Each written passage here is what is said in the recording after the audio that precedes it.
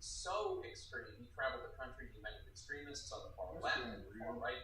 Here's one conversation he had, this one with a MAGA activist at a news conference for those pardoned January 6 rioters. You mentioned Pelosi. What do you think she would be charged with in this scenario? It's simple statute. This is treason. Treason. Yeah, absolutely. And I would like to see at the end of the due process, lawful capital punishment. Would you be disappointed if in 12 months from now somebody hasn't been executed for treason? I think the nation will be furious. He says even I could be a target. I'm not sure yet if you are or are not on the deep state target list, because I haven't consumed all the information that you put forth to determine what your status should be. But we've been hanging out. As we ruined you. As you what? Just like you ruined us. An eye for an eye. Look up Leviticus as a Christian man. That's chilling. Andoni's here with me now. You call this series Misinfo Nation. Yeah, and if you saw there, Jay, that gentleman is a sort of MAGA influencer in the MAGA space online and calling for retribution as he sees it for Trump's political enemies and as he sees it, enemies of the American people. And a lot of this sounds quite absurd, but of course we just saw in the last 24 hours or so Trump yesterday targeting former administration officials, Chris Kravitz and Miles Taylor. And also, some of these guys we met have been campaigning for J6 pardon. So they're getting sort of what they want, as extreme as it sounds. And really what we've seen in this episode, it's difficult to see where the online extremist rhetoric ends and the Trump administration and power begins, because they're starting to meld together so much. Yeah, and we saw this we saw this in 2015, 2016. Mike Flynn, who went on to become the National Security Advisor, was retweeting all sorts of crazy stuff in 2016. And then there's obviously all the QAnon stuff. And it started, for me, I saw, oh my God, this is a really serious threat to people's safety. In December 2016, when that guy went into the Conic Pizza looking for the dungeons where the kids were being tortured, which obviously didn't happen. They don't have basements to come, et cetera, et cetera. This is life or death stuff. Massively. And look, this month is the 30-year anniversary of the Oklahoma City bombing. And Timothy McVeigh, of course, was inspired in part by the white supremacist and anti-Semitic novel, The Turner Diaries.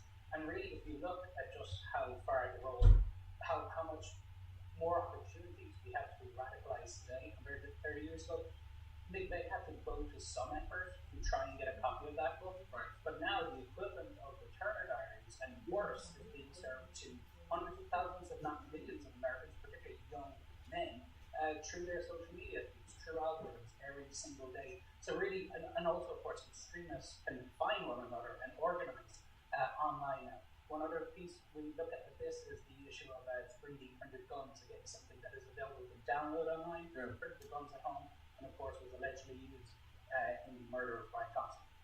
Yeah.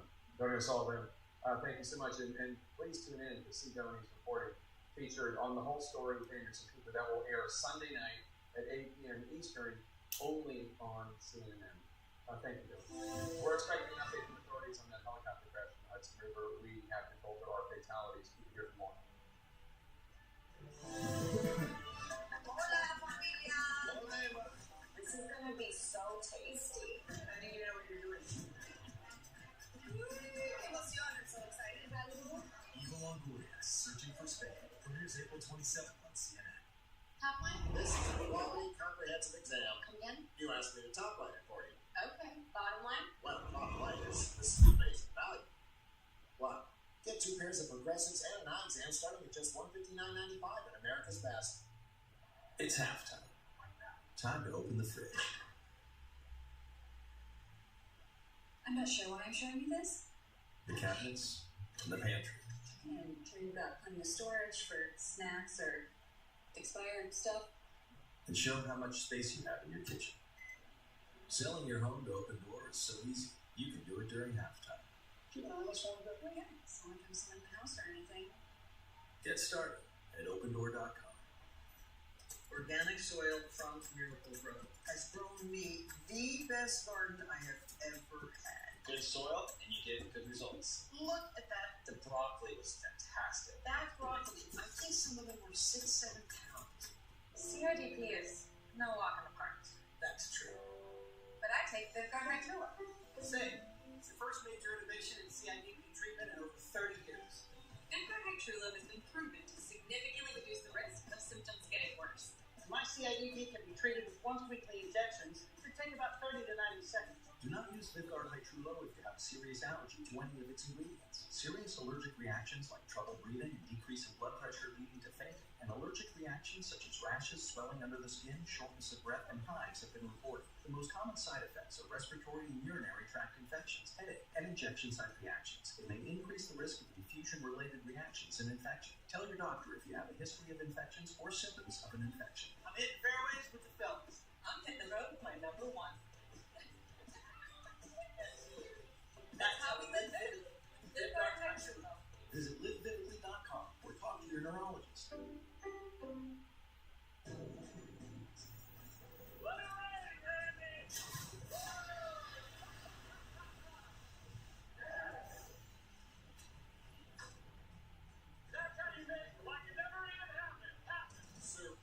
It takes dedication to leave your life's work rock solid for generations. At UBS, we match your ambition with tailored advice to craft a unique outcome for you. Advice is our craft.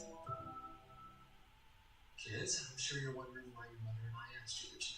When I will be universe, Are we not going to go to school anymore? when I'm lottery, We did win the lottery. The all-you-can-eat lottery. I want to eat a lottery of this. When investing leads to questions, JP Morgan Wealth Management has powerful tools, research from expert analysts, and a single view of your banking and investing accounts right in the Chase mobile app. When you want to invest with more confidence, the answer is JP Morgan Wealth Management.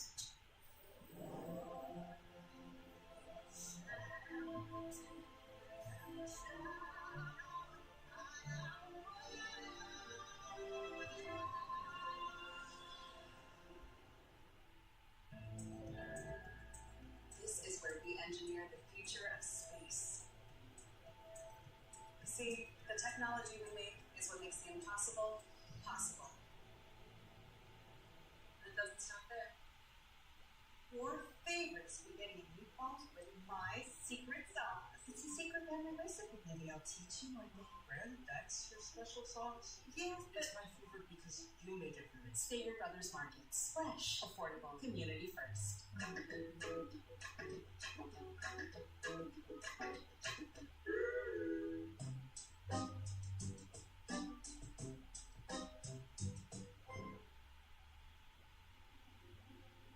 A CNN town hall.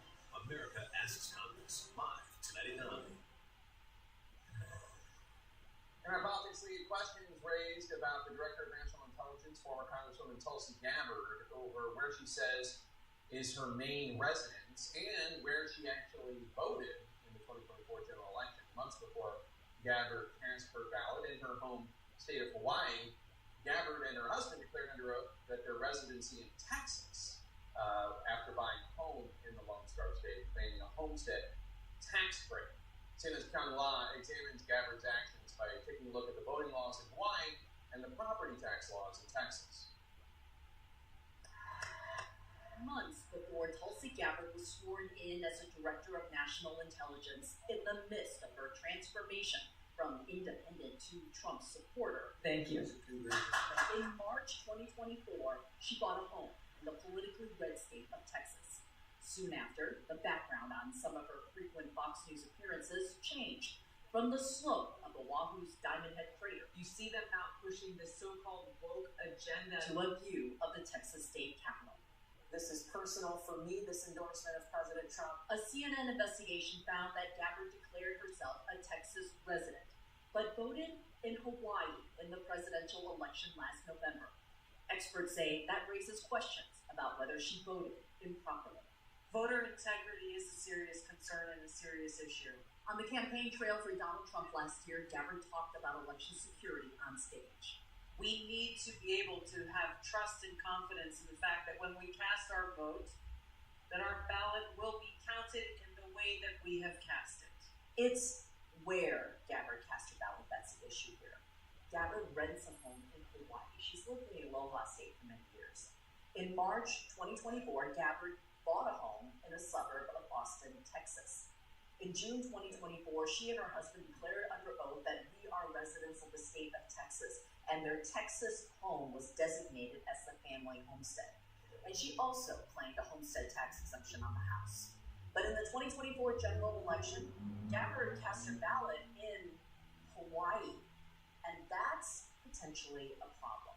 Under Hawaiian election rules, an individual can only have one residence for voting purposes, and if the voter has more than one home, there is a presumption that the property that gets the tax exemption is the person's residence. Remember, Gabbard designated her Texas home as a family homestead months before the general election. What is the problem here? The problem appears to be that Ms. Gabbard is claiming that she's a resident of Hawaii, that she is eligible to vote on Hawaii races in Hawaii because that's where she lives. And she's also at the same time claiming that she's a resident of Texas. Gabbard's office tells CNN that she took the Texas homestead exemption as a first step to hiding her address because of security concerns. In a letter to CNN, her attorney said Director Gabbard was, is, and intends to remain a Hawaii resident. That is where she lives, pays taxes, and of course votes. Any suggestion that she is no longer a resident because she took the advice of local officials to register a homestead exemption to protect her and her family's privacy is flat wrong, factually and legally. Sometimes there are these disconnects between where you're laying your head most of the time and where you're registered to vote. But it's very different to claim a tax exemption on a primary residence. That's an indication that that's where you really live, and therefore that's where you should be registered. So what's the bottom line here for Gabbard? Well, we spoke with a Hawaiian election lawyer who's handled multiple election residency cases. He says theoretically she could face a challenge to her Hawaiian voter registration, Jake, but someone would have to file that challenge with Hawaii officials. Jake? All right, Ken Law, thanks so much. We'll be right back.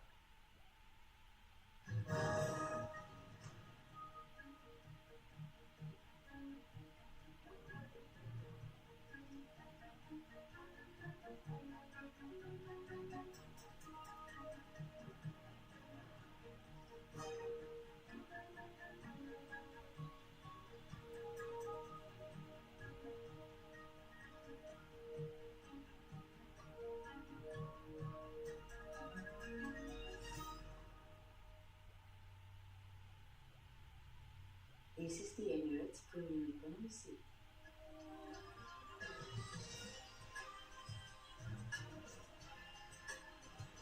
Economy. Perhaps we need to call it something else. After last month's massive solar flare added a 25th hour to the day, businesses are wondering what should we do with it. White power now.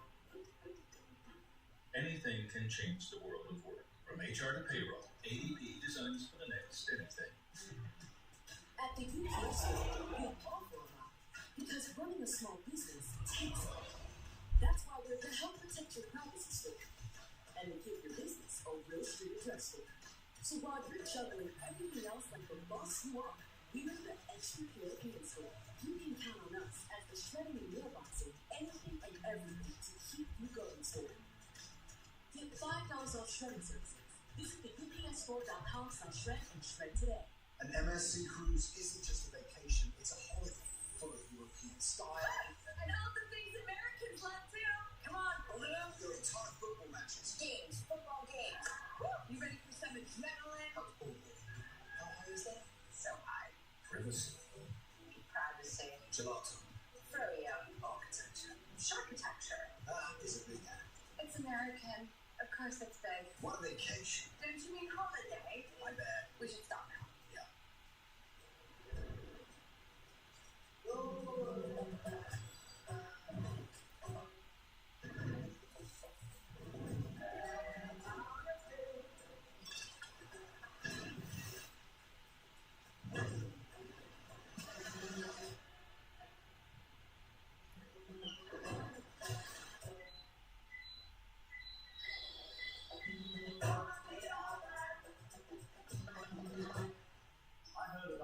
free Skechers slip-ins for my mate Snoop Dogg. Harry, you gotta get your hands through Skechers slip-in. That's what happens, spit. Amy and Butler, demonstrate slip-in. I just step in, they're on. They're bending down, they're touching my shoe bag. Try Skechers slip-ins. Sadly, windshield chips. They turn into windshield cracks. But at least you can go to SafeLight.com and schedule a fix in minutes. Sweet. SafeLight can come to you for free. And our highly trained techs can replace your windshield right at your home. Safe light, safe light. Don't wait. Go to SafeLight.com and schedule now. Safe Light Replace, Safe Light Replace. For years, one supplement claimed it improved memory. But the truth, it can't support those claims. Choose Nariva Plus, which supports 6 brain health indicators, including memory, with clinically tested ingredients. It's time to switch to Nariva. Right now at the Home Depot, shop Spring Black Friday savings on Samsung appliances. Like the all-in-one washer-dryer with super speed from Samsung. Ranked #1 in customer satisfaction. That was easy. Get free delivery now at the Home Depot. We were playing spin the bottle. I love that. What do you guys see that? I don't mind it. Oh my god, hi! Felt the same. Can a can of Lysol take care of my snotty sofa? Can do. Mildewy tiles? Can do. Please? Yep, it's the Can Do Can. Nothing kills more germs on more surfaces than Lysol disinfectant spray. Lysol, what it takes to protect. New Airhead Sour. They start sour, and they stay sour. Where to? Airheads have more. A CNN town hall. America asks Congress. Live tonight at 9. Regular world lead more on that prisoner swap that freed the U.S. Russian citizen Ksenia Karolina. Let's bring in special envoy for hostage response, Adam Bowler, whom Karolina's fiance thanked for his role in helping to get her released. Adam, congratulations. What can you tell us about how long this prison swap was in the works? You heard Matthew Chancellor on our show cite sources that really came together when the Putin envoy, Kirill Dmitriev, was in D.C. last week. Is that accurate? That is accurate. I know a few weeks ago the president instructed Steve Witkoff to talk to Putin. Kirill did a phenomenal job at bridging this together. And I think it was a really great job. It is a gesture of goodwill, this exchange. And so I want to give credit to the president and Steve and the team. President Trump is also, of course, attempting to broker a ceasefire deal with Russia and Ukraine. Was that part of this at all, a goodwill gesture by Putin? Did it play a role? It did. I think everybody here is trying to lean in. And the president of the United States has been very clear that he wants to be a peacemaker. And so when people release Americans, that's a very good sign. We like it. And so we're appreciative of that. We're appreciative in other places where people release people. In fact, this president, President Trump, has had 45 Americans released since he started within 90 days. That's compared to the prior administration, which was 0. So we encourage it. We like it. And this is a goodwill gesture. 0 in their first 90 days. But they did obviously get a lot of people out. Yes. The U.S. is tracking more than half a dozen Americans detained in Russia. Among them is 72-year-old Stephen Hubbard, who's been officially declared by the U.S. to be wrongfully detained. He was sentenced last year to 6 years and 10 months in a Russian prison for allegedly fighting as a mercenary on the side of Ukraine. Can you share anything on his case or any others? I know this is the second Russian that we got back. It's the second in 2 months. It's a great sign, but I will tell you, this president and I, personally, my role, do not rest until every single American is home. And so that includes Hubbard, includes any Americans anywhere. We're not done until they're all home. So trust me, I don't sleep well at night. The New York Times reported on an interesting background detail leading up to Trump's address to Congress last month. They write that you, quote, wanted Hamas to agree to the release of the last living American Israeli hostage in Gaza so that President Trump could announce his freedom during a speech to Congress. The two sides were still haggling as Mr. Trump arrived at the Capitol, and they failed to meet the deadline, according to 4 people familiar with the discussion, leaving the president to make only a passing reference to hostages in Gaza, unquote. Adam, I know you work so hard at getting people home. So the failure of that to materialize, I don't blame on anybody other than Hamas, but Is that true? Is that an accurate story? I think what you said is exactly correct, which is we are going to talk to anybody. Look, at the end of the day, bad guys take hostages. So we'll talk to bad guys. But we walked away once. Steve Witkoff tried again. And at the end of the day, Hamas didn't live up to it. And now they're seeing what hell is like, just like the president said. Anna Bola, thank you for coming on. And congratulations again on another hostage being released. We appreciate it. Thanks so much. Thank you, Jay. We have some breaking news from New York. Authorities just confirmed the tragic news that all 6 people involved in that Hudson River helicopter crash were killed. 3 adults, 3 children, tourists, and a helicopter operator. We're going to have much more from the scene next. Stay with us. Welcome back. Have I got news for you? News Saturday on CNN.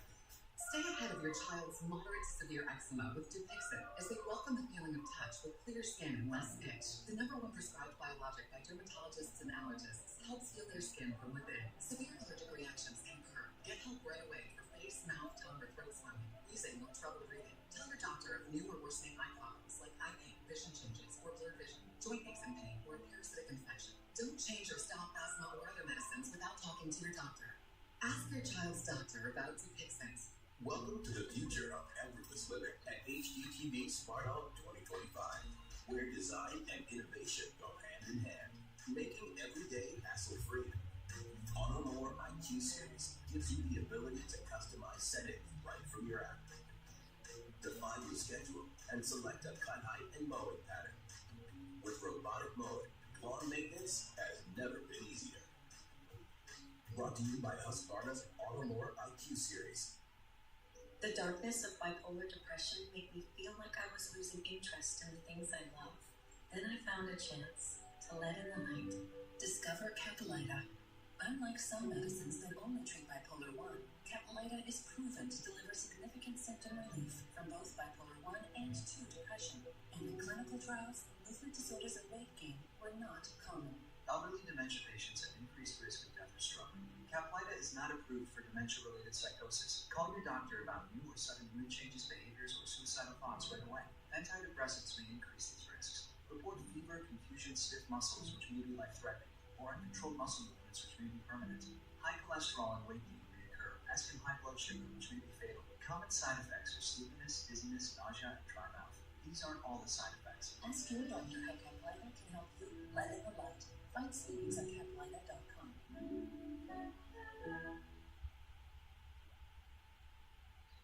Did they just hop from a baseball game to a show on Max without leaving DirecTV? It's like all their apps and channels are Oh, it's all connected. Shows, movies, sports, cooking shows. Is she talking to us? Tell me, how does DirecTV put all your favorite stuff on one home screen? Uncanny content suggestions based on your watch history? Mind control. Were you recently electrocuted? A better way to watch whatever you want to watch. Well, I, for one, am intrigued. If you're living with moderate to severe plaque psoriasis or active psoriatic arthritis, symptoms can sometimes hold you back. But now, there's Skyrizi, so you can be all in with clearer skin.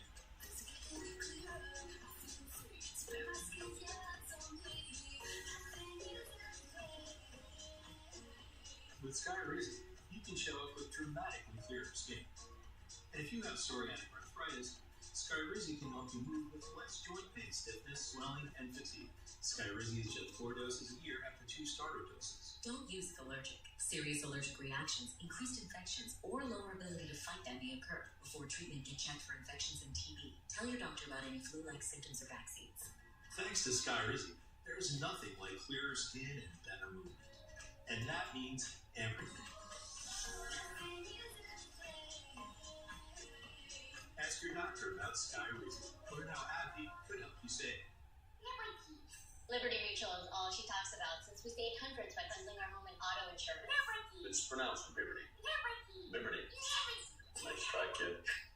Only pay for what you eat. Liberty.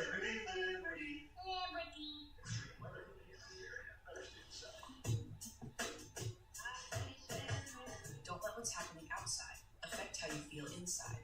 Pella windows are tested against extreme heat, cold, wind, and rain. Welcome to the lead. I'm Jake Tapper, and this hour we're following breaking news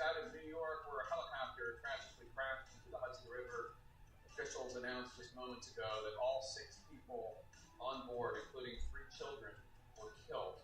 We're going to go live to the scene in this moment. And President Trump admitting there may be some, quote, transition problems as this trade war leads to another brutal day for U.S. markets. How long could these problems last? How much damage will they do in the meantime? And what about the people who can't afford to just blithely dismiss them as problems? Plus, a bill just passed by the House today that has women across the country concerned about whether or not they're going to have an easy time voting. What are the real implications of the SAVE Act for people who are citizens but might not currently have the same name that they had when they were born? Our lead tonight, officials confirming in the last hour that 6 people were tragically killed in the Hudson River helicopter crash earlier today. CNN's Bryn Gingras brings us the latest from the scene. Bryn, tell us what we know right now.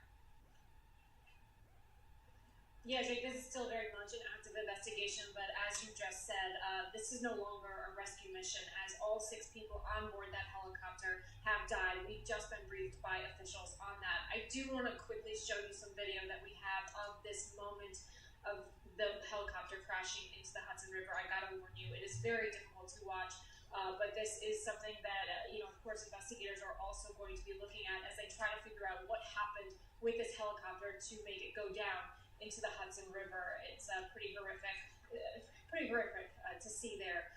What we learned from officials is that there were 6 people on board. I do want you to hear more from Mayor Eric Adams about who was on board.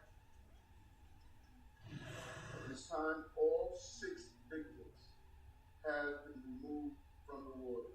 And sadly, all 6 victims have been pronounced deceased. Yeah, and what we learned from officials from that news conference, Jake, is that there were 3 adults on board, 2 adults and then a pilot, also 3 children.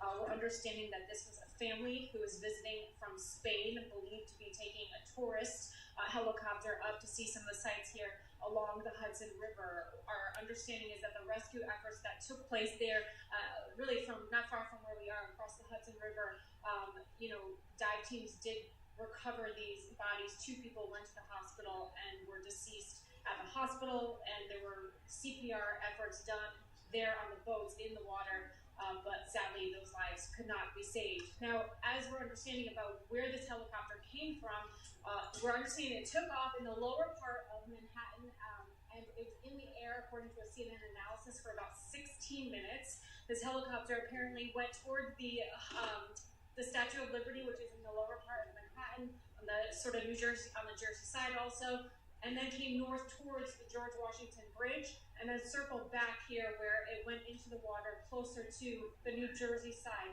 of the Hudson River. Of course, again, that video that you saw, that moment that it actually crashed into the water. But sadly, this is a horrific crash that happened. What we're understanding about 3 o'clock, so 3:15 this afternoon, all 6 people, including children, on board, dead. Jake. Bryn Gingras in New York, thank you so much. We'll keep following the breaking news throughout the hour, including who these 4 victims were.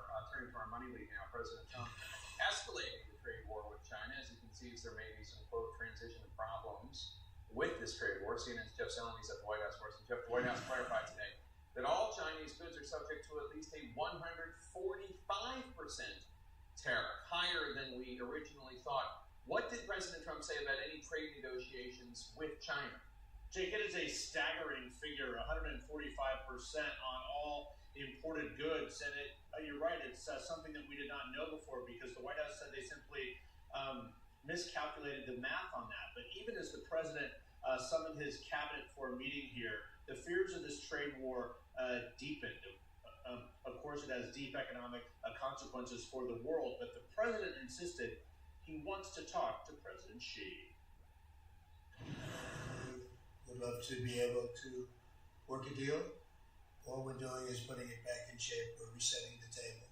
I have great respect for President Xi. He's been, in a true sense, he's been a friend of mine for a long period of time. And I think that we'll end up working out something that's very good for both countries. So, Jake, even as the dust settled from yesterday's about-face that the president did, that sent markets up yesterday. They, of course, went back down today, losing virtually all of their gains. But the question is, who is going to blink first, China or the United States, even as other tariffs are in place? So there's a deep question here of what is the strategy as this the trade war with these two superpowers intensifies. All right, Jeff Zeleny at the White House for us. Thanks so much. Let's turn now to CNN business editor at large, Richard Quest. Richard, how are President Trump's pause on reciprocal tariffs, on most of them anyway, impacting both the U.S. and the global economy in the 24 hours or so since he did this? It's a welcome relief for those countries like Vietnam, Cambodia, and the European Union that were facing much higher tariffs. But it doesn't change the overarching equation that the base tariff is 3 times what it was at 10%. And you've got China, which is 14% of US imports at this astronomical level. We're waiting to see, of course, if China retaliates on the last tranche. We'll find that out overnight. The global economy, from the inflation numbers that we've got, it's slowing. It's going to get worse. It's going to get much worse because everybody has to readjust their supply lines to accommodate this new reality. And for the next 3 months, nobody is sure where they'll be sitting. So, Richard, I'm going to ask you this question, and I'm no expert on world trade, but I do know the difference between China and the United States. China has a lower standard of living. China does not have representative democracy. It has an authoritarian rule. So that makes me think that China is in an easier place than the United States, because here in the United States, people are subject to what voters want. Who do you think is in a better position to handle a trade war, China or the United States? Economically, it's probably equal Stevens, because the US is such a much bigger economy, and the Chinese economy does have inbuilt problems of debt and real estate issues, all sorts of nasty things. But the point you're making, Jay, which is the capacity for economic pain, there's no question. The Chinese, they've been preparing it for months, years, ever since the first Trump administration. They've prepared, they've warned, they've talked. There is little doubt that China is hungry. They've said, in words of one syllable, we're in it to the end. And therefore, I would say, they've got no Republican House members up in 2 years that are going to be worried when prices start to really rise. So the Chinese are in a much stronger position to see this out to the bitter end. Richard Quest, thanks so much. Let's bring in Mike Jones. Mike's a farmer in North Carolina. He's the owner of MAB Farm Meats, which is located in Raleigh.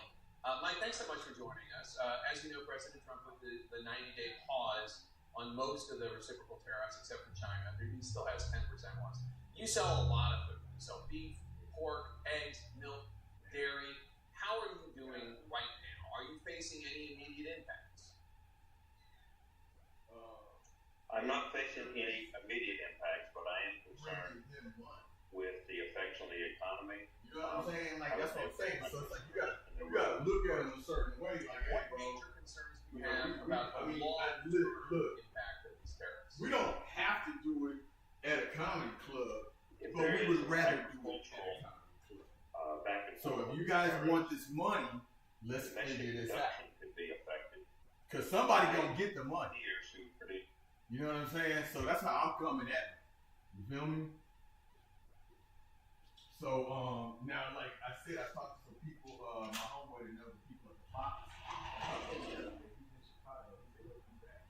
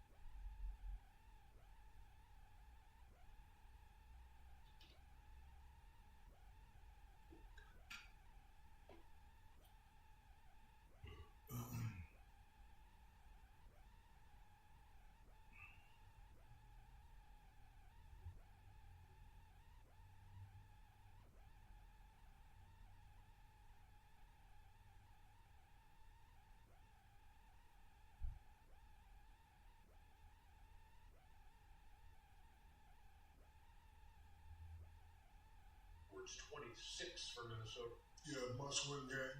He's playing like he doesn't want to be in a play-in game, so they shouldn't have blown that fight before the other night. So, this is something you don't really like to do, but sometimes with a couple games, it's really tough. You got to go into your playoff bag early and listen. He's aggressive. He's taking high percentage shots. He's focused. He wants a challenge. He's standing up to the challenge, and he's playing well. Right in, listen, we all know he's a guy. He wants that screen hard, go-to guy. Set your feet, shoot your shot. Again, he's going into his pad as well as y'all. They're going into their playoff bag early. Like to be able to, have a cushion. You can sit out like Cleveland, but like you said, they mess around, blew that lead early, so now you got to go into the bag early. I just hope none of those guys get hurt. When I look at the Western Conference, Ernie, I go, anyone from 1 through 6, or 7 actually, anyone from 1 through 7, if they're in the conference finals, you're not going to be surprised. It would be surprising if Sacramento, Dallas, or Phoenix. Sacramento, Dallas would get in. But 1 through 7, there would be a. You mean 2 through 7? No, actually 1 through 8. If any of those teams, a combination of them, are in the conference final, no one would be surprised. If it was Thunder and the T-Wolves in the conference final, no one would be surprised. So I think that it's the West. How it's going to be one is going to be one health, and 2 health. Whatever team is the healthiest going into those things are going to be the teams that win. Those are the 2 things: health and health. Health and health. Greater than knowledge is Captain Obvious. No, not necessarily. You're soft. Why? So last show you went 1 to the board because you're in fear of losing. You're just so soft. No, I wait for the playoffs. I'm a playoff player. I play hard in the playoffs. Playoff Kenny. Playoff. You run into the board. I'm not doing it because you're soft. Okay. That's all capital. That's all right. You don't have to. So to me too. If you're ready though. No. Oh, you didn't want to go. Come on then. Come on, Cletus. I'll wait on you, Cletus. I'll wait till you get up. I'll wait till you get up, Cletus. I'll wait till you get up. And I won't move until you get there.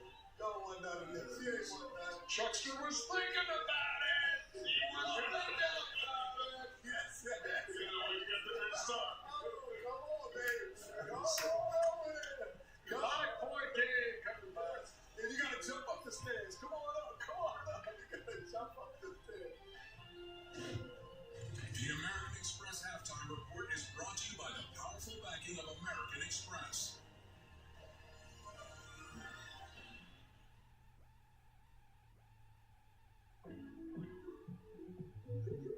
Welcome to this year's championship game. This is the big one.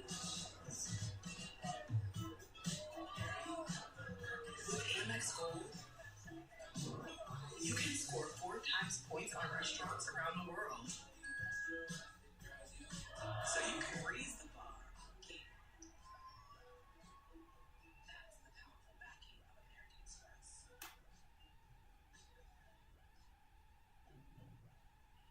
Challenges are our greatest opportunities. We take them on. We make our most extraordinary dreams real. Introducing the most capable Honda you've ever dreamt of. All new Passport Transport. Built from limitless determination.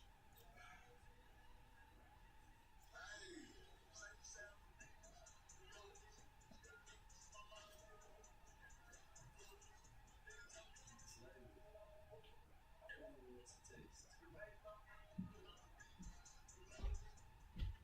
Taxes are sweet. Son, stop. Now taxes is a TurboTax expert. Doing everything on New York. Now he uses taxes into a TurboTax. All right. This time, you go ahead. Let's go. Third arm. Really? Why don't you just watch my NBA tax? They're giving me every angle. Yeah, I see that, but okay. You get multi-view and multiple angles. With local announcers. Show 'em, son. Yeah, they got that too. Well, Vince. Remember this.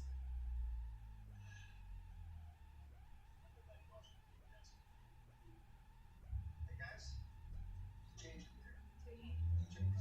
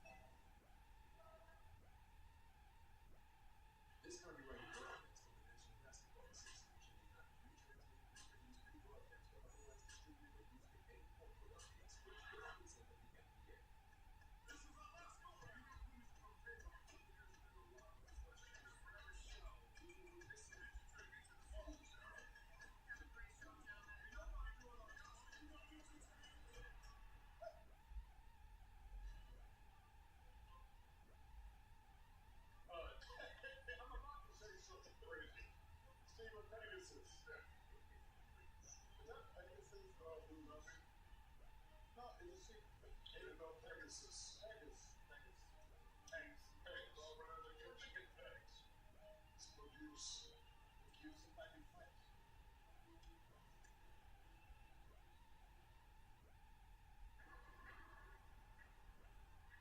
The K4, K5 represent what comes next.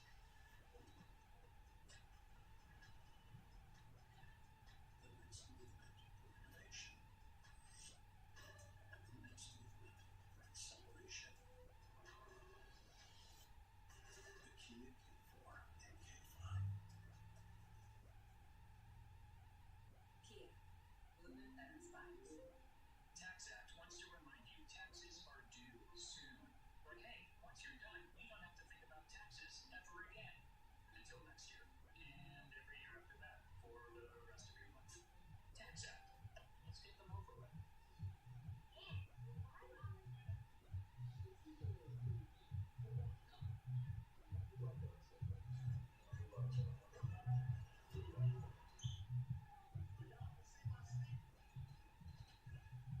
Today at Denny's, buy one slam and get a second one for only $1. Order the original Grand Slam or the All-American Slam and get another for just $1. All this for only $1. It's the best deal in America. For a limited time, only at Denny's. People are good. For laughs, for sweats, for cries, and goodbyes. People are good for doing nothing or getting up to something. People are good. Not for you. JP, best enjoyed together. Introducing 2 new Baja Chipotle subs featuring our world-famous Baja Chipotle sauce. Listen, that's the Baja Chipotle talking. Well, it's actually me talking, but you know. Find your fresh with the new Baja Chipotle collection from Subway. Cool, Mom. Tucked in or In for the wedding photos, out for the dancing floor. yeah. No, like you're dancing, just like a person. Oh, sure. Hey, honey, I'm dancing. No. Okay. Anti-balls.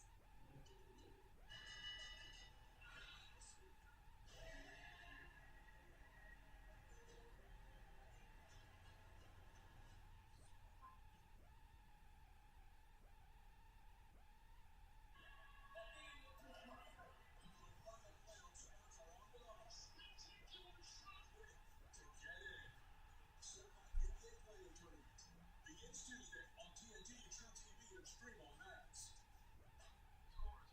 It's all on the NBA app. Over and out. 3 minutes.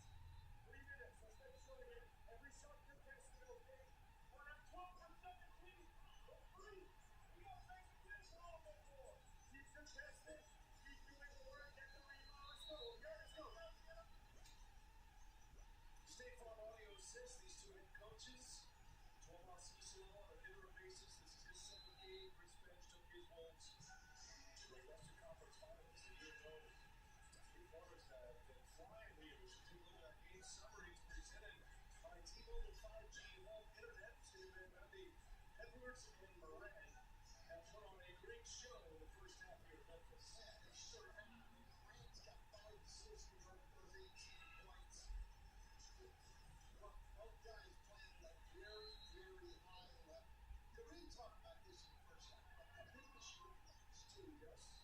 Throw it out to your clubs. 50 years ago, Memphis Sounds in the ABA. I think if we're going to honor the ABA team, we should play the red, white, blue. I like that. I love that red, white, blue. Oh, so I had a good kid. That's a. We're going to score that. No foul on Jackson, beg your pardon, which is a quick foul from Jared Jackson Jr. He picks up his 4th. And he had played with 1 foul, was staying out of foul. I think that was you're right. He was exactly. And that is his point. Foul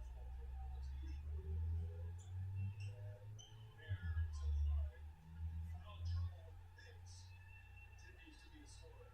And Gobert will shoot there, gives us a chance to check in with Stephanie Ready to learn at the half step. Well, yeah, we've talked quite a bit about the three-point shooting. It is very evident when you look at the box score. That is a concern, especially when you're a team that's down. I spoke with head coach Chris Finch, and he said definitely want to tighten their defense up in general.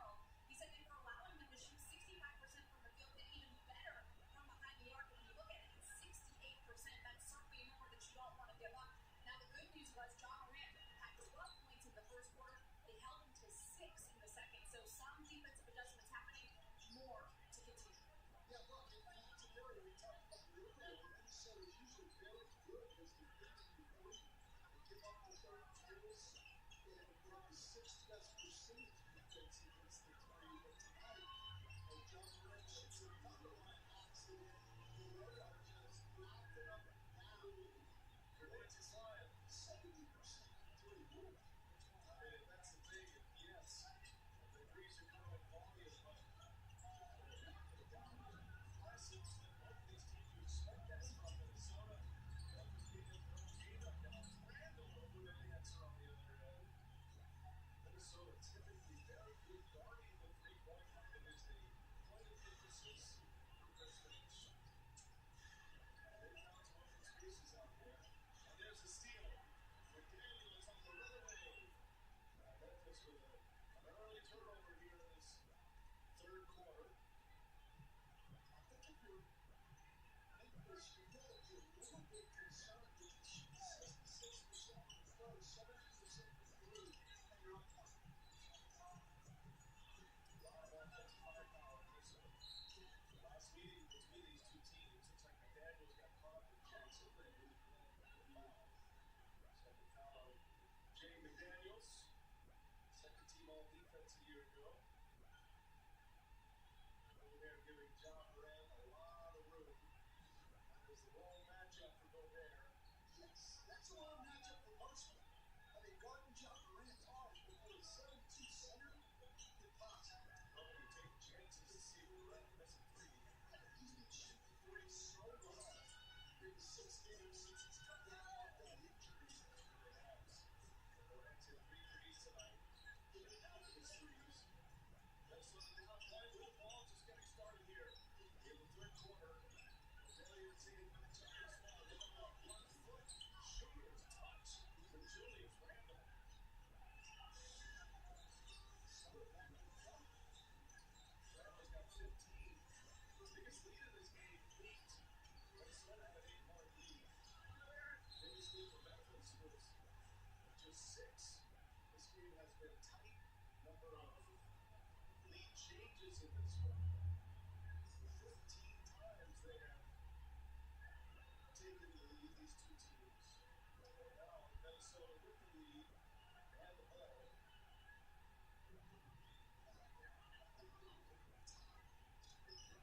Memphis hasn't missed any shots. Memphis, they haven't been able to get the back on the run offensive rebounds. It's really Edwards finishes for contact with that left hand going back to line. So strong, explosive, can handle the contact, scores it with a left hand, and then one opportunity for Anthony Edwards. Just to show you how tough Anthony Edwards is to stop. I mean, for the guy who made the most three-pointers in the league, and be in the top 10 free throw attempts in the league. You know, plays every day. Every day, he plays both ends of the floor. Getting ready to do my ballot for next week. Anthony Edwards, an easy choice as a first-team All-NBA guy. Johnson Jackson gets up his four. He needs more than 4. It was a delay of a game, which is why Conley shot the typical. Now the free throws for Edwards covered. So a bit of a mess for Memphis on this end of the floor. This is a 10-0 run right now for Minnesota. Minnesota took over. Taylor Jenkins. Memphis 36-18. They were second in the West at the All-Star break. They have a 6-game lead on the Wolves. It was 7 at the time. And then Taylor Jenkins fired on March 28th. They were a game and a half out of third at the time in the West stand. Tied for 4th. 9 games remain. Lost the first 3 games on the 12-ounce East Road. They have won the last 3. That's their first win at Miami. But they have not lost since. John Moran had the buzzer beater in Miami.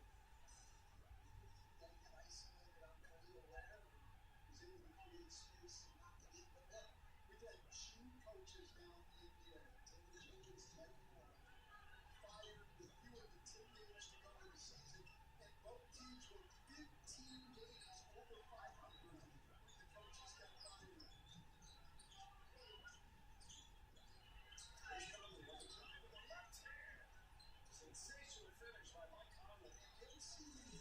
year. A career low 37% from 2-point range. He's been very effective from three, but he's really had trouble finishing. Taking cut out hit Minnesota on a 13-0 run ball. Randall drops his shoulder, scores it off the glass. Minnesota rolling here, a 15-0 run coming out of the gates in the second half. They lead it by 9, their biggest lead. Run up the score, all 61 underdog. If you win big by selecting 2 or more of your favorite players, it's so easy to play. You get right, and you can win up to 1,000 times your entry. You can play in 35 states, including California, Georgia, Texas, and Missouri. So join the pack of over 7 million happy fans who've already signed up on Underdog. Sign up, deposit, and get up to $1,000 in bonus credits. Underdog. Big picks in motion. The Amateur. Unmax. The Amateur convinced me to see the biggest dream possible. We on the gun to my wife's head. Are you done?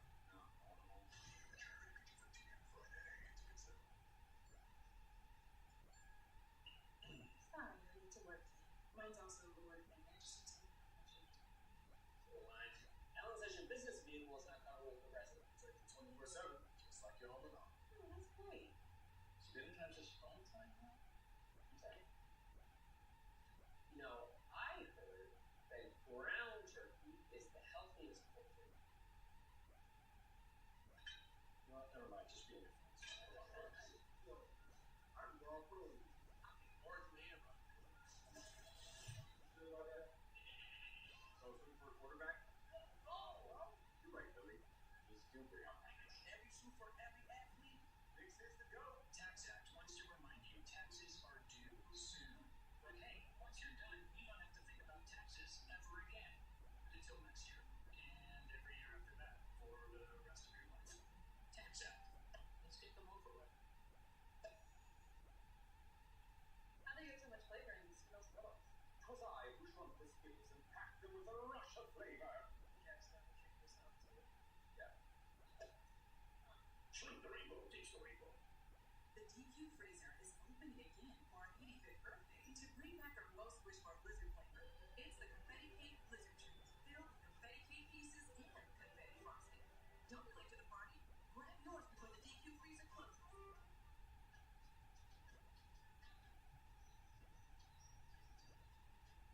You can turn a lot of vacation into a weekend.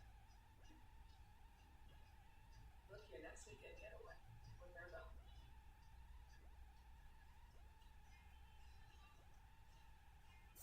Introducing Michelob Ultra Zero. Zero alcohol, ultra smooth taste. Just 29 calories. Stay in the game with Michelob Ultra Zero.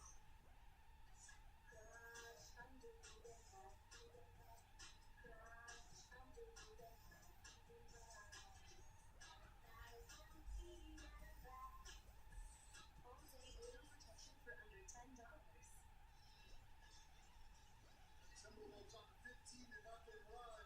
They've done it with their defense and a variety of offense. 3 by Randall, great and 1 there by Anthony Edwards. And then another attack of the rim. And now they're back on the defense. Moran all the way to the rim, but can't finish. A loose ball foul on the Wolves of Conley. Also, Memphis in serious foul trouble right here with Edie back on the floor with 4 fouls. Jared Jackson Jr. on the bench with 4 fouls. What's been a problem for Memphis? You know that. It's just one of the problems they have. They foul right there. Next to last in the league in free throws. Free throw attempts surrendered to their opponents, just under 25 a game. So it's just 7 games for Thomas Isola. What are you seeing from him? What changes are you seeing from the Grizzlies so early in his tenure as interim head coach? A lot more pick and rolls. They've talked about that before. One thing this season, running on the fewest pick and rolls in the league, that's really picked up. Starting to pick up after Taylor Jenkins. Anyway, there's picked up a lot. Remember to get credit for his system. But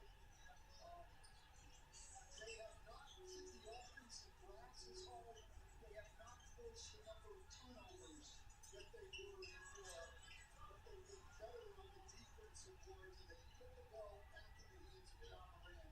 And we see him with a great finish there. Now 23 points to go with his 5 assists. That was a good example of it. Toronto hits a 3 over Edie for the Wolves. Shot out of 10 here in the second half. They are really rolling right now. They're taking the air out of this building, and now Memphis turns it over. And that's just a careless turnover. I mean, look, some turnovers get forced. Some when they're shown first half. No reason taking a gamble on putting money up on the fast break. That's just careless. Those you cannot have. Conley drops it off. Gobert and Payne called for the foul. Here we go down on the red line. Conley set it up for him. Payne going to make him go to the line to earn it. 14 foul already for Memphis. Media Jackson on that list. A lot of free throws here for Minnesota the rest of this third quarter. Leading by 12. They're going to have to hammer down in this third quarter thus far. As Gobert hits the first one. And a reminder, the NBA on TNT is brought to you by Allstate. You're in good hands. Arguably, it is our last regular season game on TNT. End of an era here. We'll be with you for the playoffs. We've got the full run starting in next Tuesday. And then on Friday, second chance here as Edwards hits a 3. And it is raining down right now. An impressive burst on the road for the Minnesota Timberwolves. They lead at 93-77. Edwards has 32 already.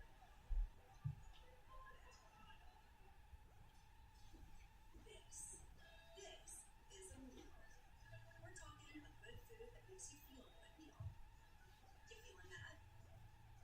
Now meal this. A salad for the first time in a week meal. Catching up with your ex meal. So, how's your mom? Been there. Ooh, a scoring whole dad meals meal. Thank you. 25 and I need 5 minutes to myself meal. Whatever you're feeling, at Panera.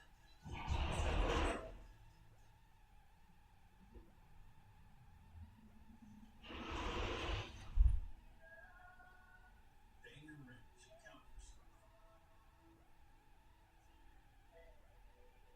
Rent rewards from Rocket Mortgage. Your rent counts towards buying a home. Hoping to earn more renters than the owners. Get started at Rocket.com. Every now and then I get a little bit tired of the things that just will never come out. Downy Rinse and Refresh. Fights over in just 1 wash. Guaranteed. One play, another play. I'm gonna find you.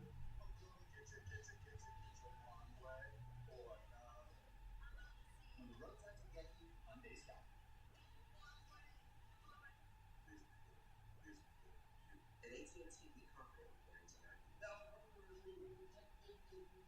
Hello. Because we will deserve. These are always guaranteed. That's something you know.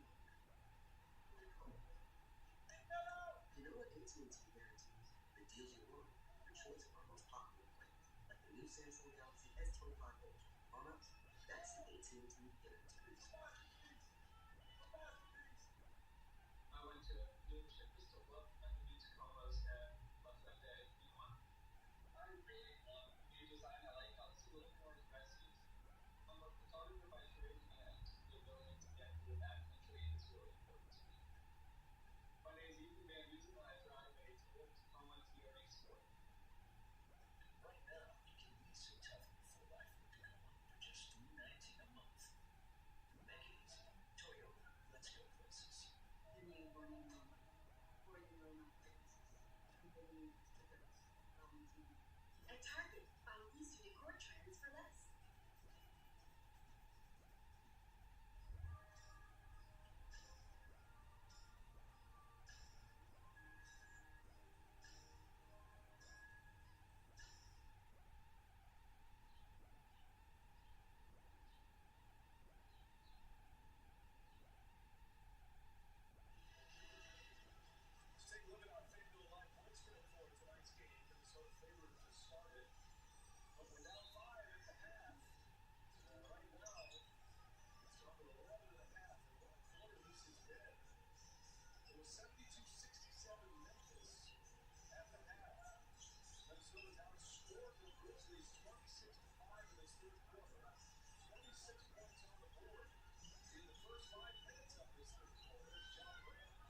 goes to the way and another Memphis turnover. It was all falling apart here. The Grizzlies. Well, that's great Minnesota defense there. As you can see, the game erupts Minnesota on a huge one right now. Minnesota on the other end of what they endured in the 1-yard Tuesday. Randall scores again. Julius Randall has 12 in the quarter. And that's going to be a foul on Payne. What a disaster. I'm going to want to travel here. What a disaster for the Grizzlies. Turnovers themselves have been a problem for them all year. 28 in the league at just under 16 games. They've already got 14 here tonight. Right now, their defense is the problem. They just can't stop Minnesota at all. Edwards gets by Payne, kicks it back, throws it into it's about 15. Might be 15. Might be as bad as I thought. But a lot higher than the t-shirt tops used to go. 10 contenders for the Wolves. Jacksonville, 4 fouls. 3 on in. Needed that one halfway. A lot of guys. Maybe how to get some stops back here. You're not covered for 16 down. We just made some shots. I don't think there's any lead that the Wolves have busted right now. The Wolves fans will feel comfortable with after what they saw Tuesday.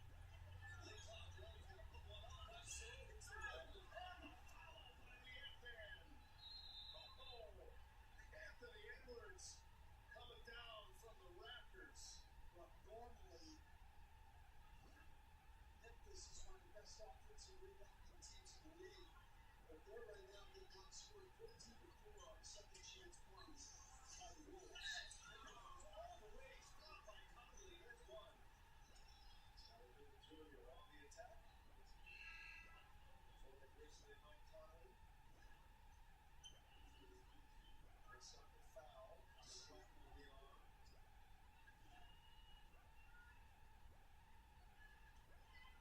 Triple has been so good for this team this year. Lately, he has been even better.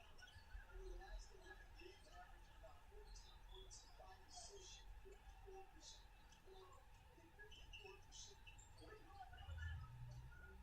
John Wright on the highlights last Thursday in Miami. That game winner by himself as Morant fouls Edwards. I thought Scottie Pippen Jr. was one of the main reasons Memphis not only hung in that game, but actually took the lead. Pippen was a huge part of it. Major for him. She was. And here we are in the post. And John Wall does a great job holding his ground, but then gets lifted up on the shot fake. Here's the foul. 35 for Edwards now. A reminder to make your game day picks with NBA Pick'em for your chance to win autographed gear. Click free at NBA.com/pick'em or the new NBA app. 2 free throws for Edwards, 36 points. Early in the third quarter, fake pass and then scores on Gobert. He's a shot to the side. And it's down.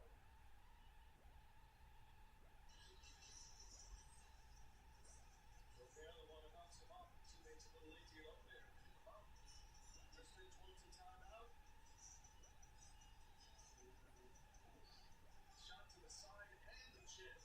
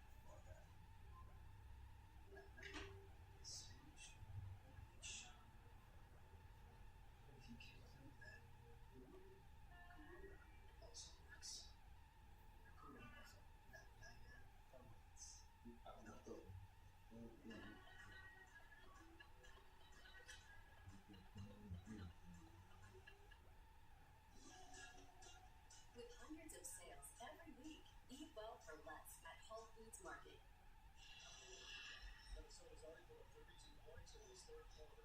5:14 remaining. They were down 5 at the half. And now they lead it by 16. That's the run, 30-8. 6 minutes of time. They can't clip. 2 more buckets by Kipley. And Chris Finch wanted the timeout. He does not want to see any let up. They just went through, giving up a 24-point lead in 10 minutes. The other night in Milwaukee, you don't want to take any time off and let this Memphis team get going again. Morant, incredible athleticism. Not only hangs, but contorts. And able to score the basket. Morant scored the first 5 points of this quarter. He's got 25 now. He's got 6 assists. Randall, top Victor. Randall taking all out down line. Backs his way in. They clear it out. Randall, no good. There's Heat with the rebound. Pippen pushes. Memphis just got there. First quarter is Morant misses. Bounce pass to Edwards. Gobert runs the floor. Edwards takes it himself. Morant fouls him. Free throws for Edwards. He's got his 12th and 13th free throws of the night. That is a heck of a play by Morant. Goes up, hangs in the air like you said, Ryan, switches it back to his right hand and gets into the basket. This guy is so talented. He's going to be in the air for a while and be able to do it. Yeah, I couldn't hang in the air and hit it. So much analysis you can offer a play like that. Yes, I listen as an observer. Certainly not one as a coach when I was out demonstrating for players. Yes, there you go.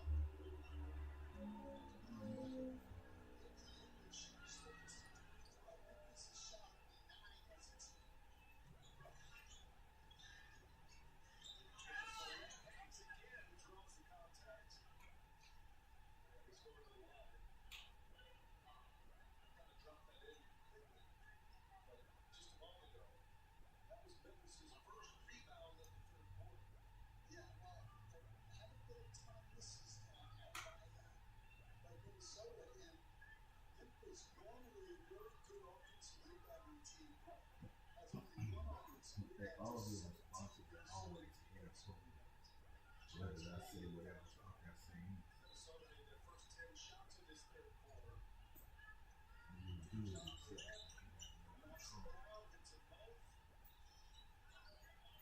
That doesn't sit well with me. And he was really top man. He can score. That's not going to get him off. Nicely, Edwards to Gobert on the rim run. So Anthony Edwards scored a playmaking. Picks up an assist. For his big man right here. Edwards scored 38 to go Alexander Walker. And that's going to be a foul on Pippen. Alexander Walker celebrating. There's the drop off by Edwards. Rudy Gobert. Another 7 points. Yeah, every time you do that, you just turn frustrated. And they are going to review this. They said he looked different. They are going to challenge this with Minnesota up 18, 3:47 to go in the third. This is why I like to do this. Let's take it from the top. You love cleaning this counter. What? In fact, Clorox's latest experiment proved you enjoyed it more than a manicure. I don't even know myself anymore. We think what makes you feel good. Mountains of flavor. Just peace. 12 plates, so bold, the whole night. Deep in the night, mint, like wrenches deep. Little twisty tins, when the flavors get plain stuff. Run up the score all season on Unreal. You can make picks and win money. It's by picking higher or lower on your favorite play. You do right, and you can win up to 1,000 times your money. You can play in 35 states, including California, Georgia, Texas, and Missouri. So join the pack of over 7 million happy fans who've already signed up on the club. Sign up, deposit, and get up to $1,000 in bonus credits. Underdog. Big picks, easy. The challenge by Memphis. The question's going to be certainly, can even did. Look at what did Nikhil Alexander Walker foul him first before he got hooked.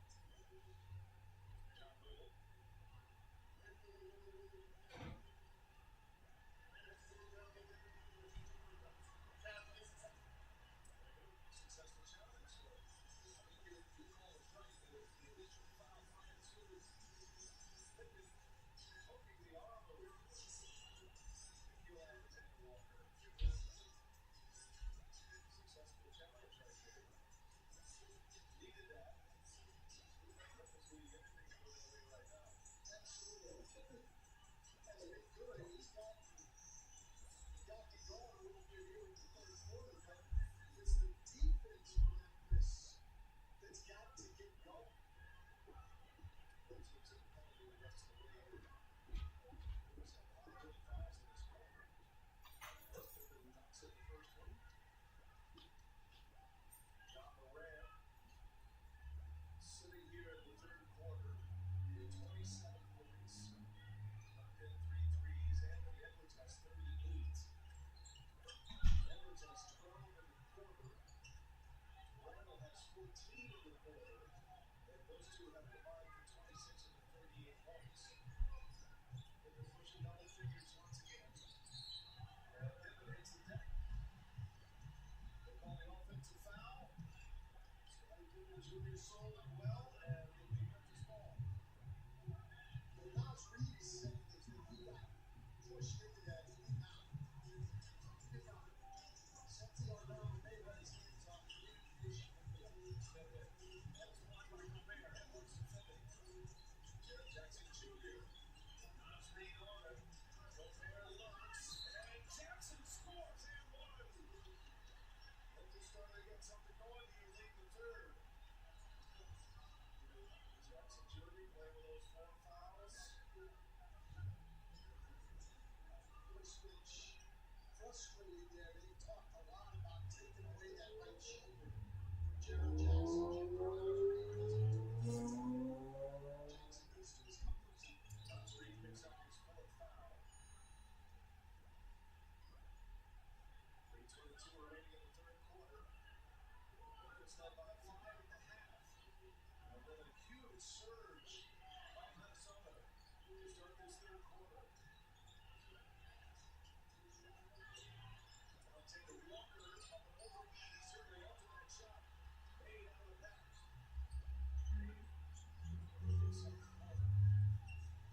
Jackson followed by DiVincenzo. Drops his shoulder. A tie-up. That'll be a jump ball. Dante DiVincenzo sticking his nose right in there and ties up Jared Jackson Jr. That's excellent defense by DiVincenzo. Just a great job tying him up there. DiVincenzo was injured the last time these two teams met in January 2nd meeting.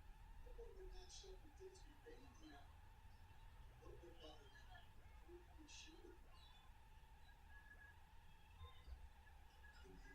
Jackson to DiVincenzo. Jackson to Edie. Edie kicks it. Aldama passed it up. There's a screen there by John Goldman. Well, John, the official for that is Edward Clayton playing the senior high in Florida. He was known as a great screen taker. FIU too.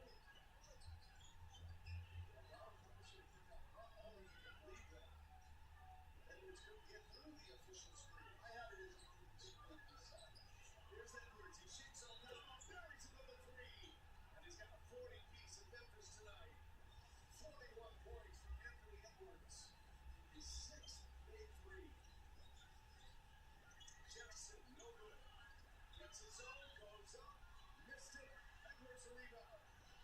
Jackson frustrated, flailing his arms. Edwards for 3. Okay! The Ant-Man is on one tonight. Alex Rodriguez. Loved every minute of it. We don't know, but Alex Rodriguez, obviously, great baseball player, but he was a big-time high school basketball player, being recruited by a lot of colleges at Miami. Ownership changes. Either Hurst, Alex Rodriguez, and the Wolves are put on the show. Started hot with with a minute and a half to go. Jackson hits a three-pointer. Scored 97 points in those three quarters and down 17, right? And you scored 114 if you're on the other side. And because of the events from Tuesday in Milwaukee, you're not feeling great about it. As Gobert hammers it down. Again, Gobert near the rim. What a scoring spree this has been tonight. 39 in the quarter for Minnesota. Good shot by Pickett. Bounce rebound to now. DiVincenzo took a shot. Just going to get back to it. Edwards with 42 seconds remaining in the quarter. DiVincenzo says, well, all right, beware of the weary. DiVincenzo heard it all the way down. 52 points in the quarter for Minnesota. DiVincenzo got smoked on the other end. Edie was there right in the ear. Joe gets back into play and then just decides to put him on 30 feet. No problem. It was said earlier in regard to Anthony Edwards. I've seen it over and over and over again. The ball is the great key. It's amazing. You know, all these advances in medical science, they need to come to an NBA game. You just got to win somebody a basketball, and they're automatically feeling better.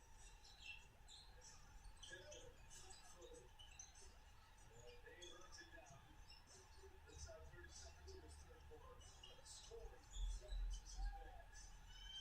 The Wolves lighting it up in the third quarter. Dave lays it in for the foul. Strong finish. That's the biggest part of these games that has improved so much. Well, I think the Wolves want to take a look at this. They're going to challenge this ball. They're going to say that he pulled Gobert's arm down, which he certainly did. The question is going to be again, as it always is, what happened before that? Well, what's happening in this game is Minnesota's up 20.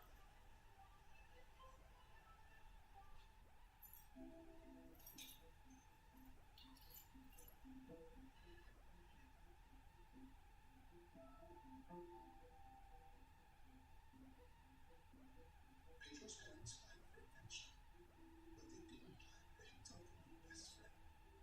If you would like to get in a heavy pocket full, we will need to help you save on packages. Expedia, made to travel. This epic NBA regular season is coming down to the wire, with the playoffs quickly approaching. The action has never been better. This is jaw-dropping drama and red-hot intensity, where every game has an effect on every team's playoff hopes. So tune in Sunday for this regular season finale, and witness how this incredible season all plays out. Pistons Bucks, Bulls Warriors, Sunday on ESPN.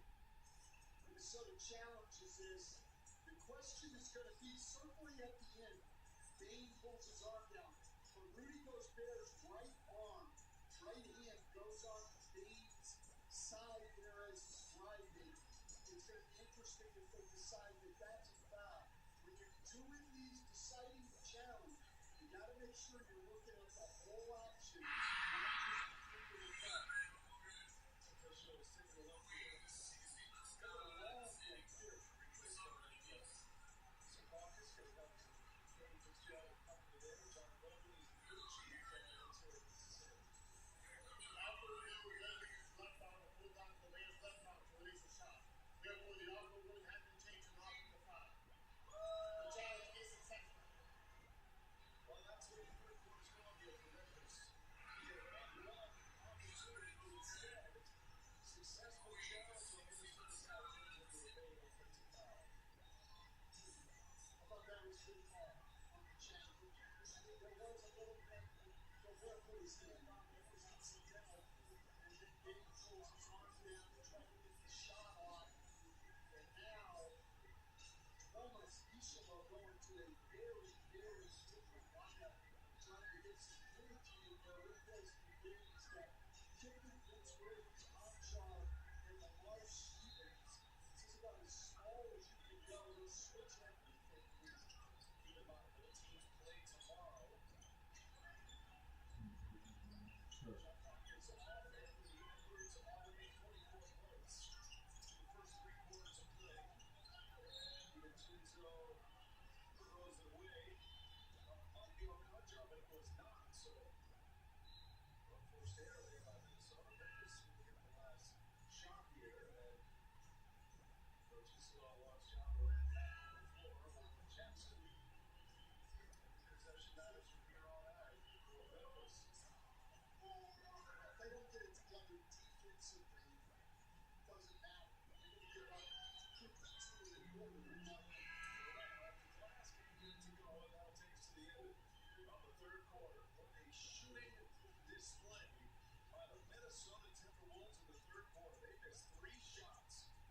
They were 18 for 21 in the third, and they lead at 119-97. You're watching the NBA on TNT, presented by State Farm. First, we dropped into tackle any job. Then we built the first muscle truck. Then added the legendary Air engine. Ram has redefined what a truck can do. Built from the ground up in America. Investing billions more to build what's next. Ram has always powered American freedom. Now with our Freedom of Choice pricing program, visit your local dealer to choose your offer. Cash incentives or employee pricing for all. Because nothing stops America, and nothing stops Ram.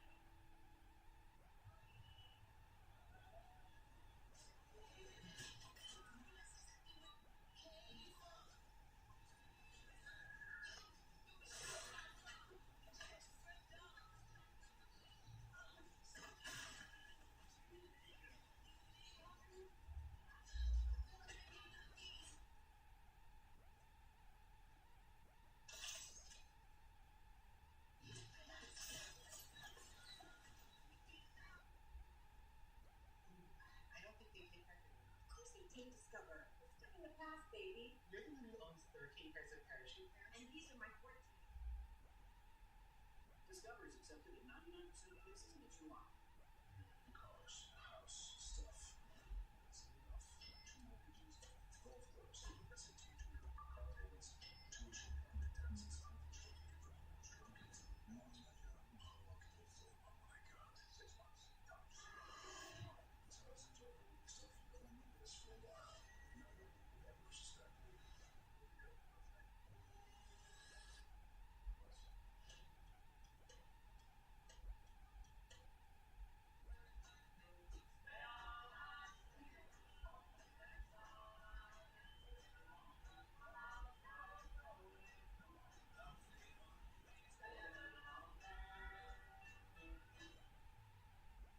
What happens when one of the most famous dunkers of all time goes to the greatest lobster fest of all time? I made Red Lobster famous. No, like, dunking happens. Yeah, you're right. I'm here for the only lobster lovers drink with 2 or 3 choices. Lit at Red Lobster. Walmart Plus. It's Walmart Plus. Your monthly subscription. To stream shows with lots of seasons and episodes. Plus, staying up lots of hours past your bedtime. Because you don't need sleep. You need answers. Walmart Plus. It's Walmart Plus. Well, the T-Wolves set a franchise record with 52 points in the quarter, and Anthony Edwards has 44 in the game already. Do it all. Hit the 3, tip dunk there, great defense and a block shot on Kiffin, and then spin off the kick and drain a 3. Madden rewriting the Timberwolves with record moves. Up 22 as we start the fourth. We send it over to Stephanie Reddy. Well, guys, you're talking about how well Anthony Edwards is doing tonight, and that's not a surprise at all. But one thing that we must take note of is the previous times they played this Memphis Grizzlies team, the Grizzlies had to win well. He is a defensive stopper. He's known to guard the opponent's best offensive player. Now, unfortunately for the Grizzlies, as you reported earlier, Jalen Wells is out due to a wrist fracture and facial lacerations. Guys, but I'm so happy to report that he returned back to town yesterday. As we show you, he's here. He does have a cast on that right hand, but he was in shoot-around this morning in great spirits. Teammates so happy to see him. So, of course, good news. Thanks, Stephanie. That is true. As we get a look at the bottom on Josh Reed scores the bucket there. Obviously, we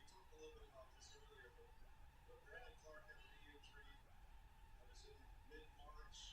No surgery for Brandon Clark. He's done for the rest of the year. Then Jalen Wells injury, and all of a sudden you're missing two of your primary pieces. Even Chris Finch mentioned that Brandon Clark absolutely destroyed Minnesota in the first two games. He was real trouble for the Wolves. Jackson can't get it together. Good chance here on Pippen. That's a foul prior to the shot. Sean Jackson here got his fifth foul on the other end. Stays aggressive on the offensive end. Got nothing to lose at this point. Now, and if we're going to talk about the effect, at least for tonight, by not having Jalen Wells, the first two times these teams played, Anthony Edwards had 12 buckets. 12 for 32 tonight. He's got 13 buckets. Again, no shot with a foul on the top of the see him smiling. So Finch is smiling. That's Tuesday night. The post-game program. Himself in the hospital. He's still in his Patriots uniform. With his thumbs up that he's going to be all right. Jackson misses time. Sticks it in the net. So in control. I don't have to remind Wolves fans that the Wolves were up 20 points at the end of the third Tuesday. With 10 minutes left in the game. In Milwaukee Tuesday, they were up 24. Bucks were on a 23-0 run. Finished with a 34-3 run. Get the idea, talk to Chris Finch before the game. There's a few things that you look at a game like that, you see that it shy away from it, give it to the crowd, a few things. Mostly, though, it was the ball handling and the zone that gave them a lot of trouble. They turned it over. Way out of character in that fourth quarter. They just couldn't stop the ball. And 9 turnovers in the fourth quarter. Well, it's only one for Milwaukee. He's going to pick up the loose ball. That's a bad foul. Listen, that's his fifth, but it's a bad foul. You are up 23 points, and you've now already got 3 team fouls in the quarter. You want to protect the lead, defend, rebound, take care of the ball, and don't beat yourself. That's the day of the fourth quarter on Tuesday.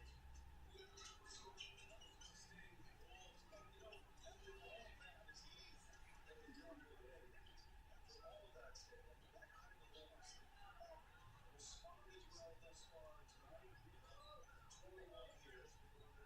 10 no turnover in this game. And they have home games coming up. They have 2 home games against the They're in great shape this year. They have 2 home games against teams who are hoping to lose.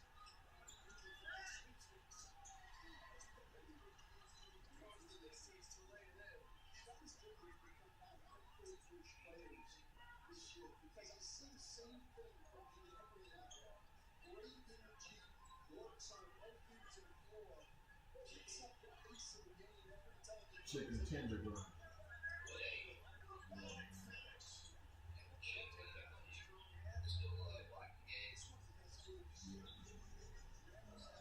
Man, you know what? I'm gonna have a conversation with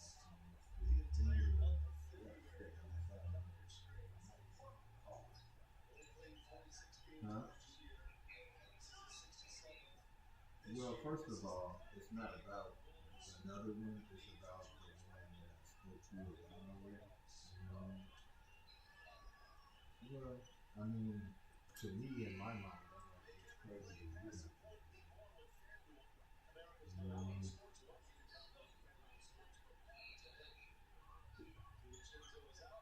Yeah, nah, man, I gotta tell you some crazy shit right now. Well, it's crazy because I'm at home by myself, but my roommates are not there.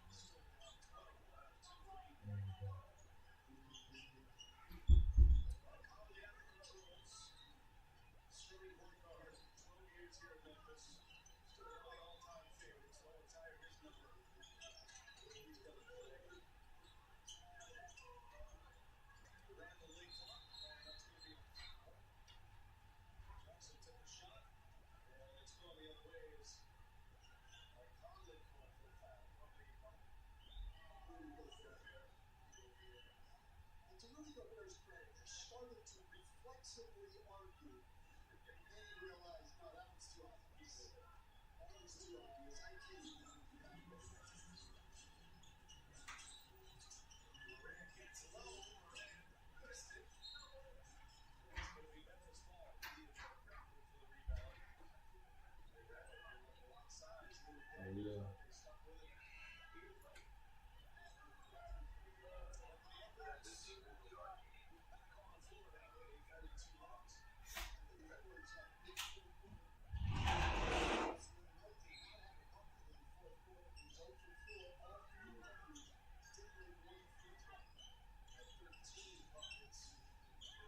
But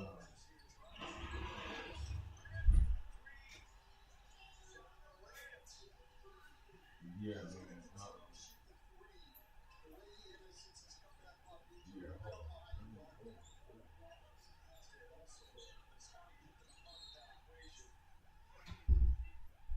With Morant being freed up a little bit to roll and off the ball, move like he does, give himself some open spaces.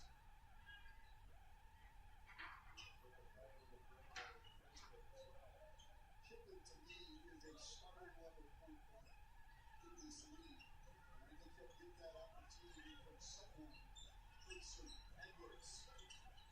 This is a three. Wow, Edwards was way up there. Oops, here's your right. And it's Memphis ball. You just make a little run from Memphis. That's right. And, you know, getting that deja vu feeling with the Timberwolves. Wonder if Memphis will throw themselves. That's a terrific shot by Maine. He was flat-footed and falling the other way. It's a 10-2 Grizzlies run now.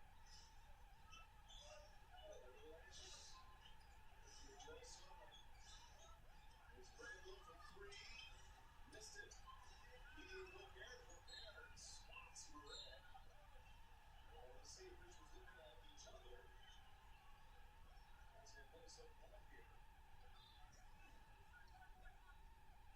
Got the elbow of Gobert right there. That was the hand, actually. Then there's Lawrence Edwards. Puts himself on the corner, drops it off. McDaniels, and he scores on the That's great ball movement. Edwards against the blitz, hit Gobert, and that ball goes to the baseline. A slot cut by McDaniels and high speed from Gobert. Gobert's got 3 assists, 7 rebounds. Defensive presence always. He sets out Morant. In and out it goes. Edwards grabs his jersey. It's another guy who fouls needlessly. And that's just great against the blitz. Great spacing, two great passes, actually. I love Scottie Pippen's energy, love what he brings to the game, but he's another guy who's got to be more disciplined on the defensive end. He doesn't need to be grabbing somebody's jersey and just giving away fouls. Alexander Walker in and out. Randall's there, offensive rebound. Missed it. That is way down the back. Just trying to keep this run going here. Vane drives it. Vane scores again. Has been Vane. He's been one of the leaders in layups all year. He's had a couple of big ones in this fourth quarter on this Memphis run right now. Vane pushing 30 points once again. Here's Randall. Open. Fires. Misses. One and done. Grizzlies down 15 with the ball. Pippen. Stuck in the air. And now Maine. Tough shot tried by Edwards. At a time. Chris Finch. You can feel it. Screws are tightening. Especially with recent drama. 6:11 remaining in regulation. Minnesota's lead now with 15.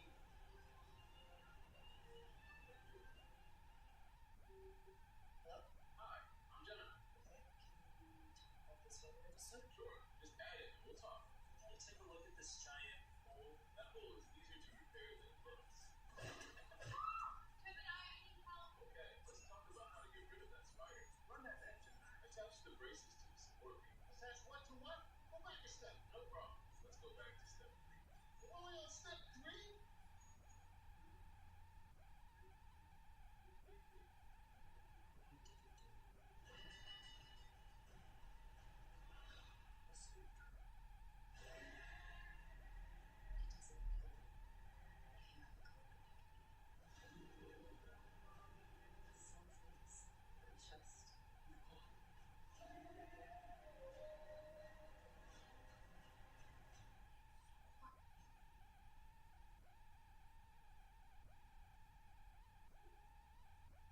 TaxAct has live experts on hand, so you don't have to worry about all the ins and outs of the tax code.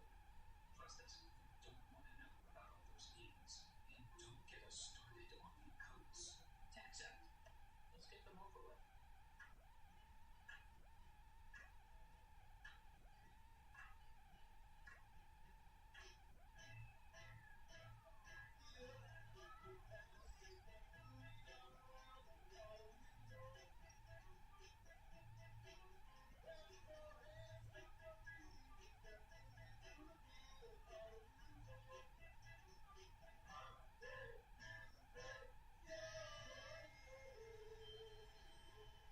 My dad's in the NBA. No way. It's true. It's true. He's never shot a basket or anything, but he has. He has a ton of assists. Is your dad in the NBA? Mine. He's a really big deal. Ever heard of him? Ever heard of him? Ever heard of him? What can I say? He's a pro. Damn. We're proud to support the healthcare pros who keep the NBA healthy. The NBA trusts its health to evergreen health services. Challenges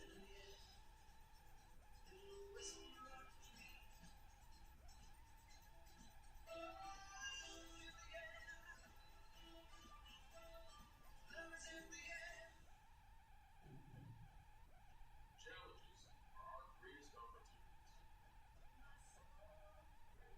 When we take them on, we make our most extraordinary dreams real. Introducing the most capable Honda you've ever dreamt of. The all-new Passport Trail Sport. Built from limitless determination.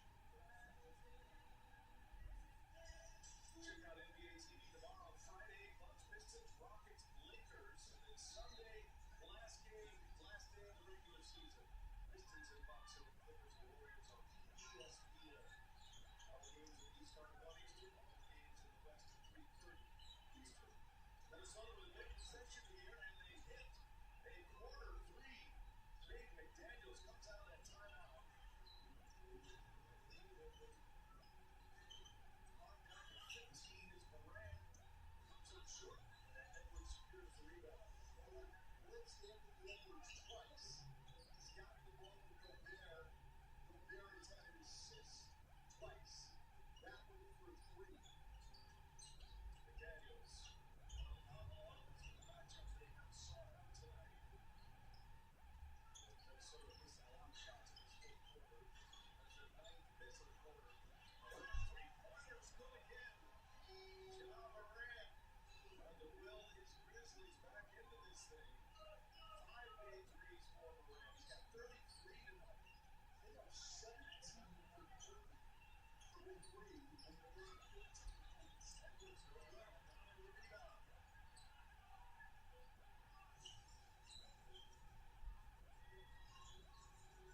Hands of Morant under 5 minutes to go in regulation.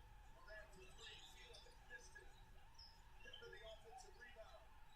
Sets up Morant in the corner. He drives, he hangs, and he scores! And one! Strong right goal. Ja Morant. Taking on Rudy Gobert, and able to lay it in with a foul. Gets a 3 on one possession. On the next possession, he gets an old-fashioned 3-point play. Speaking of skill there, the way he uses the ball. Tremendous body control, ball control, and strength to take the hit and finish. Uses the ball as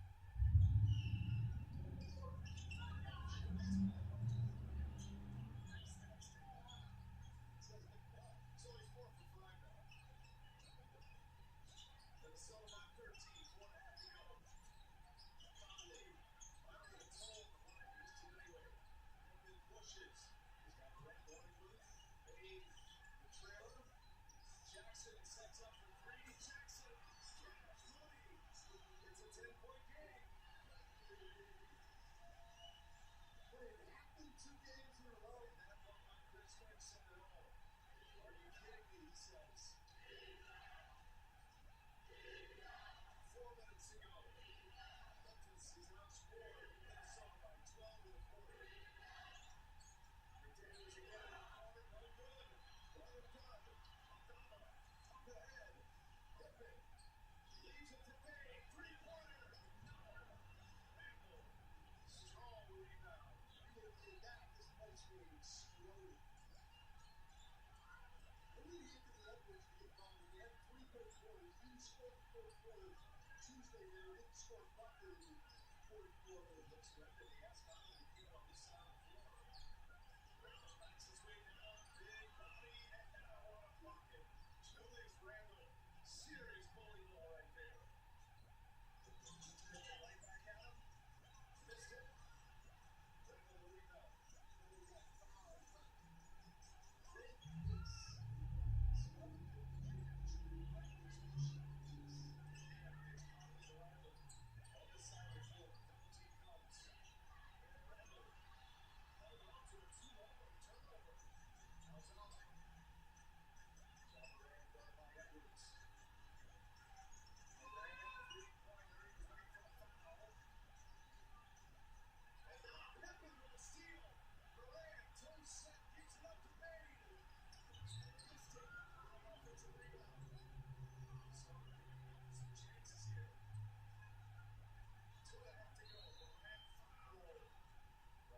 Shot, Edwards commits the foul. Who knows where this game is going? 131-119. Minnesota's in control. You never know. He's going to shoot.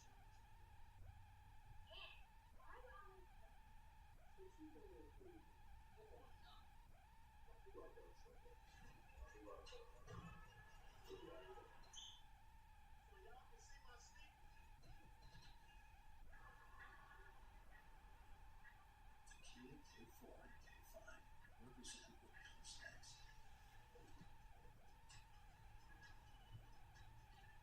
The next movement of innovation. And the next movement of acceleration. The key of K4 and K5. Kia, movement that inspires. I bank with a big bank. And I bank with Borrow and have a free bank. Free? Yep. At Borrow, there are no bank account fees at all. I got a free mug. Cool, and I have a free bank account. And I Get started today at borrowmoney.com. Who can solve this equation? Ooh! Me.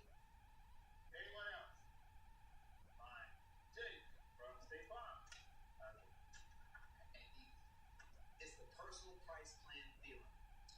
If you bundle your home and auto, that can equal an affordable price just for you. Bundle.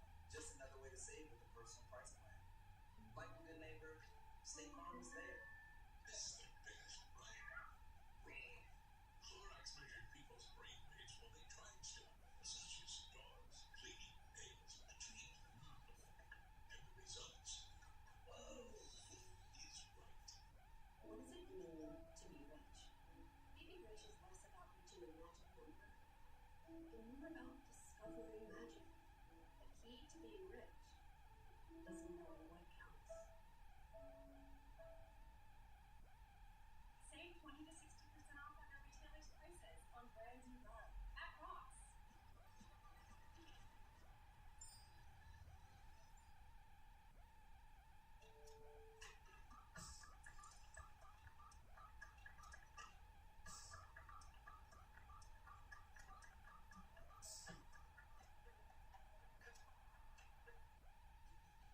Looking for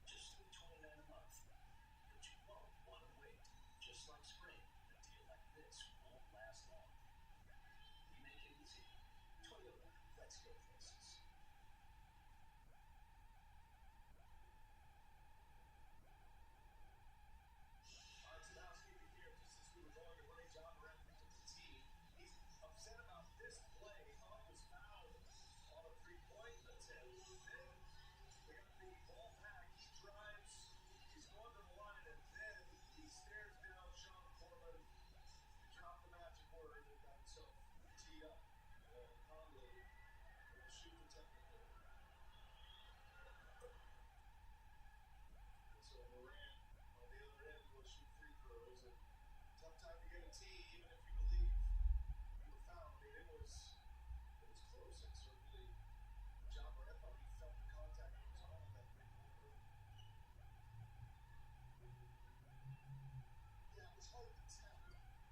Like, John Barrett was there and was sure that it was very frustrating second half of that game all of a sudden. It was a tough time to get back. Still telling them. Okay, so his lead is 12. John Morant. Free throw here. 36 points for Morant. Upwards with 44. And now, down 2 for Morant. Minnesota led by 23 with just over 10 minutes remaining. Memphis is outscored by 11-6. Conley to Gobert. Gobert with a two-handed jam. Now shot up to 14. Memphis got to go quick. And then, and able to hit with mid-range. These teams are back in action tomorrow. Memphis has the dreaded late national game tonight and the trip to Denver. Always tough place to play, especially when you're on the second back-to-back. It will be the late arrival, early morning arrival for the Grizzlies. What about your team? They have to be cold and really open. They didn't have to pull it up. You could get in late, you know, the whole thing, and you'd probably be okay. But they have the best player in the world, too, so it's really hard to know. Have a matchup with two teams that made coaching changes late in the season between the Nuggets and the Grizzlies. That's what they deal with tomorrow. Friday on the road in Denver. Sunday they have the Mavericks here in FedEx Forum. And then Minnesota, as Stan mentioned, they've got Brooklyn and Utah at home. So Brooklyn and Utah are two teams that are trying to get really good performances. They are indeed. But that Denver-Memphis game tomorrow is huge because those two teams are 1-1 on the season. So if it was just a head-to-head tie between those teams, the winner of tomorrow's game would have the title.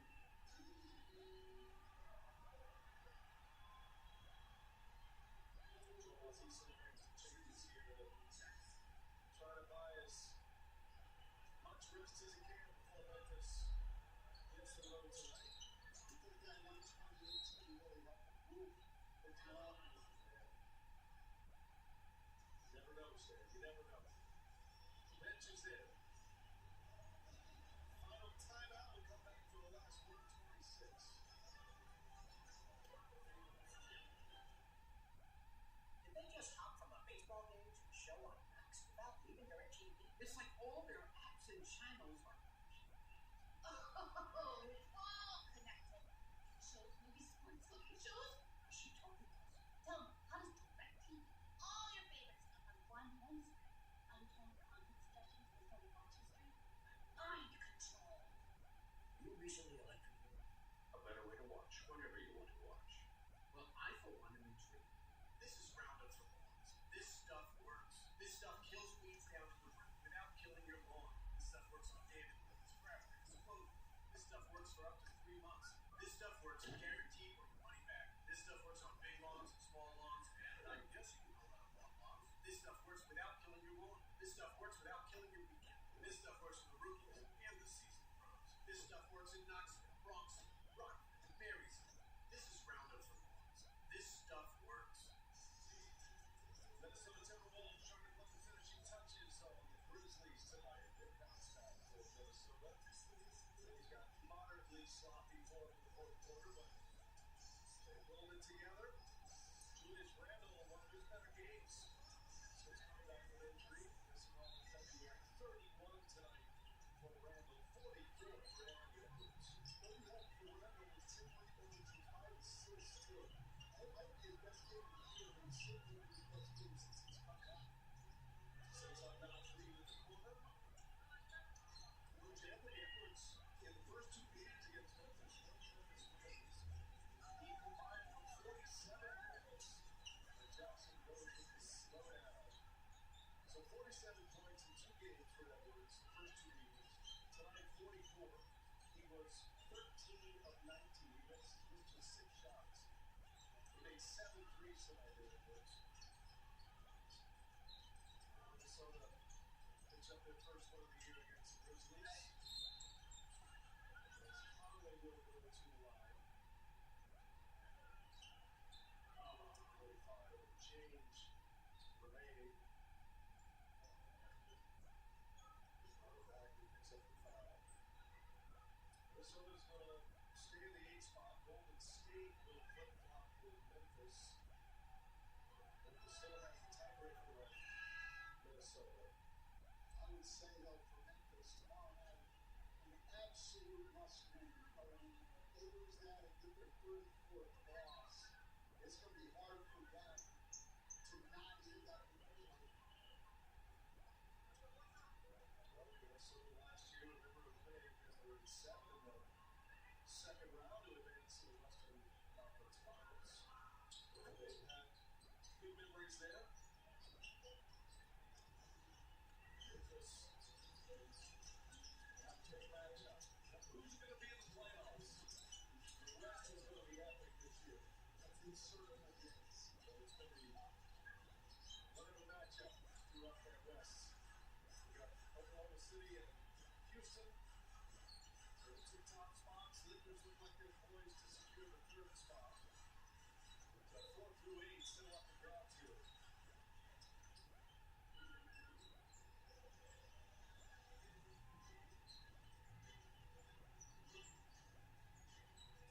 Jackson will just dribble it out. And that'll take you to the finish line. Big scoring night in Memphis. Minnesota wins it 141 to 125. Anthony Edwards, 44 big ones tonight. 7 big threes. John Morant, a huge game, 36 points. First time John Morant has ever lost a game with the Timberwolves here at FedEx Forum. And they go. The updated standings, the 3 teams with 33 losses. Warriors have the tiebreakers. Memphis the tiebreaker over Minnesota. And then you've got the 2 other teams, the Nuggets and the Clippers with 32 losses. And it's going to come right down to Sunday, you would think, before all these seedings are finally laid out. Trying to avoid the play-in next week. You got to be in the top 6 to do that. Otherwise, you're in the play-in. You try to earn your way into the playoffs. Play-in games will be Tuesday. And we'll have it for you on TNT. Let's send it over to Stephanie Reddy. All right, thanks so much. Thanks for clearing this hand. All right, let's just get this out of the way. You are the first Timberwolves player to score 44 points or more against this Memphis Grizzlies in the history of the franchise. What kind of night were you having tonight, especially back in the corner? Sion's my trainer told me to black out tonight, so I tried to do that. We watching like I know people gonna love this. He sent me like MJ videos every day about like blacking out. And I think MJ said something like, "Why would I worry about a miss if I haven't took the shot yet?" So he sent me stuff like that, so I appreciate it.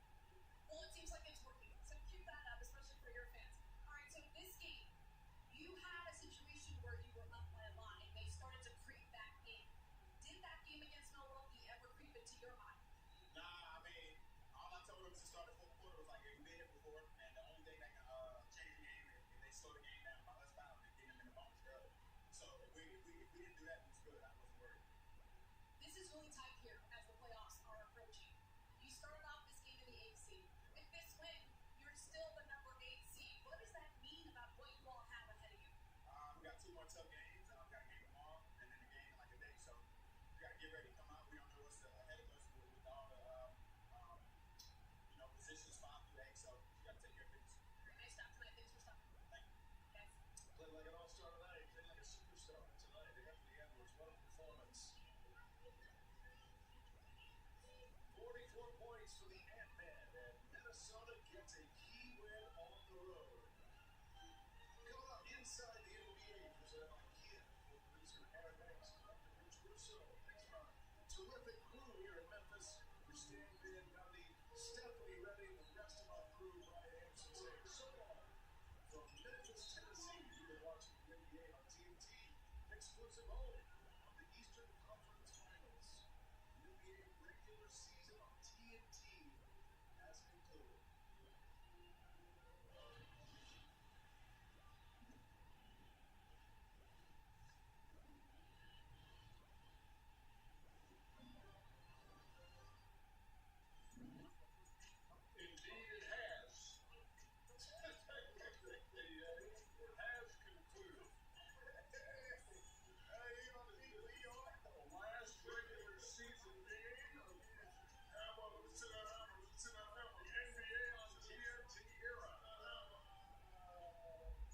said, I hit my board. Yes, you did. Whoa! We were going to bring that up at the end of the segment. Whoa! There was no way. There you go. I stopped the streak, yo. He was 0-21. Tonight, he connects with Ant-Man, John, Jerry Jackson Jr., and Julius Randle. Anything is possible!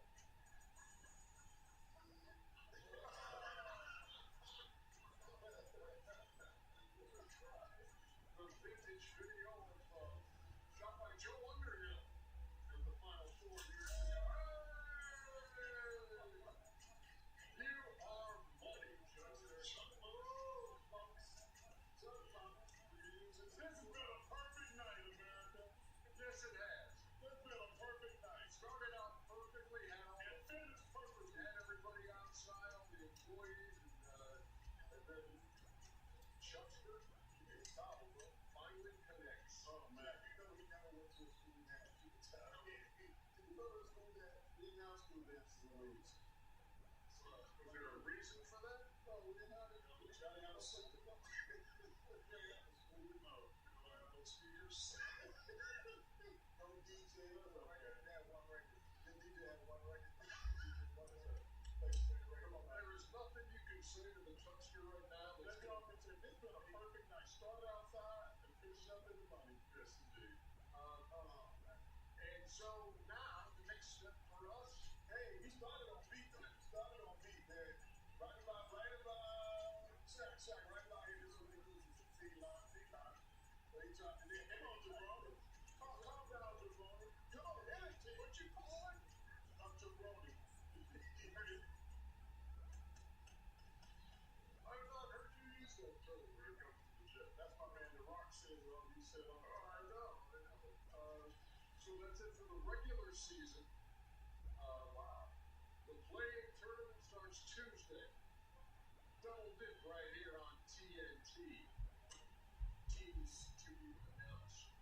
Because a lot needs to be settled before Tuesday happens. Shaq, meantime, deep in play-in tournament preparation. I was killing zombies already. Were you? Yeah. Killing zombies. Shaq, you have a good device. I don't know what about what the hell I'll be doing. I think earlier I said the text of like, whenever it is, the waste of money. Like, I saw the videos that I have on my phone. What is that thing? You remember the shoe phone at the All-Star? Waste of money. What was that anyway? You got yours. He had a, remember the virtual, no, he had a TV. What? Virtual, did you win? I closed the door. Okay. Apparently he had a TV in a suitcase. That was square too. I texted him last week. I'm like, remember this waste of money? TV is still in a suitcase. Yeah, it's in a suitcase. You still have a Madden single at your house?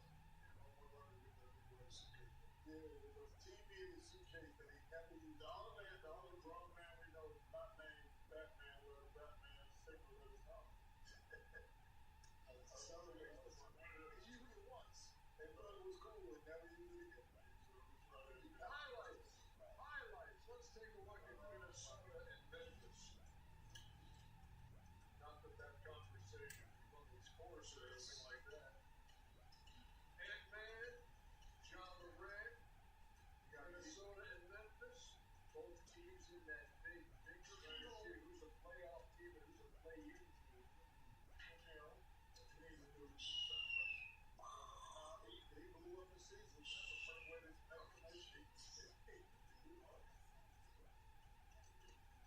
Ant-Man 44 on the night. John Morant, now 36. Look at Rudy. His first back in Minnesota shooting 60, or Memphis shooting 65%. Minnesota shooting just under 50%. Desmond Bain lets it fly. So at the half, 72-67 Grizz. Well, that's a man. Minnesota take control of the third quarter. 52-point third quarter.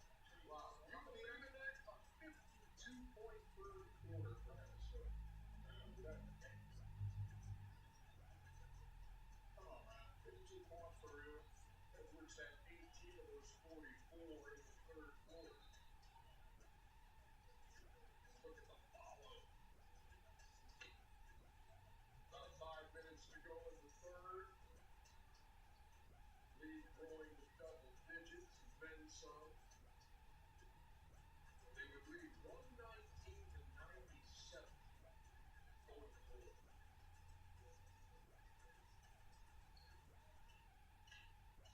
Hey, my buddy A-Rock. Hey, Rock, congratulations again. Congratulations on the team. Mark Laura on the team now. My guys. So they led by, 23 in the fourth quarter. The other night they led by 24 in Milwaukee and lost the game to Julius. But the Grizzlies, while they do put a little run together, come up short 141, running 125. They had to put a little run together. They did put up some empty calories. They look good on the stat sheet. Minnesota blew a big lead on that. We old school. They just made it get some good stats. Okay, good. You go home and tell their family how many points they scored. Grizzlies lost 4 in a row at home. They had a 3-game winning streak going in. Minnesota beat them 6 of their last 7. And so, 141, 125 the final. Look at this. Look at those identical records, 48-32, and then 3 teams at 47 and 33. Everybody with a couple of games left. Everybody plays on Friday. Everybody plays on Sunday. Those are some interesting matchups right there. And look, I mean, looking at the schedule, so Memphis goes to Denver and then home against Dallas. These are Friday and Sunday games. Golden State going to Portland, home against the Clips. Minnesota, home against Brooklyn and Utah. Lakers, Friday at home against Houston, then go to Portland. Denver has got Memphis and Houston, and the Clippers at Sacramento and at Golden State. Well, to me, the key is going to be the Lakers. No, because if the Lakers win, they automatically get 3. If they win their last 2 games, they get 3 no matter what. I mean, so that's going to be the Lakers.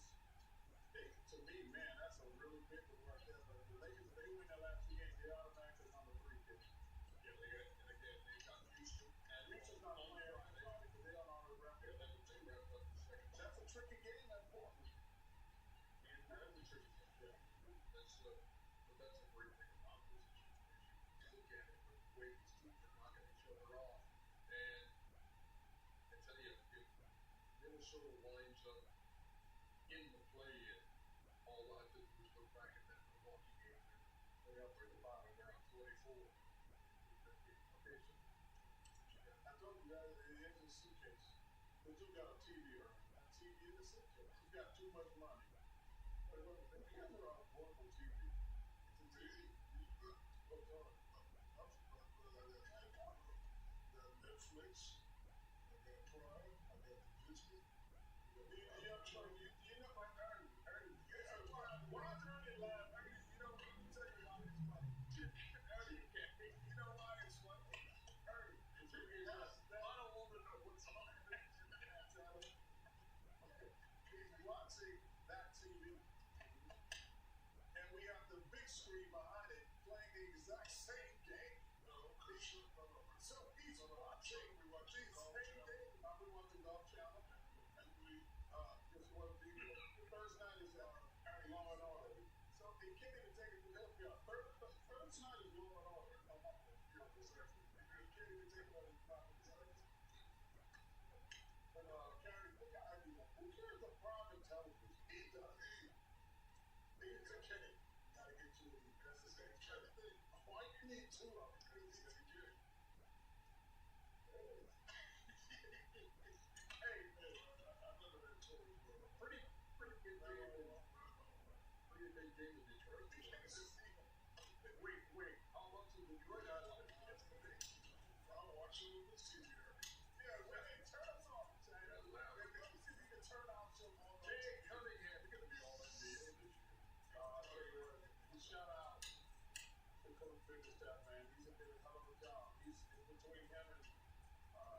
Coach Atkinson for Coach of the Year, and even your Duncan East and both sophomores, and those two guys trying to get one of those two get the award. Knicks had another chance to close in and nail down the number 3 spot tonight with a win, but they have struggled against the Detroit Pistons this year. Detroit, man, it's good to see the Pistons back. Is John Thurman the reincarnation of Serge Ibaka? It's the same person, the same thing. They got shout out to the great Isaiah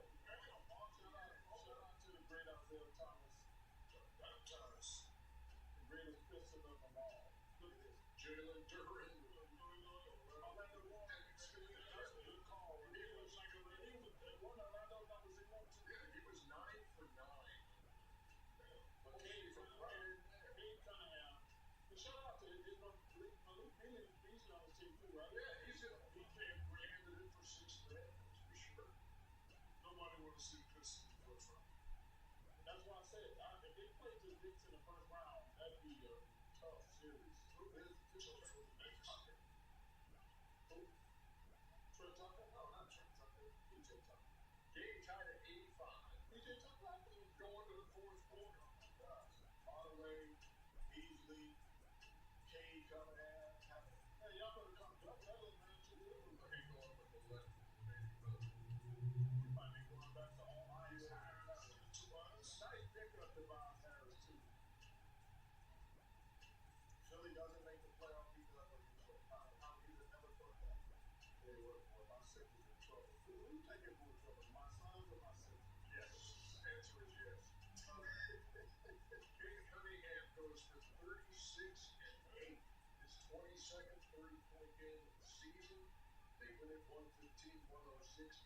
Points in the paint. That game 66-46 in favor of the Pistons, who are now 3-1 against the Knicks this year, and won both games in New York. Oh, wow. That's why I said that would be a very intriguing first round series. Right now they play each other first round of everything's still going, right? Yeah, well, we'll see. Yeah, if the Knicks can ever nail down the number 3 spot and stay at 6, but Indiana's still alive. In fact, they're going to have home court, but they're still alive for the 3. And so, look, you have their schedule to beat the Knicks. The Knicks, you know what? I just happen to have that right in front of me. So the Knicks need to win 1 to wrap it up and win 2. The Knicks are home against the Cavs on Friday, and then go to Brooklyn on Sunday. Yeah, you would think. Yeah, because the Cavs probably not going to play everybody again, right? Sure. You would think you'd rather play the Pistons or the Bucks? I'd rather play that's a great question, Shaq. Well, it depends on Dame Lillard. I'd probably rather play the Bucks without Dame Lillard. You know what else is interesting about this? Bucks and Wizards. They finished the season with 2 games against each other. Friday in Detroit, Sunday in Milwaukee. Wow. But you know what? It don't look like it's going to matter. It probably don't look like it matters though at all. They don't. If the Pistons beat the Bucks both times, they have the same record. But if the Pistons would have the tiebreaker because they beat them twice. So then they would play the Pacers or the Knicks. That's interesting. A lot of drama. A lot of this down the stretch when it comes down to this. A lot of times maybe you have a couple of things that are kind of up in the air. This, I will say this. Well, this is what the play on. I said you got to get Adam Silver because let's be honest. We all thought the plan was stupid. We thought they were just trying to bring some more money in, play these extra games. But I got to get Adam Silver. It was a terrific call, and you can't be more. It's been exciting the last couple of years. And this year is going to be bananas. Yeah. Shout out Adam Silver. Hey, yeah, you just did. And we were going to complete this first segment with congratulations to you, but you kind of stole your own thunder. Still no thunder. Hey, listen, as you came in. Yeah. This might not be it all. I love the look on Sean's face over there, like, what's this cat doing right here? Hey, Chuck, I'm not gonna lie. Hey, Kobe played exactly that. Hey, thank you, man. Thank you, Jamal.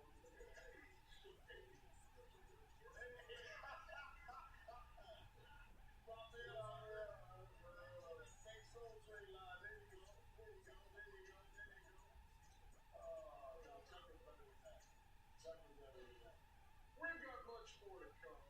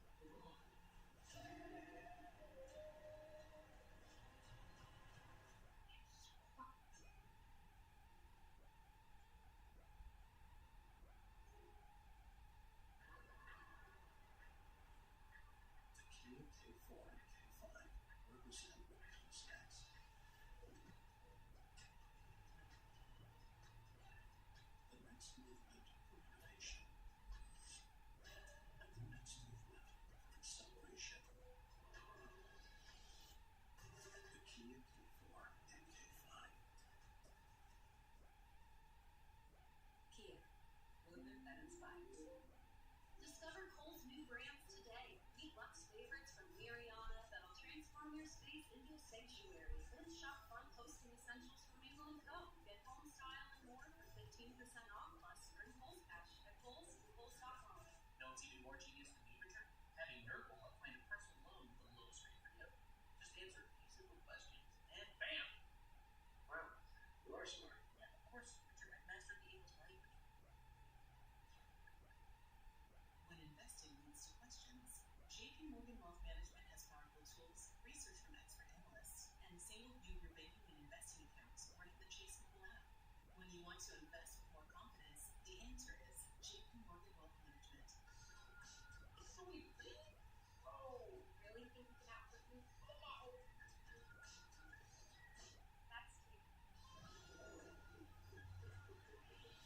Every shoe for every athlete, only at Dick's.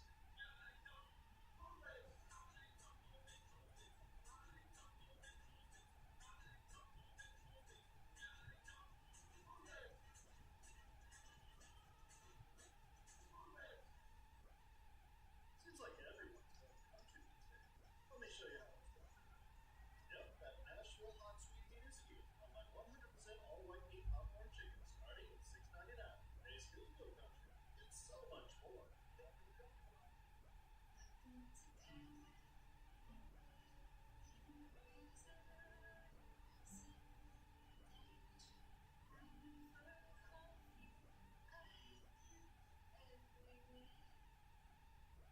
What you looking at, babe? Cars on cars.com. What's wrong with this one? I just got promoted, so I'm looking for something more. Job. 2 million cars, 2 million possibilities. Cars that wait.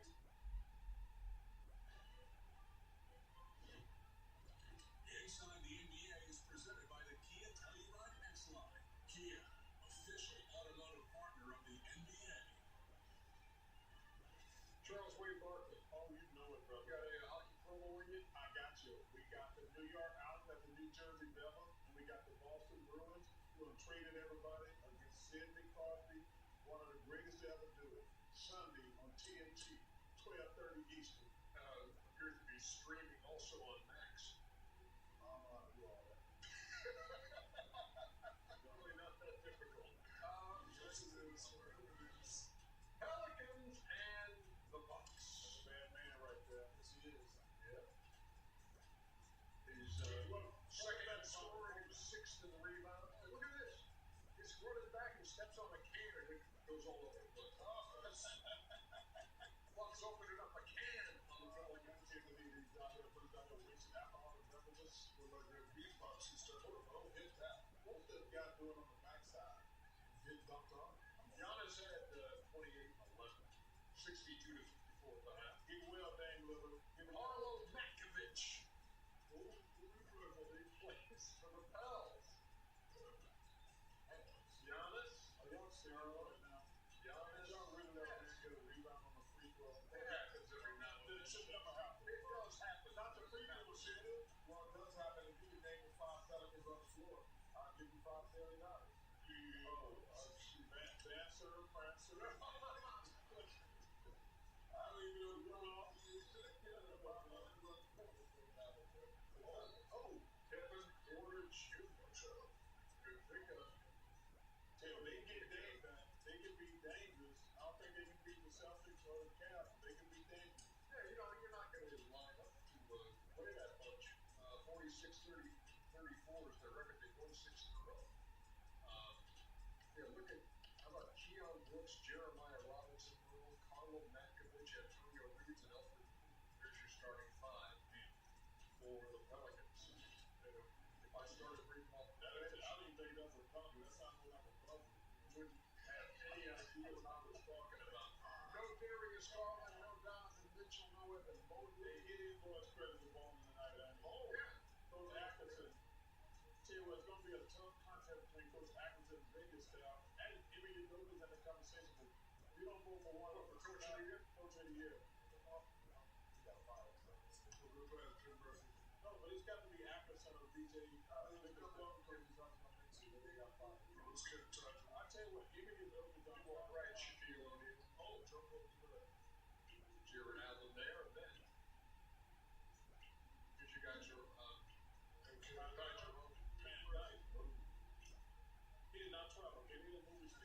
26-52, your halftime score. Cavs in front. Indiana needs this game. They're trying to get home court in the first round. I don't know what Indiana would do tonight. I guess run around, but this game should have been close. I mean, but Tyler Rome, Hunter, come on, man. These guys, you know how much I love them. Yep. Cavs up 11. Oh, but here comes Indiana. How tough is that fight? Tyrese Halliburton. That's super tough. That's super tough. Okay, got a 2-point game. We heard the sound and thinks he got fouled. I think so too. There was no call. You know who else thought he got fouled? Indiana. Because Kenny goes nuts. Trevor, that's terrible. That's a foul. That's absurd. He's done a hell of a job, man. I thought it's going to be close to him and Biggerstaff for the course of the year. I think he was just trying to get the line. Yeah.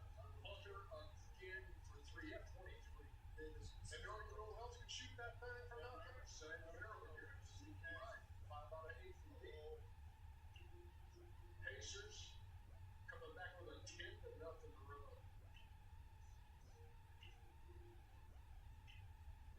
Halliburton with the lay, and then Halliburton with the 3 at 23 and 10.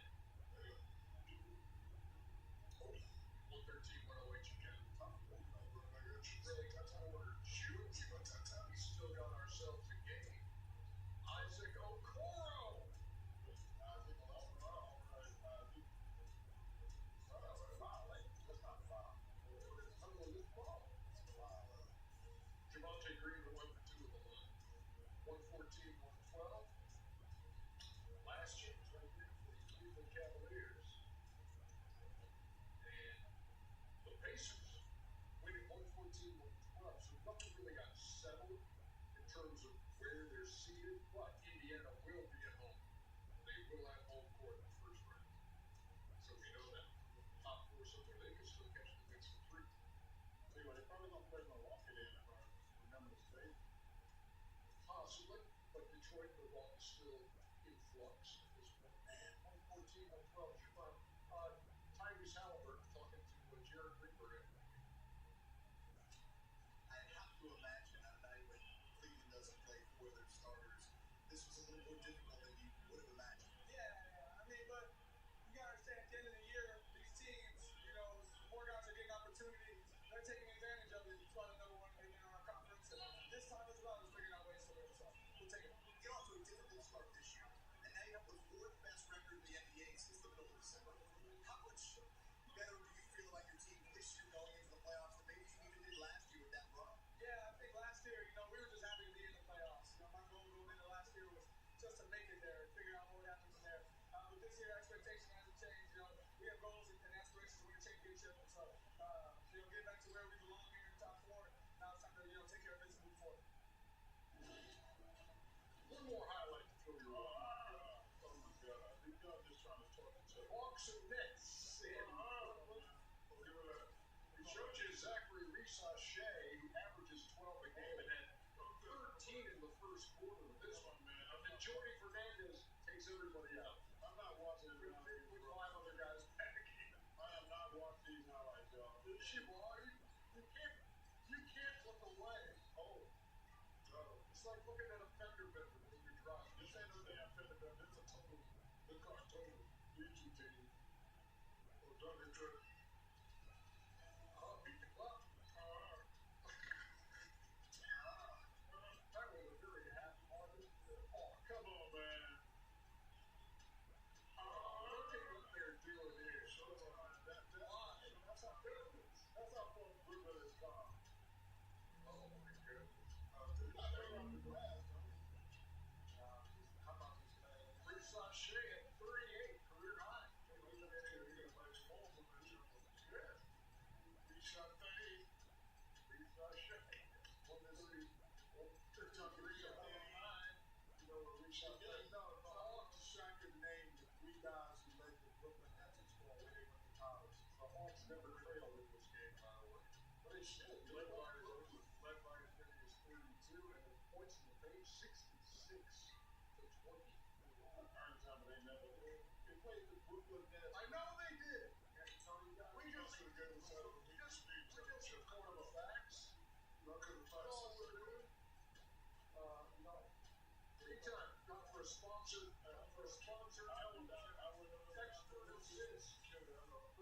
by Tax Act. I guarantee you this is coming from the Atlanta side. Texas, Wichita State. It is. You know what this is? This is not playing a game. This is Shaq and Food. This is Shaq and Food. That's exactly. Hey, Trey Young, by the way, 12 assists tonight. He's the league leader in assists. And this was his 51st game this season. Double digits. It's not the most underrated stat in the NBA. People don't value basketball as an assist maker. Trey Young still doing it at a high level. But this is still going to be a player. This is going to be a Hawks will be already. Hawks already banned. It's looking like they're going to open up at Orlando. The Magic is the best team between 7 and 10. Who better? Magic is good, but this is one of those teams. They still bet the Hawks the Bulls and the Heat. They beat both Fox members. Kenny, what do you think? Magic best out of the four? I think the surprise team will be the Chicago Bulls, and they will make the playoffs. Hawks are going to make the play-in. No, they're going to make the playoffs. They're going to be one of the 8 teams. 15 and 10 since the break, Chicago. They're going to be one of the playoffs. Kobe White is on fire. Kenny, they're in the playoffs. Who else on they actually make the playoffs? You know who else is on the playoff for that team? Josh Giddey. Josh Giddey's on fire too. Well, that boy, what's it? Is it the rookie Berkelus? Bazookas? Bazookas. No, like, wait. I didn't know where he was on. This is what that Sunday? I'm sorry. No, I'm not watching the Nets again. The Nets highlights. Y'all kidding me, man. It's disturbing. I'm not watching the Hawks against the Nets under any circumstance. That's the bad part of it. The line of Alex. See that one more time. I see that one more time. I see the one with different things to show the people. I said, flies, donkey. Y'all got flies around the donkey. Donkey got one there. Who creates that? Donkey got one teeth. Donkey got a band-aid on his ass. Yeah, them dry ass lips when you kissed him. Oh, really mean. That going to mean. Alex Hoover, crowd full again. Unbearable to live with right now. Is that why everyone's not here tonight? Just celebrating the Raiders? No, the word like the dogs. No, he's probably still celebrating. Shout out to Underdog, my guy. We're gonna take a break. When we come back, long-time friend of the show, got a supernatural horror flick coming out. Oh yeah. Michael B. Jordan joining us next. Set up chicken dinner. I like that graphic. Is that what they're called?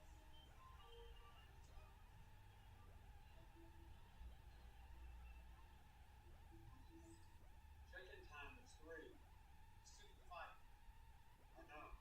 Is this what he's doing? As your host, I have some rules. First, no showers longer than 5 minutes. This isn't a spa. No game. No fun. Yes, Coach.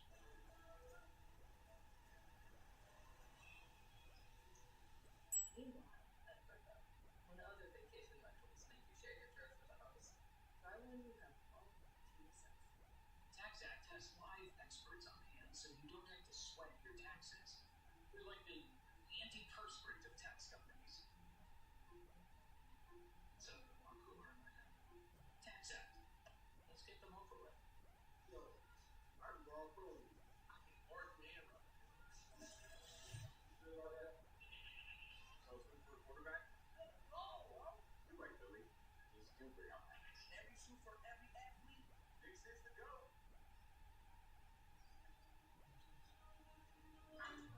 Cleaning your dog's teeth can be hard. But not with Greeny's dental treats. Greenies, make health a treat.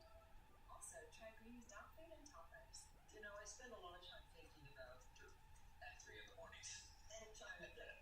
What people don't know is that not all dirt is the same.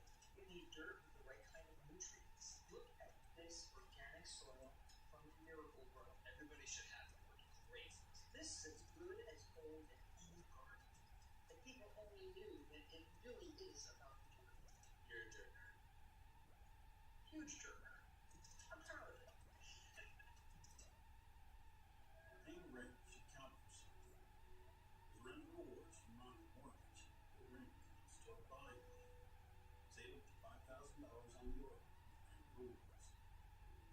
started at Rocket.com. Increase Southwest building and transform the backyard into a seamless extension of your home. Collections from living spaces. Your outdoor retreat is ready to enjoy right away. Free shipping as soon as next day. Discover elevated outdoor collections only at Living Spaces. Living Spaces.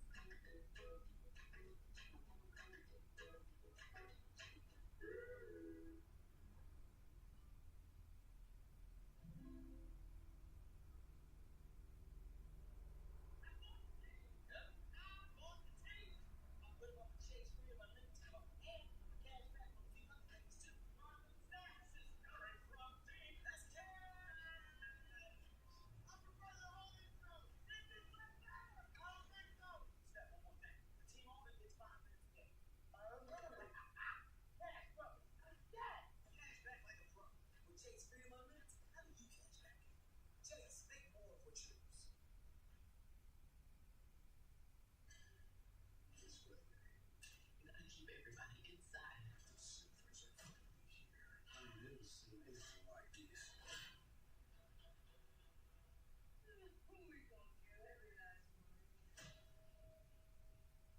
My dad didn't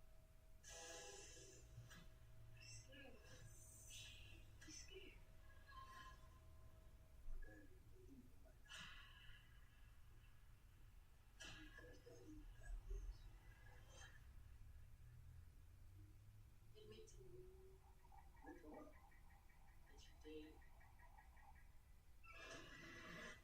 Sinners is one of the best films of the year. That ain't you, brother. Sinners. Y'all have a nice night. Sweetheart, what do you think? Sinners, starring Michael B. Jordan, only in theaters and IMAX Friday, April 18th. Get your tickets now. And look who's joining us, this longtime friend of the program, Michael B. Jordan, joining us from London. Thanks for taking the time. Of course. So here's my question. Here's my question for you. How describe the challenge in playing twins? Challenge in playing twins. It's tough because, you know, I have a stunt double, I have a body double rather that I'm acting opposite during some takes. And then there's other takes where I'm doing it completely by myself. Then there's other takes where I'm actually like, you know, doing the scene where have a mark on the wall with the eye line where I'm supposed to be. So everybody else in the scene, that's where the eye line is supposed to be going. And then I have to like, you know, take a break, switch the wardrobe, come to the other brother, and do it all over again. So that's just, you know, attention to detail, the continuity, knowing, you know, so if I walk in one pathway and end up like my blocking, when I turn to the other brother, I can't go into that space at all, or not until the proper time, until my other brother would have walked through that space. So just getting the timelines down and the continuity was on the technical side of things is pretty challenging. So, outside of like, yeah, it sounds like way too much focus for any of the four of us. I would love to see Chuck be a twin, man, and try it out. But it was a good time. We only two. We good. You can never have enough Chuck, Michael. You know that. Who is time? He was to give me that Quentin Tarantino from Dust to Dawn film. When you read the script, is that how you thought? Well, cool. You know, Quentin being one of the filmmakers that Ryan that inspires cool. I'm sure Dust to Dawn was one of those movies that was in his head when he was writing this one. But yeah, it gives you. This movie is so much more than horror. You know, it's kind of it's genre bending. You know, you'll be laughing. Hopefully we get some tears out of you, some jump scares. But it's a roller coaster ride, man. It's a good time. You know, Ryan Coogler, one of the credits said this was his best movie. I think he's fantastic. Had you ever worked with him before? Stop, man. Get out of here, Jeff. What you talking about? No, you know, yeah, man. This is our fifth movie. But you know, that's the thing I found funny because research. Definitely, I was being funny because we had this conversation when you directed Creed, and you gave him a lot of props. You said, I talked to a bunch of guys about directing, and you said Ryan was a great self-preservation. What makes you so comfortable with him? Man, honestly, I mean, we're a couple of the same club. He's an extremely hard worker, very empathetic person. Sometimes when you get that shorty and you develop it, honestly, like when we started out, we're making movies, around the same time, and we just kind of got that chemistry, man. When you get a rhythm with somebody, and they know how to inspire you, they know how to get the best out of you. He's like kind of like a coach, you know what I'm saying, like on set, and really just knows how to put me in positions to win, you know what I'm saying. So it was good. Well, be careful, there's a lot of damn firing going on around here with the coaches. Who's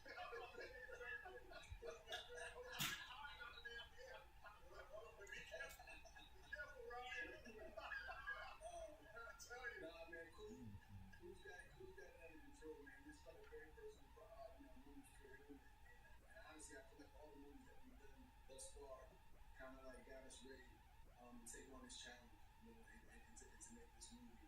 We called in all our favors, we got an incredible cast, incredible crew, and a storyline that's really, really, really personal to Ryan, on his Uncle James that kind of introduced him to blues music, and so it was kind of a love letter to him. And the blues, and how that kind of blends into the supernatural, spiritual genre, and it's a full meal, man. You guys are really gonna enjoy this movie. Well, it sounds great, Michael. My question is, we know you for a long time, all of us, and if we have to describe him, he's a great person, good human being, he's empathetic, and you have to tap into a satanic part. How did you tap into that when that is far from removed with anyone that knows you would say you are? Man, I mean, I feel like it's nobody's perfect. Everybody has I say a dark side to them, but it's all about balance, right? So I think tapping into that personality, tapping into that side that is a little freer in a way. You know what I mean? There's no rules. Like they used to say that villains have no fun. You know what I mean? Because there's no rules they got to play by. They kind of say do whatever they want to do. And one of the brothers, some things happened, and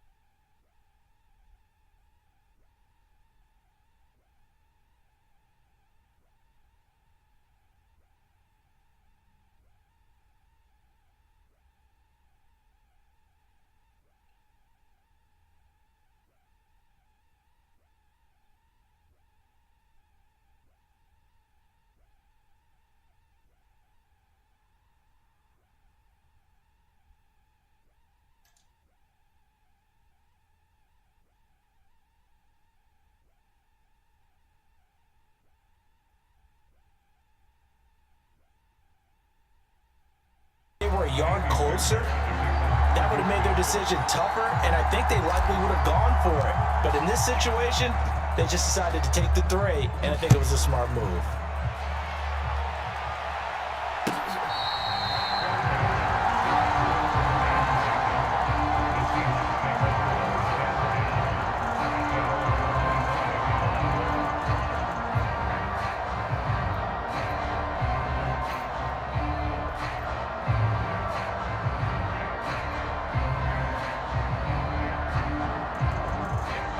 Here's the Seattle offense ready to get this drive underway.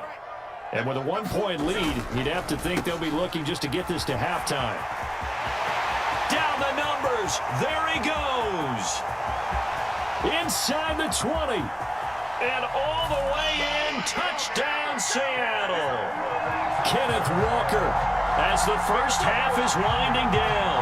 And the Seahawks will extend their lead here just before halftime. And with that carry, he's already over 100 yards here in the first half. And, partner, you know exactly what he's saying to his teammates right now, right? Especially to the play caller. Give me the ball. Again, and again, and again. It's not that heavy, sir. I'll take it. This time, the extra point up and good. And the lead is up to 8.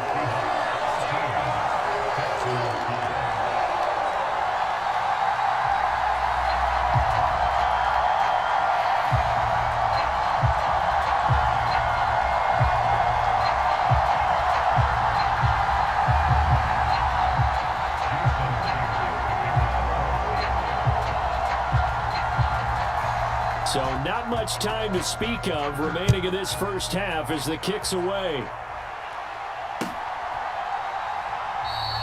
And not wanting to risk anything here late in the half, he'll just take a knee and they'll bring the football out to the 25.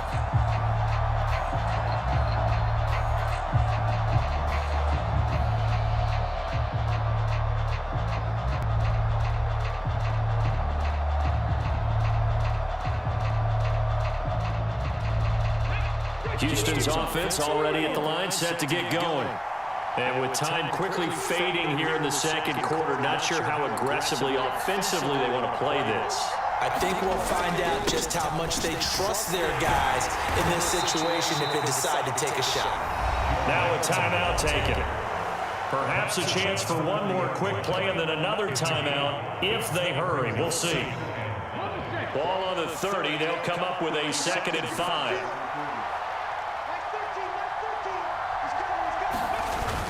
They'll keep it on the ground again here. And he's going to have a first down, but not sure it'll matter as the clock will continue to run. And this offense going to elect to burn a timeout with 5 seconds remaining in quarter number 2.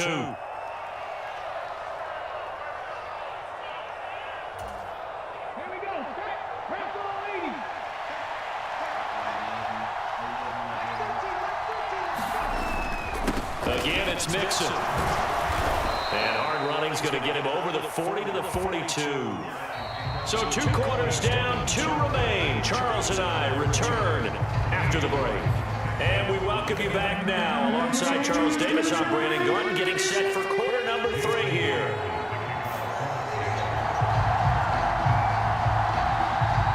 Here's Myers now to kick it away.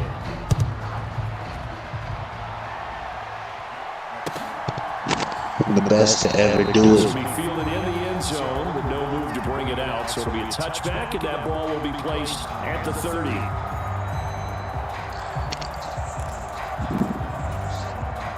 The Texans offense ready to go here for their next drive. They do trail, but they have a chance to possess the football first to try and do something about it. And that certainly makes it something of an important drive for them, because is it going to win the game? No, but you have to do something to bring some life to your sideline.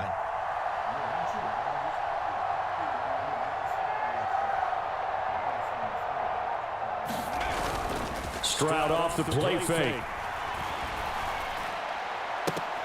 Oh, what a read on the outside as it's intercepted.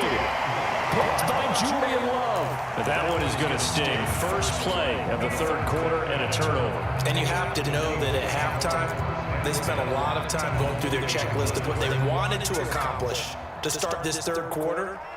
turning it over like this was not on that list. Not at all. And you come out of the locker room trailing, so that first drive to establish momentum is very key. Crucial. He'll lose a yard there, and it's 2nd and 11. And plays like that are exactly what this defense needs here early in the second half to give it a little spark. I think their halftime adjustments, what they talked about, maybe it's just a little inspirational speech. Who knows? But looks like they're ready to go.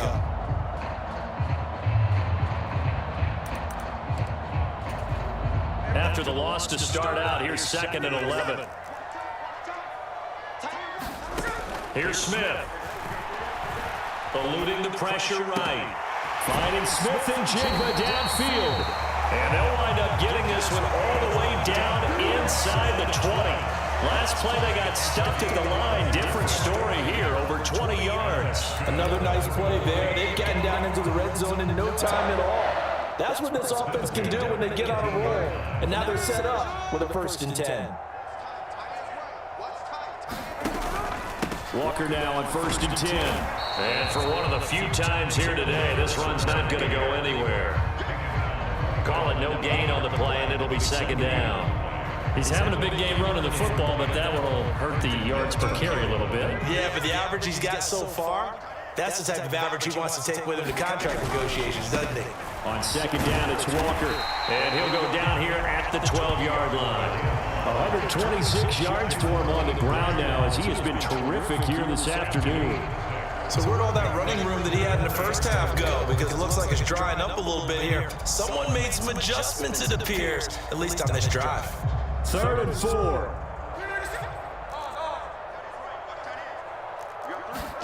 Smith now to throw. Steps away.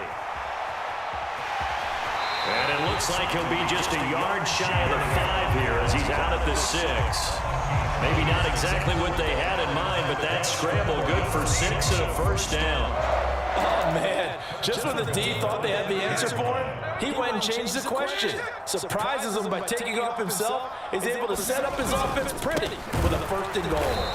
And he'll get this one back to the 5-yard line, but no further than that. No gain on the play that time, and it sets up 2nd and goal.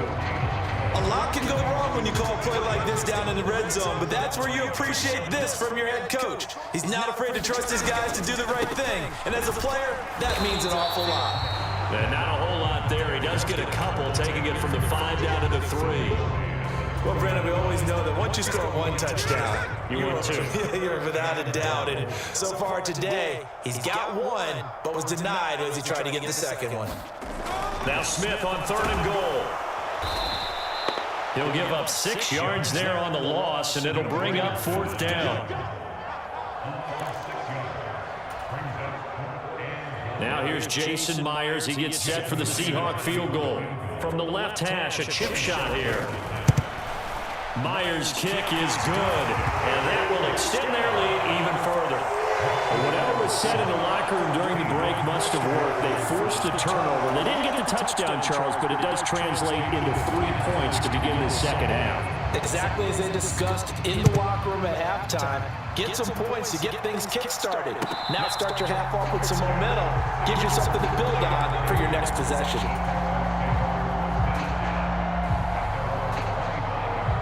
Houston's offense already at the line, set to get going. So now, Charles, this drive maybe a touch more important, trying to erase the memory of that interception they had the last time out. Yeah, and everyone goes through this because even the best in the game, you're going to have games where it just doesn't go right for you and interceptions result. So, frankly, to me, it's all about how you respond, not just the types of plays that you call, but how you carry yourself, how you show your team that you're still with it, and how you continue to lead.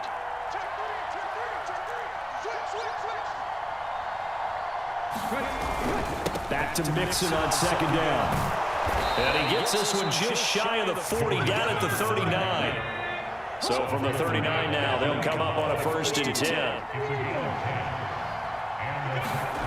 Stroud to throw it. Firing quickly, but it's incomplete.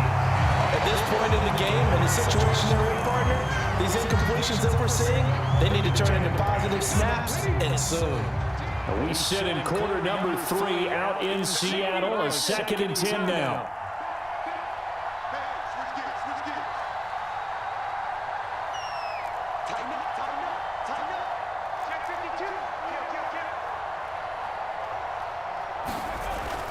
And they'll go play action here with Stroud. He gets this in the hands of Mixon. And he'll go out of bounds. It appears right at the 45. So they'll get a little extra time to come up with his third down play as we played 3 quarters.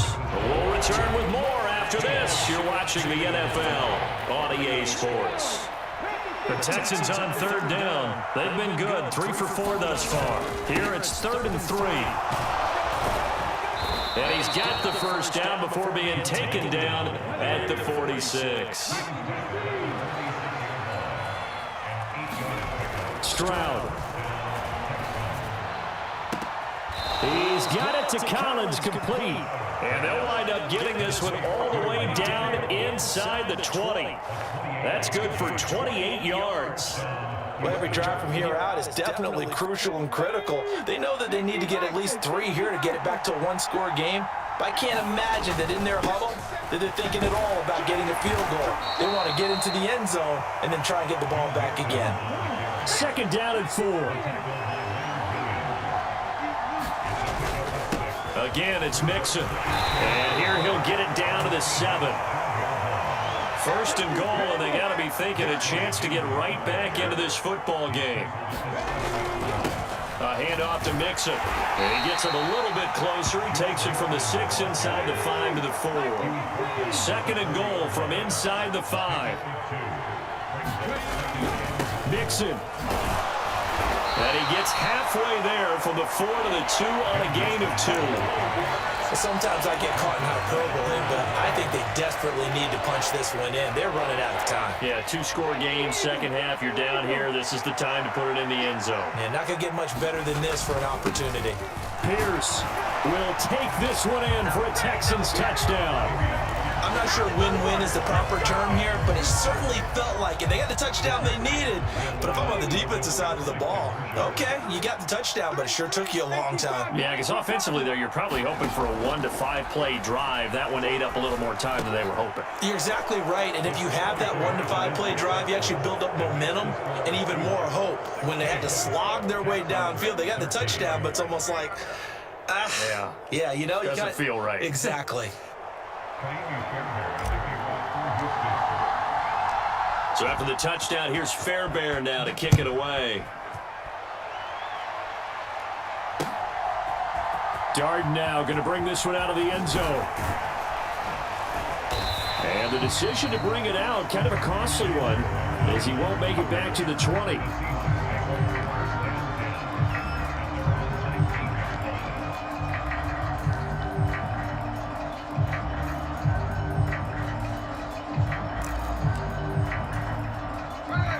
Coming to the line here to begin their next drive, the Seahawks offense.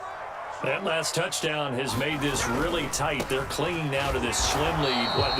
Second half, they only have a field goal. This offense needs to kick it into gear. And right now, I'm looking directly at the field general, at the quarterback, because to me, he's got to take over right now. By word, pumping his team up, and then, of course, by deed with his play. My high school coach used to say that all the time. Lenny, take over by word and deed. And deed means action. Exactly.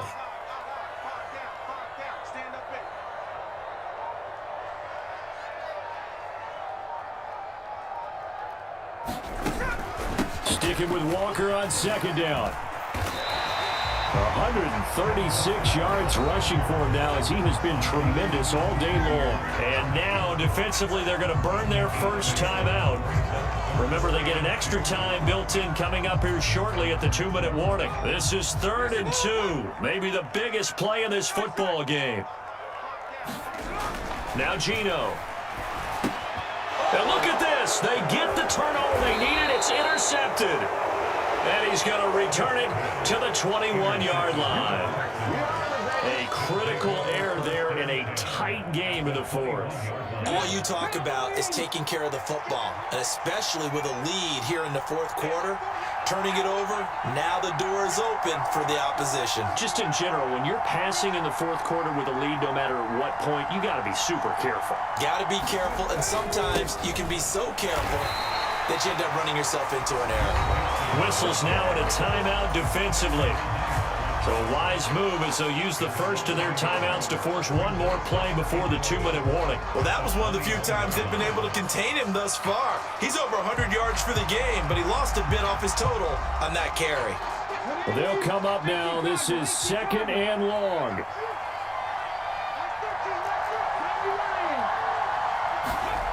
Here's Stroud.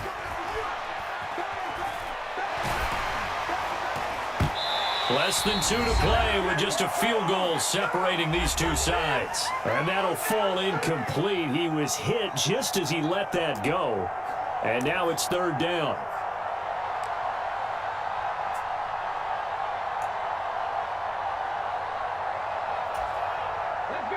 We're backed up here. Tough spot, needing 11 yards to pick up the first. Stroud to throw it. And he's going to get out of bounds with the first down, so that's going to double their pleasure for sure. They get the first and save a timeout. Well, they got the yardage they needed there, picked up the first down, got out of bounds. How about the urgency that they have, as well as they understand where they are on the field? Here's a run with Mixon. And he is met at the line of scrimmage, and he goes down right there.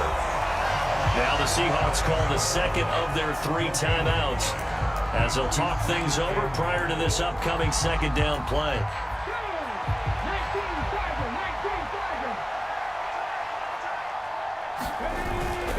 Another try for Mixon. And he's swallowed up right near the line of scrimmage. Now the Seahawks forced to use their 3rd and final timeout, as they'll head to the sideline and talk over what to do next. This crowd doing all they can. Here's 3rd and goal. Mixon trying to punch it in. And this time he is in. Yes. A touchdown run there from a yard out. And the Texans have moved out in front here in the 4th quarter. Still an important piece of business to take care of, the extra point.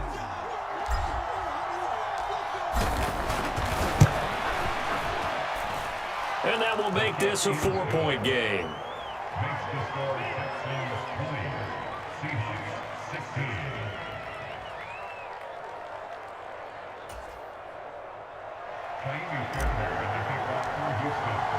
So after the touchdown, here's Fairbairn now to kick it away.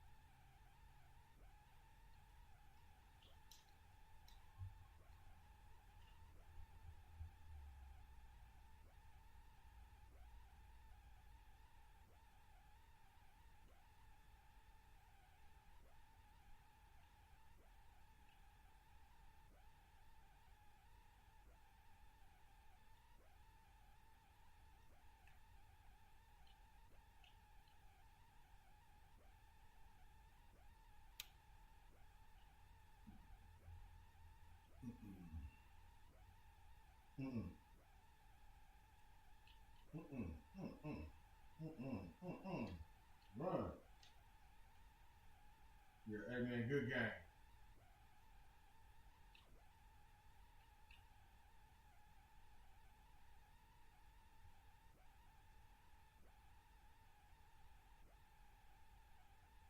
Hey, you play Madden.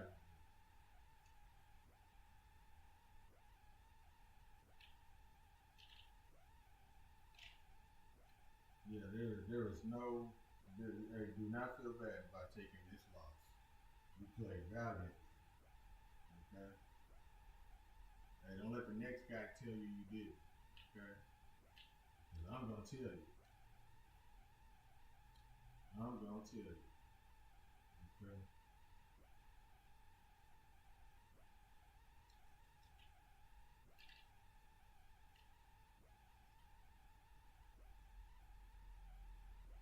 You played valiantly. You hear me?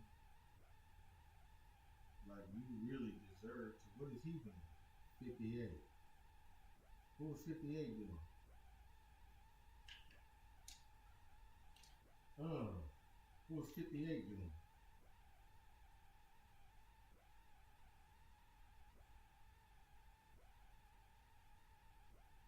Hey, this game was way closer than the final score. That's what they're gonna write in the paper. You know what I'm saying? Hey, good game. Yeah, sweet. 101. I hope you ranked so my rank can go up. You know what I mean? You ranked, bro?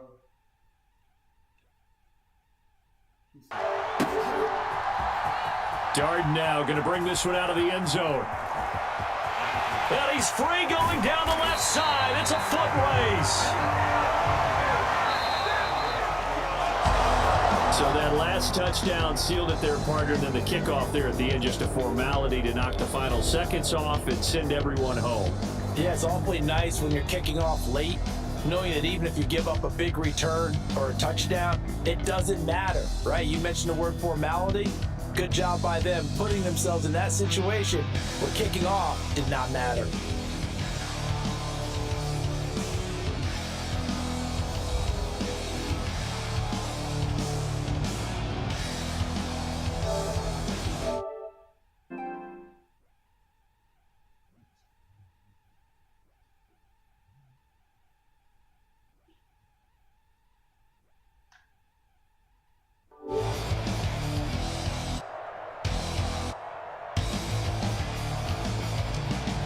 So that'll do it for my partner, Charles Davis, and the best darn crew in the industry. I'm Brandon Gaudin. This has been a presentation of the NFL on EA Sports.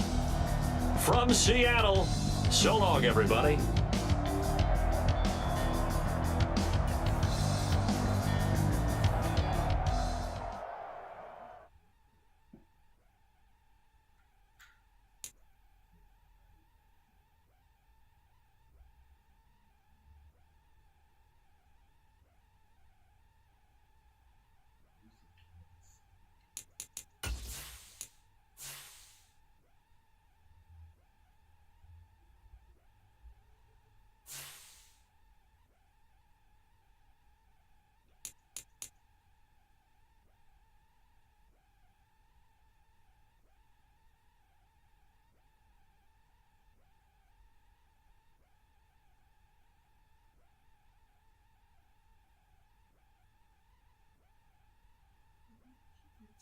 That's why I keep doing that to you.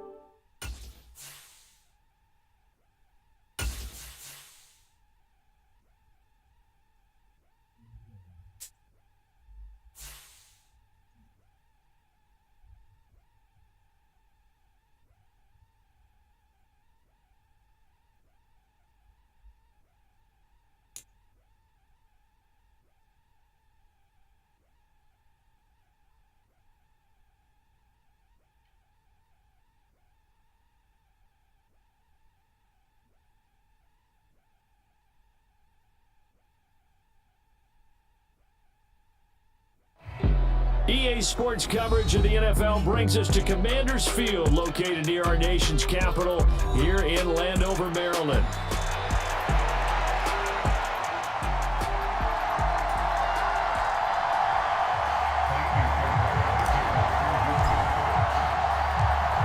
So here's Kaimi Fairbairn to do the honors. And we are underway from Commanders Field.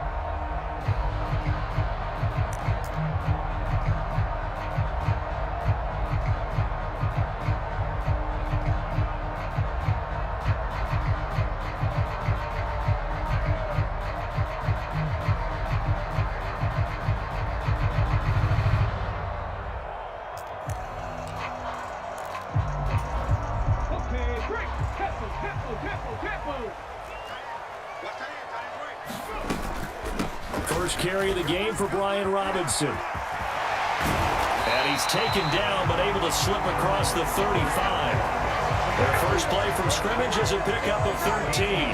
We use the word relentless a lot with guys who are aggressive on the field. In this case, it really fits, doesn't it? How about his ability to break tackles and his feet never stop moving? Back to Robinson now on first down. And he'll take this ahead for about 4. Second down coming up. Brandon, we just saw the benefits of being able to run the ball successfully. They pick up 4 yards on that carry. So now if you're a play caller, you can do just about anything you want. But on the defensive side of the ball, you scramble a little bit. Now you're behind trying to figure out, do I need to blitz him? Do I need to pressure him? How do I gain an advantage on this snap? Now Daniels, escaping the pressure right. And he can't get rid of it. He's taken down. That was Will Anderson getting home and finishing the play.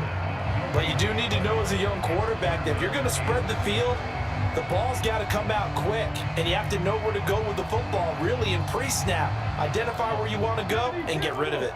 Third down and 6. Throwing now is Daniels. And that's going to be incomplete. The contact there enough to jar that ball free, and it brings up 4th down. Now the former Oklahoma Sooner Tress Way on to punt the football.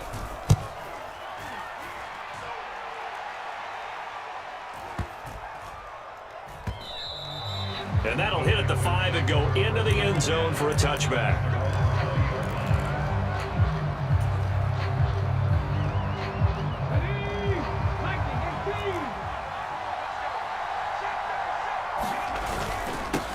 First carry here for Joe Mixon. And he'll go down at the 26 following a gain of 6. A quick burst there, and he nicely bit off a pretty decent gain.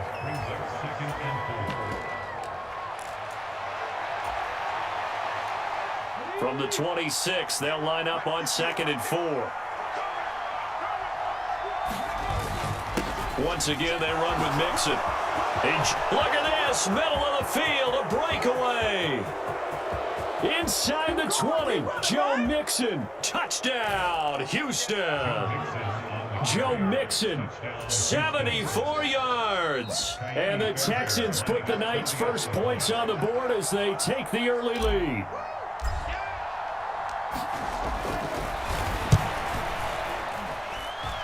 Extra point by Fairbairn, up and good. And it's now a 7-0 game.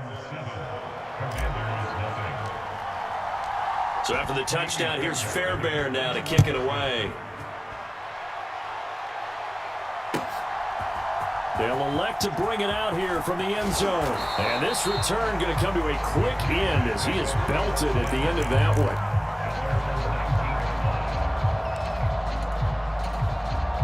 Out there set and ready for this next drive, the Washington offense.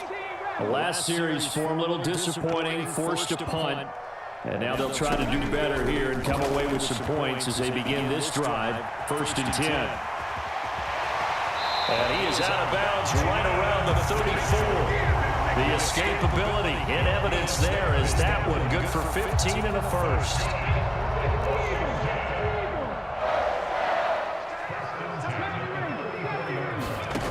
To the air goes Daniels. Forced out to his left. And this turns into a nice gain with a slide at the end. That one a broken play, but it ends up being a good play. The scramble goes for 20. As we both know, there's a lot that went into why they made him their first-round pick this year. Part of it was what they saw in college, his playmaking ability when things break down. As soon as he saw he wasn't getting a lane to throw, he pivoted and found an alternate way to the marker. And a pretty good burst right there as he'll take this down to the 33. Another strong gain on the last two plays. They moved it a combined 33 yards. On 1st and 10, it's Robinson. That's some strong running there as he's down just shy of the 20 on the edge of the red zone.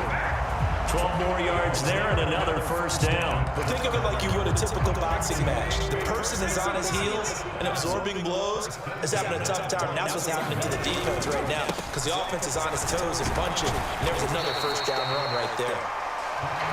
5 yards on the carry. Good pickup on first down. Well, they're making an effort to get the ground game going tonight. So far, it's working. I like what we're seeing from the offensive line. They seem to have the leverage going and they're controlling things and reestablishing the line of scrimmage, moving that defensive front backwards. But also like what the runner's giving us, too. It appears that he's been waiting all day long to get out here and take off. Oh, that'll be incomplete. Oh, he took a shot as he let that go. And it's going to bring up a third down. Trying to get one more in here before the quarter breaks. Daniels from the gun on third down. Got a man, it's Brown. And he'll be taken down as that will take us to the end of the first quarter of play. After 7-0 on EA Sports.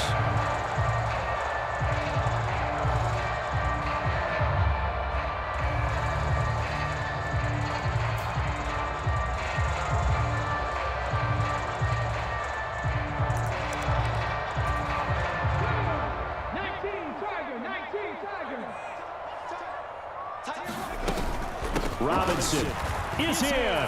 Touchdown, Washington. A strong, determined run there, Charles, to get in for 6 points. This is why it's such a team game, isn't it? And I know it sounds really generic and it sounds almost trite, but the blocks were made up front, offensive line, collective victory at the line of scrimmage and downfield. And how about the finish to the run all the way into the end zone? The kick is through the uprights to tie this game, but hang on a second, we do have a flag.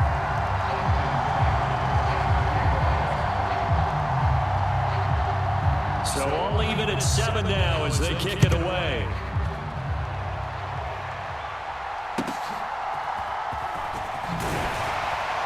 And that's pretty good coverage by the kick team, as he'll only be able to get this past the 15-yard line and no further.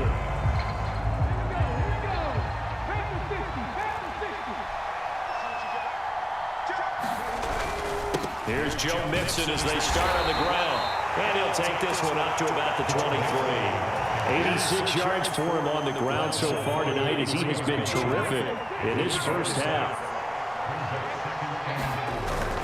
Back to Mixon on second down. And they'll bring him down at the 27-yard line.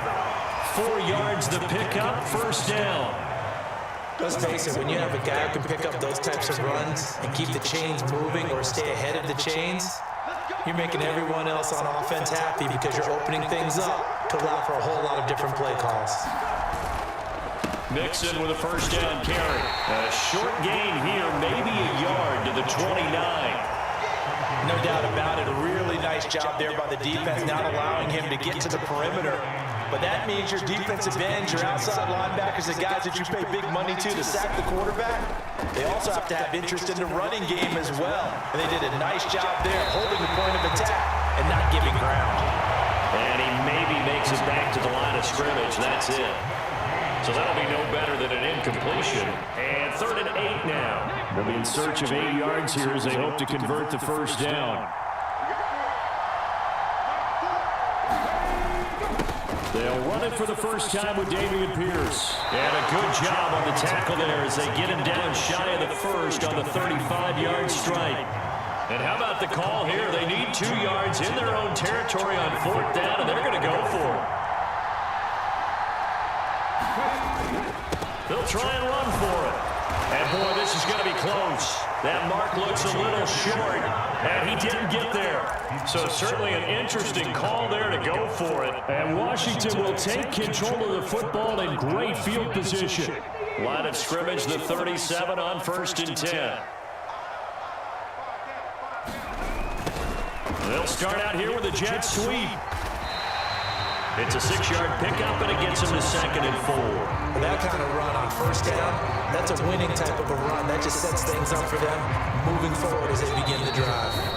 We've hit the 2-minute mark of the first half. All knotted up at 7.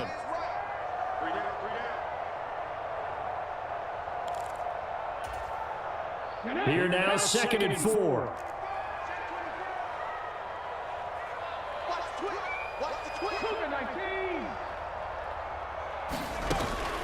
Off the play fake, Daniels. He'll buy some time right. Nothing open downfield, so he'll throw it away. I tell you what, that's a bedroom play from a guy in his first season in the NFL. A lot of rookies are trying to force something there. He thought better of it, and that was the right decision. Here's Daniels. This is Ertz on the pitch and catch. And he's going to have a Commander's first down by about 3 yards or so as they wind up getting 7 there on 3rd and 4.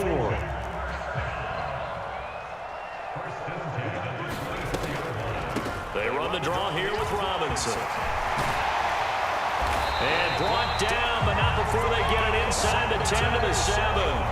That one good for 17 yards, and now they've got it 1st and goal. Seemed like they picked an excellent time there, Charles, to go with the draw play. They certainly did. Caught them a little over-eager trying to get into the backfield and get to the quarterback. They used their speed and their aggressiveness against them, didn't they?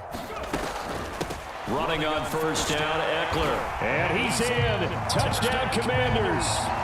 Austin Eckler taking it in from 7 yards away. And Washington has taken the lead.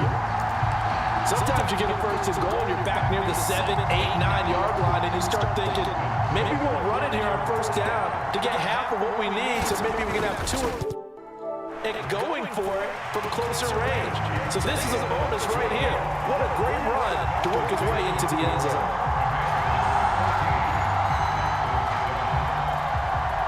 Following the touchdown, here's Seibert now to kick it off. And here comes a return from just beyond the goal line. And he'll be tackled just shy of the 25.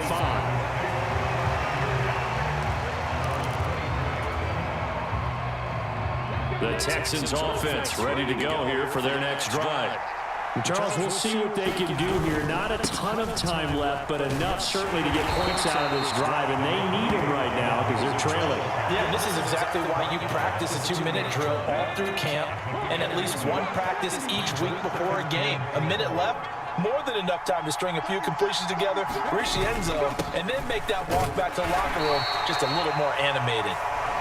Now the Texans will burn the first of their timeouts as it'll come with 36 ticks to go in half number 1. A yard all they need, but it's 3rd down. Once again, they'll keep it on the ground. And he's going to have a 1st down, but not sure it'll matter as the clock will continue to run. Now the Texans will use one of their 2 remaining timeouts as they'll stop it with a little over 30 seconds to go in the first half of play. Now they'll change things up. Stroud will throw it. He's got his man. It's the tight end, Brevin Jordan. And now the clock will stop as he's able to get up and spike it here.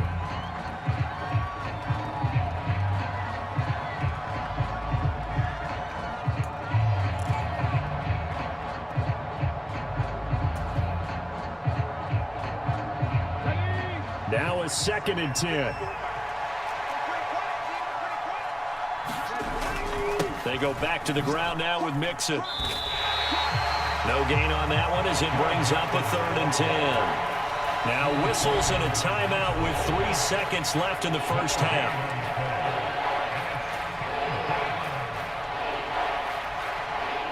So 3 seconds here remain in the half on as the field goal unit to see about getting 3 points. So this will be spotted on the midfield logo. It's a 58-yard attempt.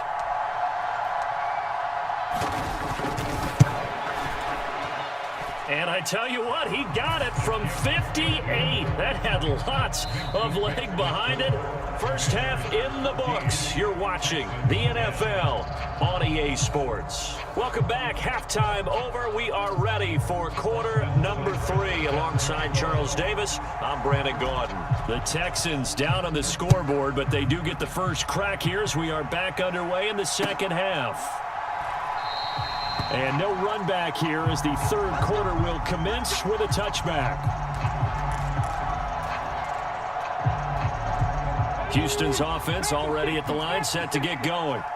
Well, out of the locker rooms here they come. Their first drive of the third quarter. And, Charles, they're trailing in this ball game, but we got a tight one set up to be a very entertaining second half. And as we know, partner, in the NFL, there's trailing and there's trailing, right? Sometimes you're discouraged by how much you're down, but in this case, this is a tight ball game, so there's a sense of optimism here.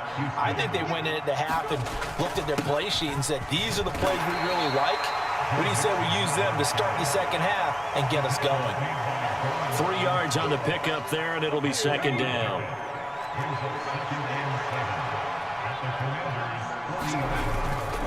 Again, it's Mixon. 3 yards on the pickup. That's going to set up an interesting third and about 4 to go. Well, that's not a run that's going to make any of the highlight tapes, but they've been moving it well all game on the ground. This is another one that keeps them moving forward.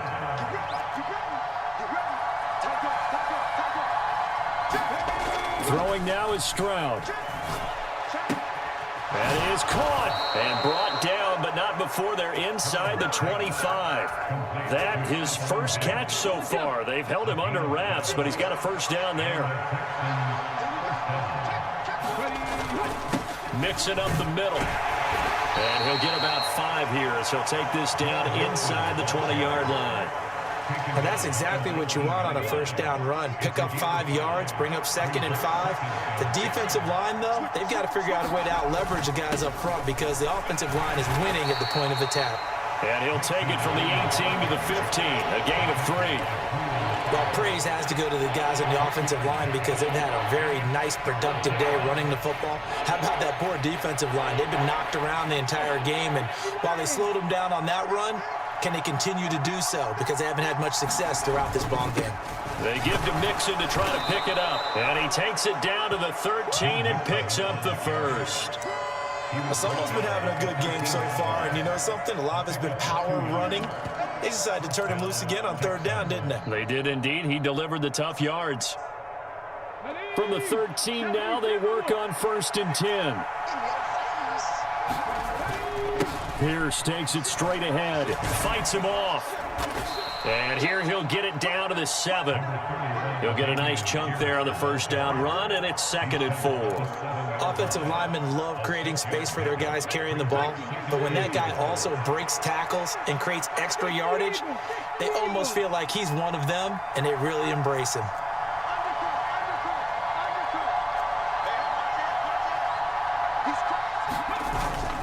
On 2nd down, here's Mixon. And he's able to get it down to the 2-yard line. A 5-yard gain, and now they're set up 1st and goal. Some good, strong running right there. Some power and some explosiveness just about got him into the end zone.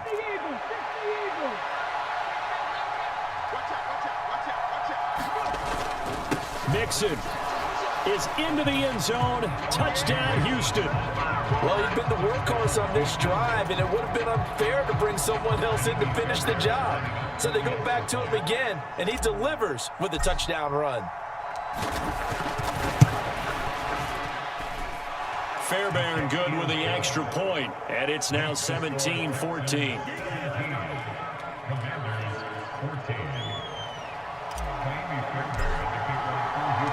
So after the touchdown, here's Fairbairn now to kick it away.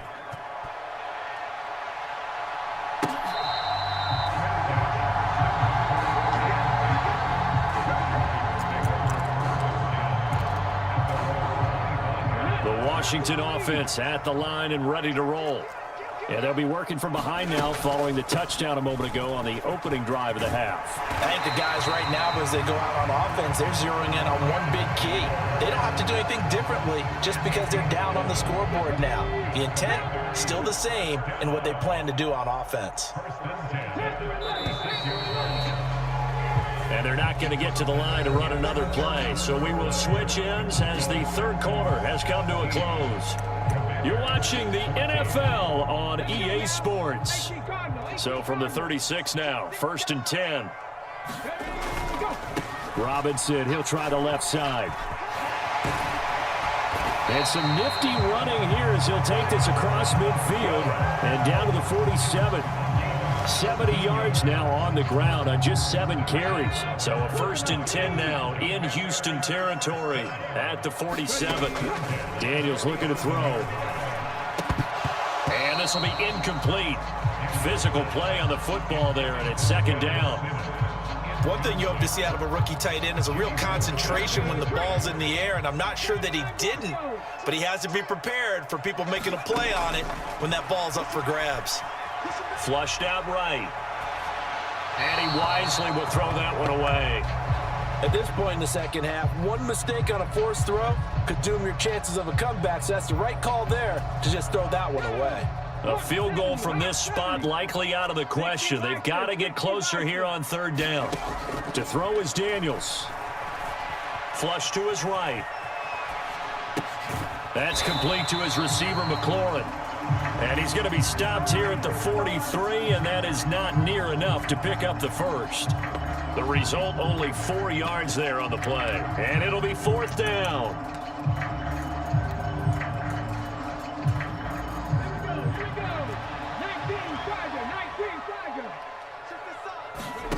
Daniels going to throw for it. Able to find the open man. That's complete. And he'll be taken down here just shy of the 30. The rookie from LSU leading this offense well. A good throw there leads to a 1st down. Robinson up the middle. And he stopped right at the 25 after a gain of 5. Brandon, 5 yards on that run. Let's get back to the huddle and make sure if you're back, you spend time with your offensive line and give them credit. Hard to move those 300-plus pounders at the line of scrimmage, and they did for a significant chunk of yardage. And incomplete. The struggles finding open receivers continue. I don't know the last time I saw him this inconsistent throwing the football. It would be hard to find a date when he was this inconsistent. You know, in his locker, he keeps the word poise printed on an 8.5 by 11 sheet of paper. He needs to find that poise right now. He certainly does. In fact, I would suggest he laminate it. And he will slide to a stop. He does have the 1st down. Give him 7 on the tuck and run, and it'll get him a new set of downs. Now the Texans will burn the first of their timeouts. That'll leave them with 2 remaining. We'll be back after this. So here's a 1st and 10 now down inside the 20. Out of the gun, they give to Robinson. He'll get forward for 3 down to the 16-yard line. Now the Texans will use one of their 2 remaining timeouts. And as the 2 teams talk it over on their respective sidelines, we take a break. 2nd and 7. They'll bring a receiver in motion right. And they're going to give it to him on the jet sweep. And that is not fooling anyone. He never had a chance to turn the corner there. And they'll go backwards right away.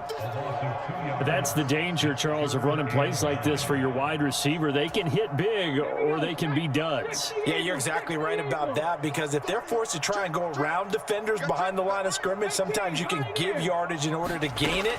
But in this case, they gave yardage and didn't get it back. Less than 2 to play with just a field goal separating these 2 sides. Oh, and this will be incomplete. The rush gets home just as he was letting that go. That could have been worse. Instead, it's 4th down. Seibert able to knock this one through. And we are all tied here in the final stages. I tell you, the life of a kicker. He has not been called on the entire game. He's over there by the net, but they send him out here in the 4th quarter and say, hey, go tie the game, will you? And guess what? He comes through. I just don't know how they do it. I really don't. These cats are a different breed from you and me. That's a pressure kick, but that one was never in doubt. They'll come up 1st and 10 here.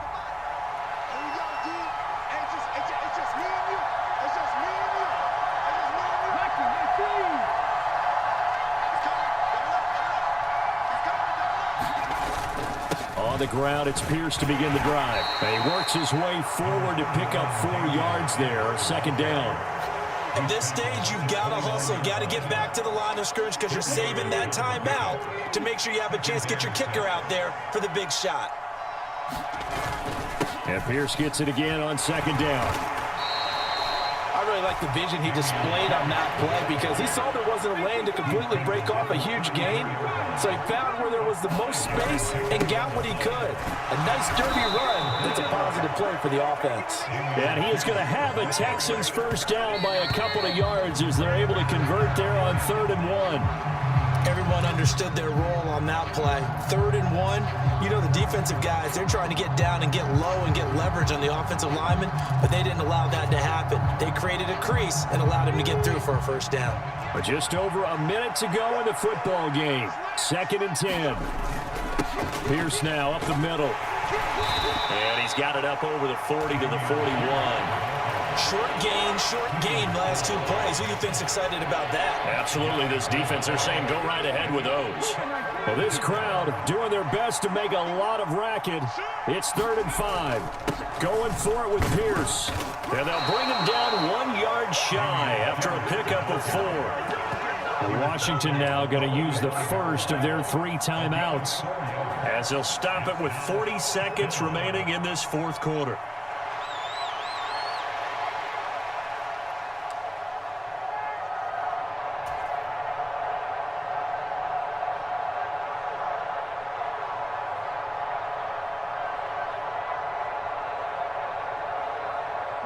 Who wants it more? This is 4th and a yard.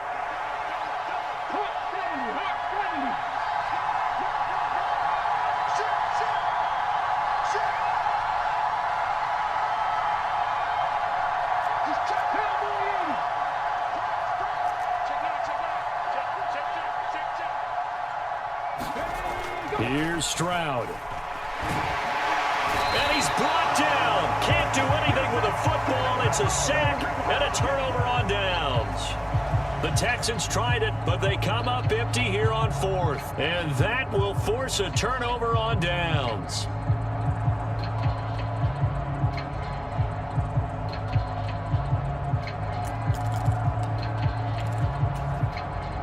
Here's first down. They'll run out of the gun with Eckler, and he is met in his tracks behind the line of scrimmage. Partner, they're clearly saving those timeouts, but they still have to work with some urgency to put themselves in the right position. Clock at 24 seconds. Here comes second down. A give left side to Robinson.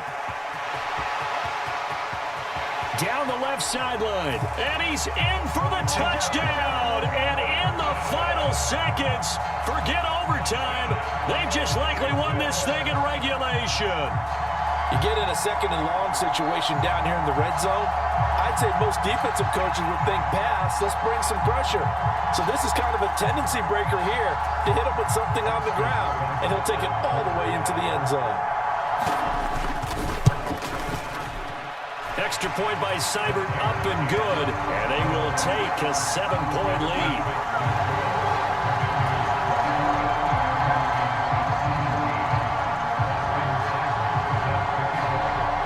Following the touchdown, here's Seibert now to kick it off.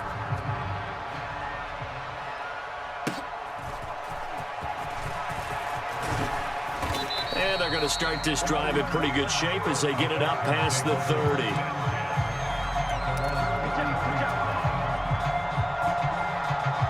This is 1st and 10. They'll start this drive out on the ground. And he'll get this up to about the 40. And now with 6 seconds remaining, they're going to burn their final timeout. Here's second down. Now Stroud.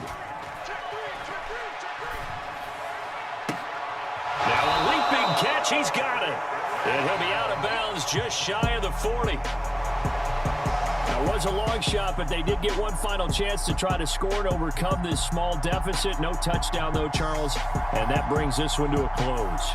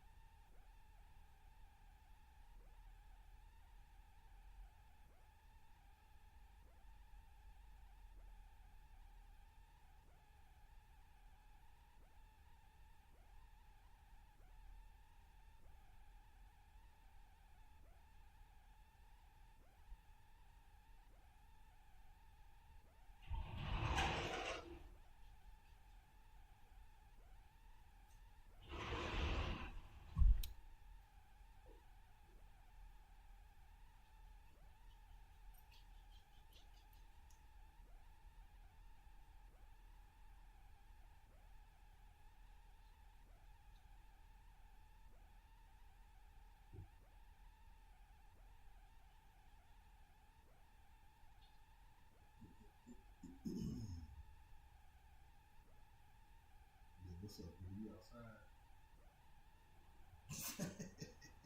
You just got off. Just chilling, man. That shit, I was on the patio smoking and shit.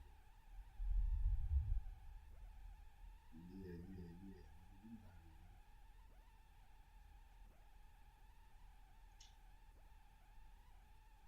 Hey, did you find out if you was in trouble or not?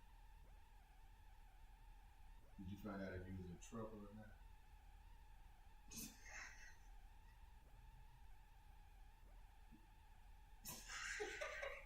Hey, wait, no. She'll be alright.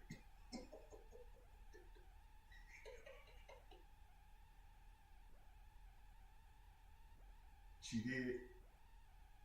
We said that that day, nigga. I was at the DMV. We said that. I said, hey, I wouldn't put it past her, nigga. And then she told you?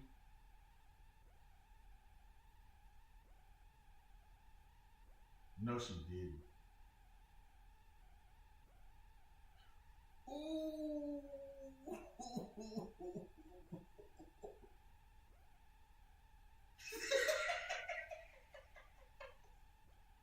Yeah, you know, a little back and forth. like a little back and forth and forth. Hell yeah. Damn. That's crazy. That's crazy. Yeah, man. Hey, man, I miss them days. Hey, no, I don't. Hell nah, nigga. That's the worst in the world. Hey, look, the let me check you. Yeah. You grown, but I'm gonna check you. Yeah. Man, some good. You know what I mean? Yeah, man. Hey, pick up some guns, man. Yeah, man. You can sit here and chop it up.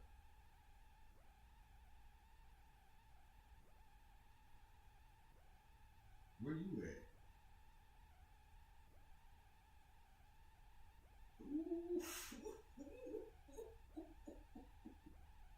Hey, they gave you a company truck?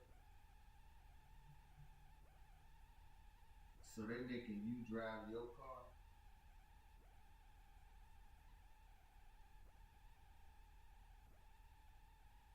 Yeah.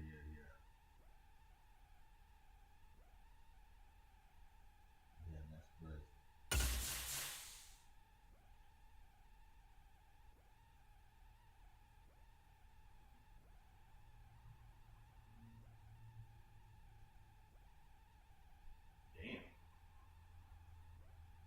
Damn. Like that?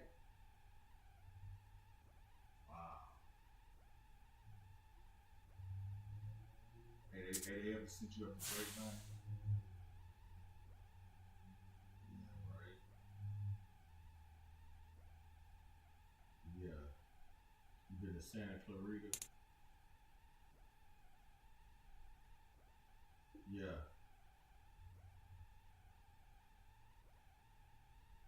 Hey, so what you doing again? What you doing again? The NFL on EA Sports has come to the Twin Cities at U.S. Bank Stadium in downtown Minneapolis. Yeah. Oh, damn. That's crazy. So y'all supplying the fleets. Yeah, they ain't got to go stop at the gas station. Yeah. Hey, ain't nothing wrong with that. You know what I mean? You the gas man, nigga. That's what you is.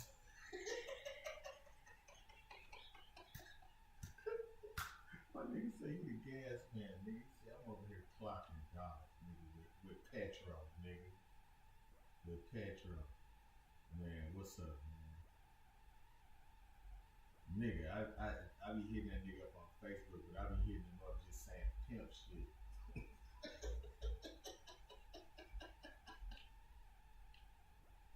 Yeah, you know what I mean? Because I already know that nigga. He a funny nigga, dog.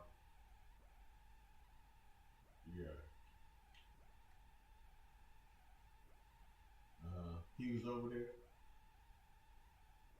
He was over there.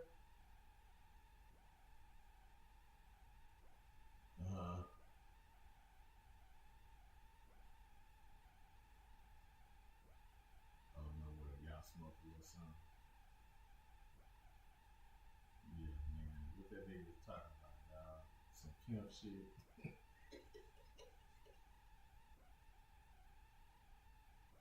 Oh no way, he a family man. Nigga. Hey, that's funny as hell. Hey, his girl bad though.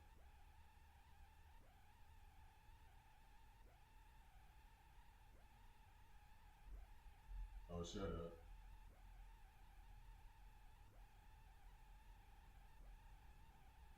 Yeah. For real, tell that nigga I said slap a bitch.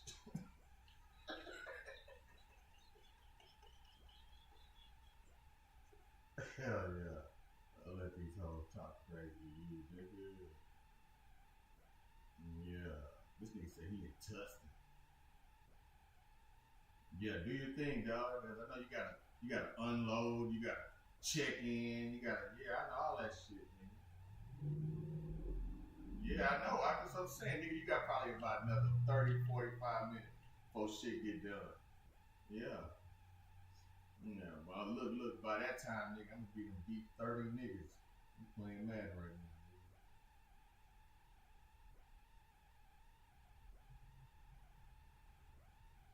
Yeah, whatever.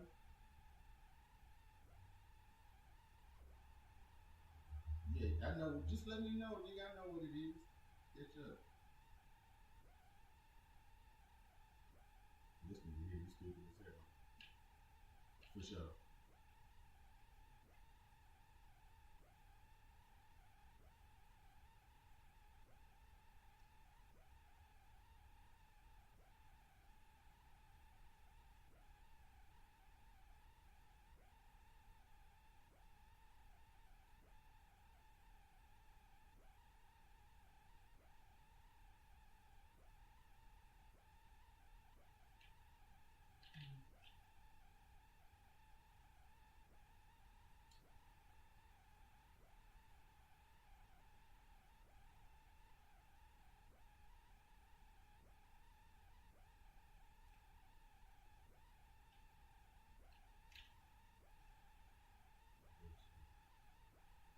He's dead.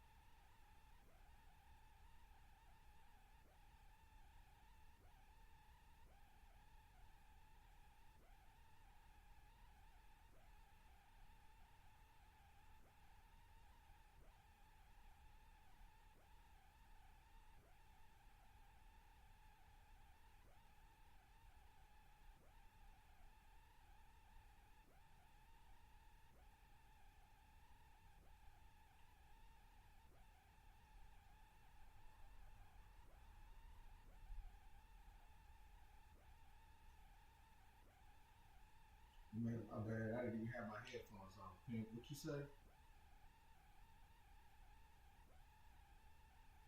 What you say? Man, I saw the microphone popping. Yeah, but I didn't have my headphones on, so it must have just been the game. Man, you're a funny nigga.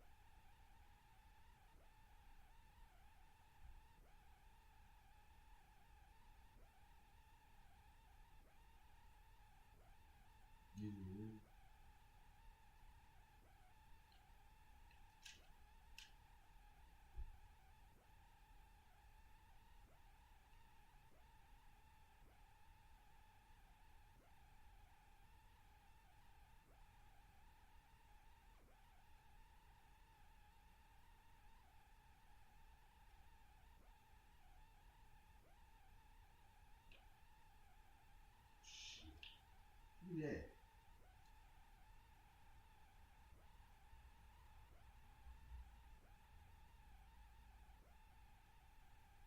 Good clean play, no flags coming out of the pocket of the officials. Turns into an incompletion, and that should get them off the field with a 3 and out. And here's Ryan Wright now. And surprisingly, this is the first punt of the game for either team.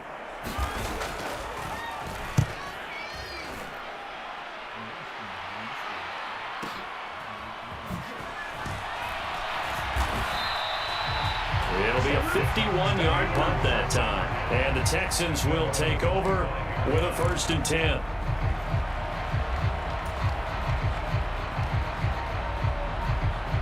Houston's offense already at the line, set to get going.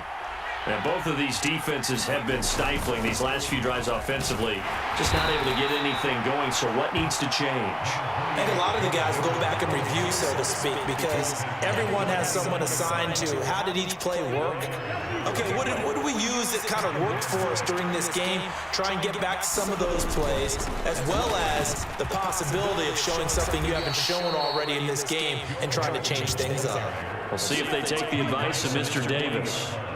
96 yards rushing here for Mixon. He's got a 1st down. He continues to be effective running the football, a big reason that they have the lead. And I love one of the quotes that I read about him where he said of himself, I love it when a team just hops on my back and I just carry them along. Again, it's Mixon. And nothing much materializing there on the 1st down run. He'll get a couple, and that's it. Certainly a nice job there by the defense rallying to the football and getting him on the ground, but I think the play gets made by the defensive front because if they can't get upfield, their job is to go ahead and get low, almost get into a ball sometimes, stack things up, and make it difficult for the runner to find a hole. It'll be a gain of 5, but still about 3 yards shy of the 1st down marker, and now it's 3rd down. Coming up here looking for 3 yards to pick up the first.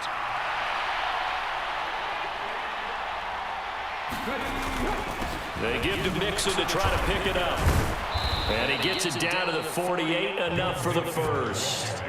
They get 5 out of that one, and it moves the chains. On third down, that's a good job of situational football and understanding where the first down marker was and getting there. All runs on this drive so far. It's 1st and 10.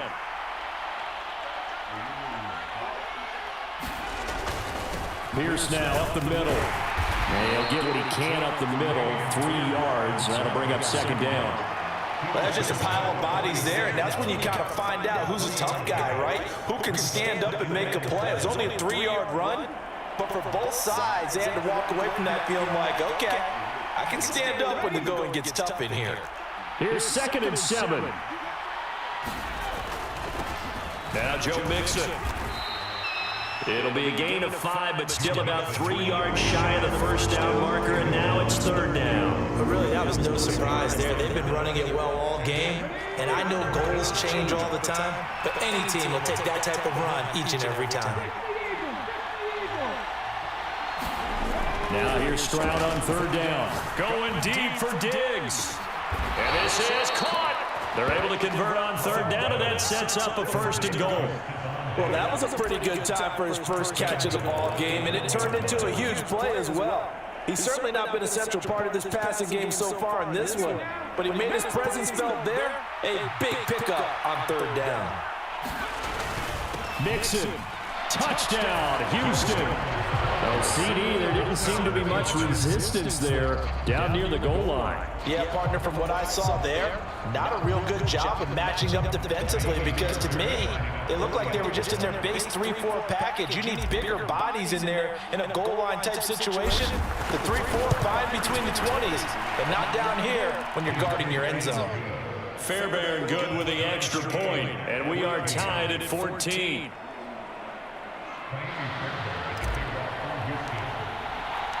So a tie ball game here as the kick's away.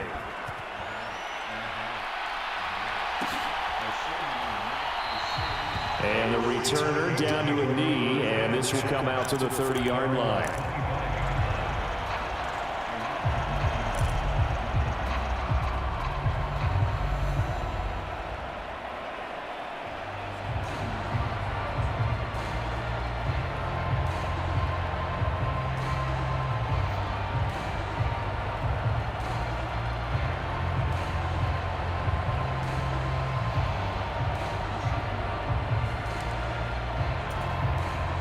The Minnesota offense about ready to get this next drive underway.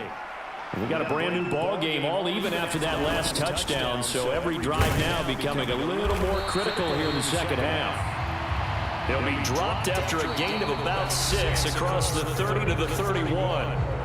We have played 3 quarters. You are watching the NFL on EA Sports.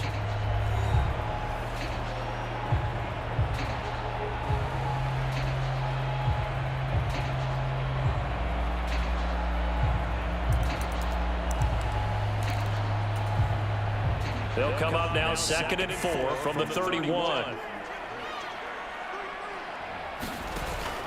Up the middle, Jones. And he'll get it out near the 40 to the 39. 60 yards on the ground for him now on 9 carries. And that's a nice pickup of a first down on that 2nd down run. And at that yardage gain, they can run that play on any down.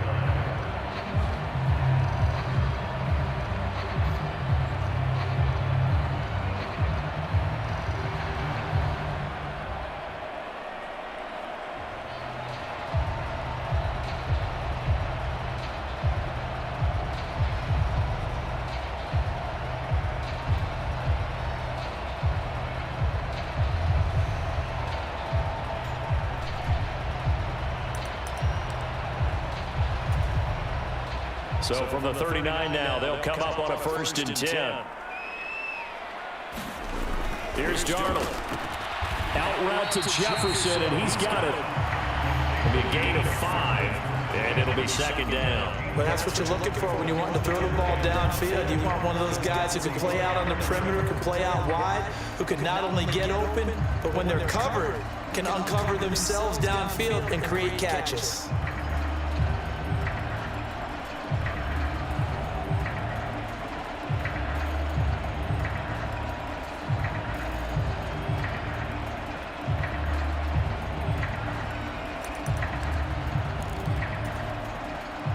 Ball placed at the 45 for 2nd and 5. Out of the shotgun, it's Jones.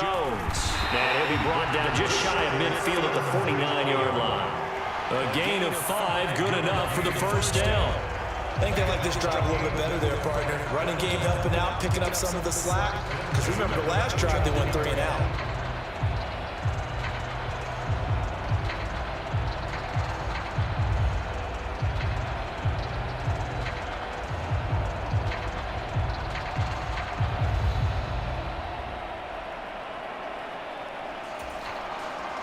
Two first downs have them up near midfield now on 1st and 10.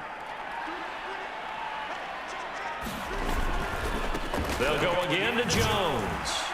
And he goes across midfield and down into Houston territory. It's a 6-yard gain on the ground, and that'll make it 2nd and 4. Consecutive positive runs for him on the last 2 snaps. He certainly appears to be trying to put the offense on his back and just move them down the field when his number is called. The way he's running it, I keep going back to him.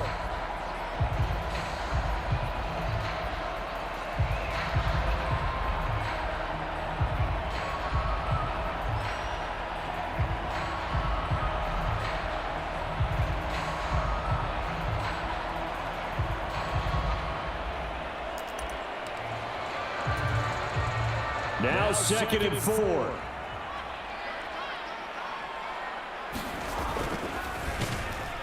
Blitz coming, and down he goes. Mario Edwards Jr. collapses the pocket and drops him for a loss of 3. And now defensively they're going to burn their first timeout. Remember, they get an extra time built in coming up here shortly at the 2-minute warning.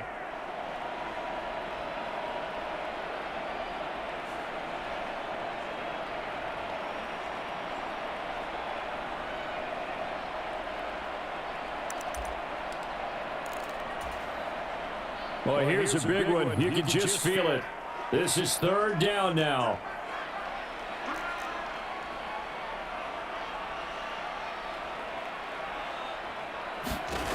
Darnold now to throw. And he'll be hit as he releases it, and that'll fall incomplete. The defender certainly didn't forget about him leaking out of the backfield. There was a guy ready and waiting to pick him up in coverage, and that throw had no shot.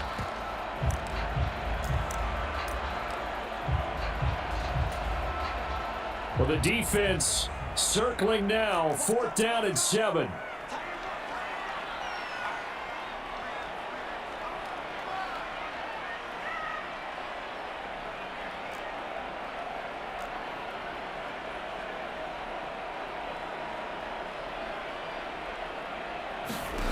They snap it. They're going for it. Here's Darnold. And it's going to be batted down, and we'll go the other way with the football.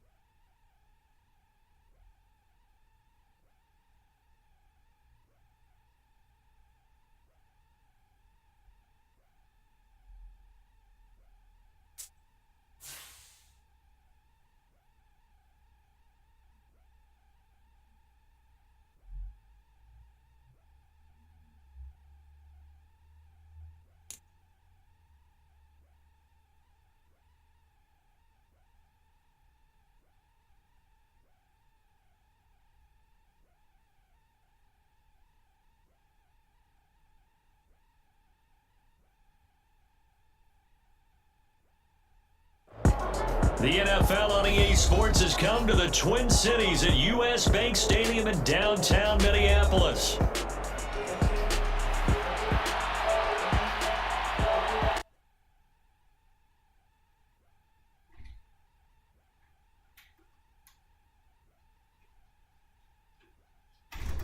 Hey, you know what? Me too, nigga.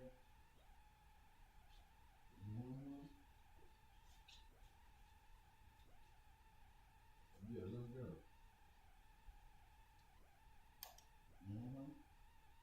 Yeah, I already told you that, nigga. I'm on my way to one. You just in the way. Hey, I'm on my way to one, nigga. No, you ain't. No, you ain't. Nigga, please. Please. Heck, please. Yeah. Hey, nigga, I live in LA. We don't have the truck.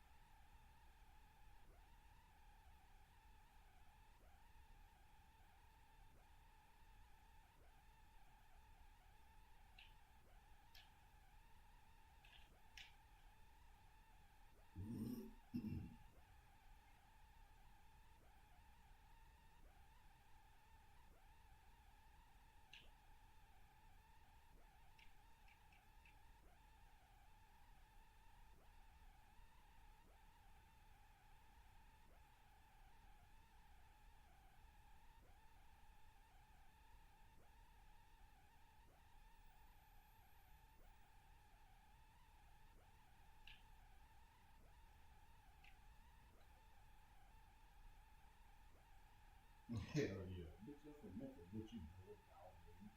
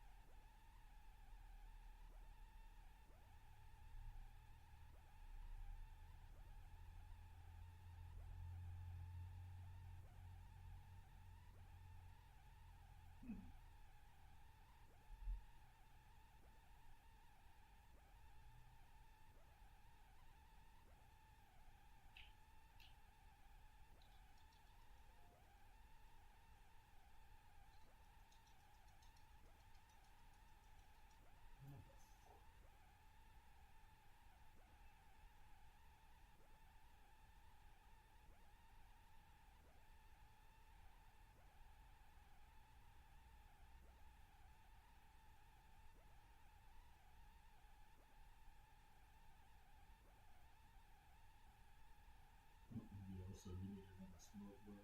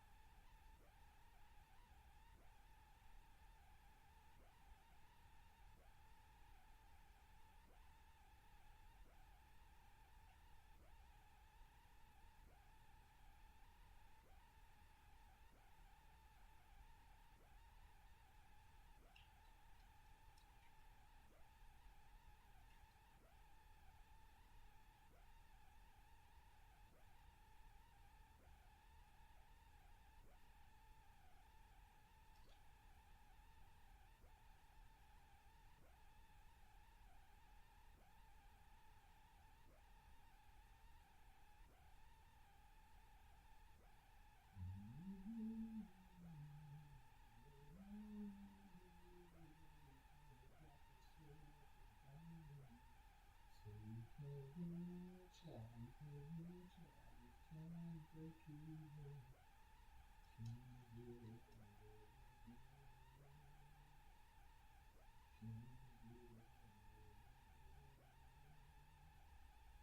your internet tripping, man. That's lagging right there, man. That's gonna help you get this completion of this bullshit. See what I'm talking about? Yeah, exactly, bro. That's your internet. That's what lagging is to me, man.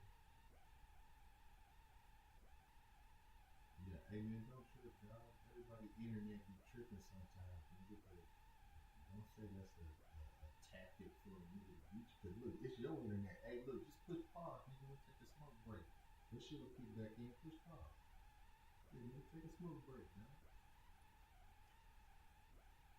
Yeah, I feel you. Hey, bro, get your mind right. Yeah. Get your mind right. Yeah, man. See, look, man, saying my shit. You see what I'm saying?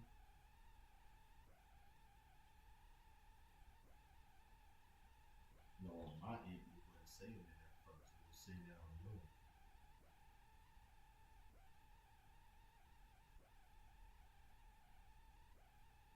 Yeah, hey man, just chill, bro. Sure, we gonna add each other anyways, man. Hey, we gonna add each other anyways, man.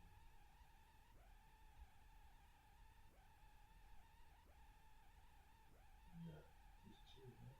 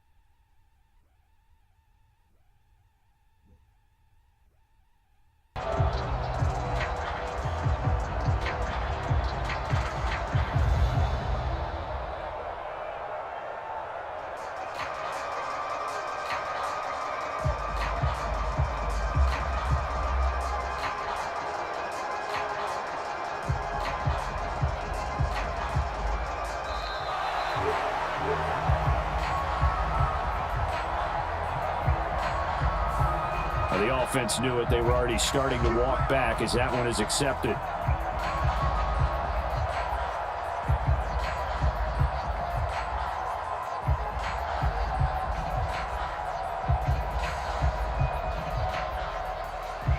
The delay of game backs him up 5, 1st and 15.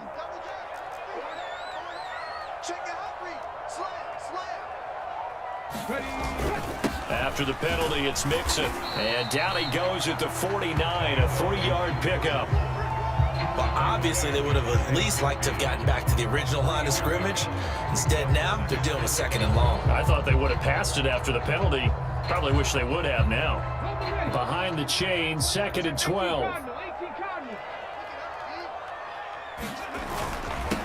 Now Joe Mixon, and he'll take it across the 50 and into Chief territory.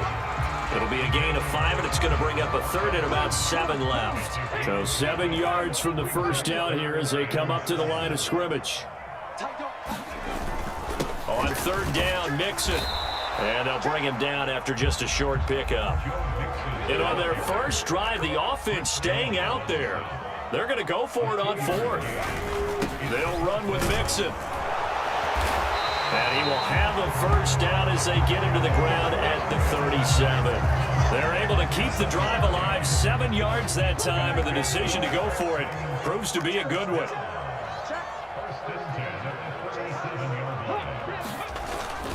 They'll stay on the ground, Mixon again. And this time not quite to the 30. It'll be down at the 31-yard line.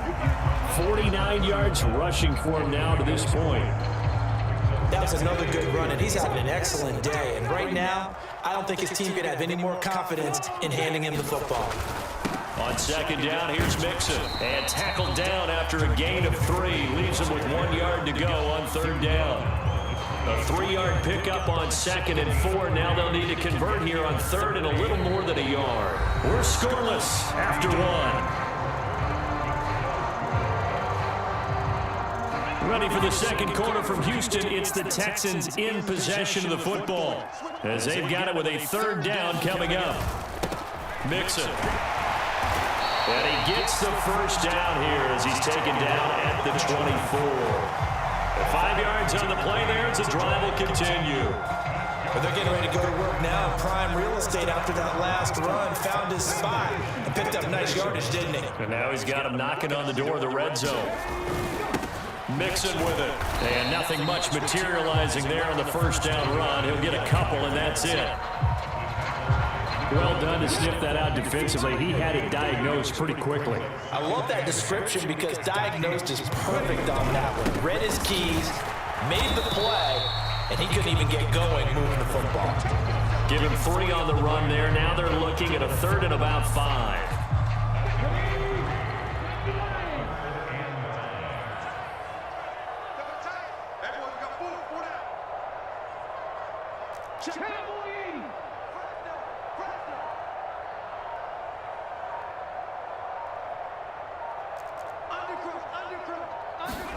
Stroud. And that's going to be incomplete. The contact there enough to jar that ball free, and it brings up 4th down. That's a good job there creating the contact to force the incompletion. And now since it's 4th down, that should set up a field goal situation. And a nice sigh of relief defensively to be able to hold them to 3. The kick by Fairbairn is good. And it's now 3-0 Texans.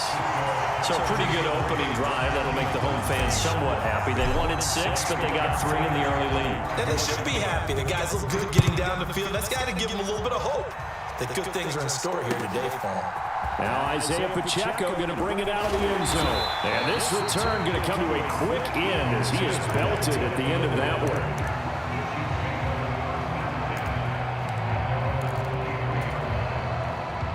Mahomes will lead the Chiefs up 1st and 10 at their own 23. They'll try and start this drive in the air. That's complete. It's Travis Kelce. And he'll be taken down, but not before they work it across midfield. So 1st and 10 now in Houston territory at the 48-yard line.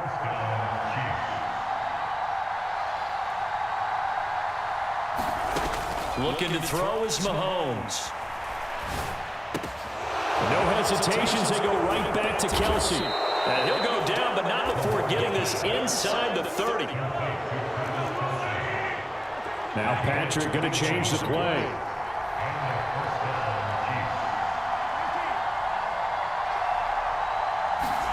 Mahomes now on first down. He's going to find his running back. It's complete. It'll go down as a gain of 6, and that's going to bring up second down. Second quarter, 2 minutes remain. 3-0 our score. Here now, 2nd and 4.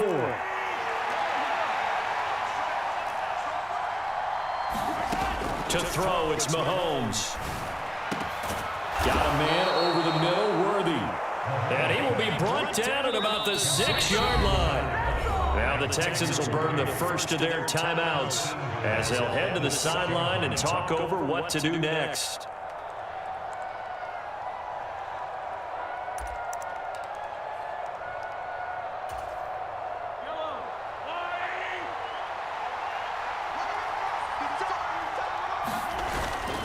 They'll run here with Pacheco, and he is met in his tracks behind the line of scrimmage.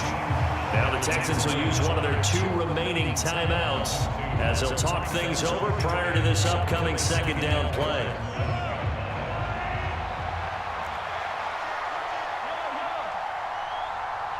In motion, the tight end, Kelsey. And they'll send the tight end in motion. On second down, here's Mahomes. They'll set up the screen to Pacheco. And he's brought down right at the 5-yard line. Give him 2 on the play.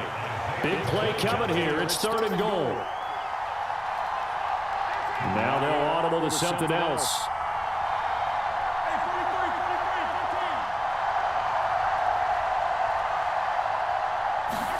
Here's Mahomes, 3rd and goal.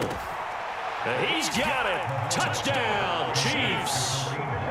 Kareem Hunt, a 5-yard touchdown. And the Chiefs have taken the lead. Extra point by Butker is on target, and that makes it a 7-3 lead.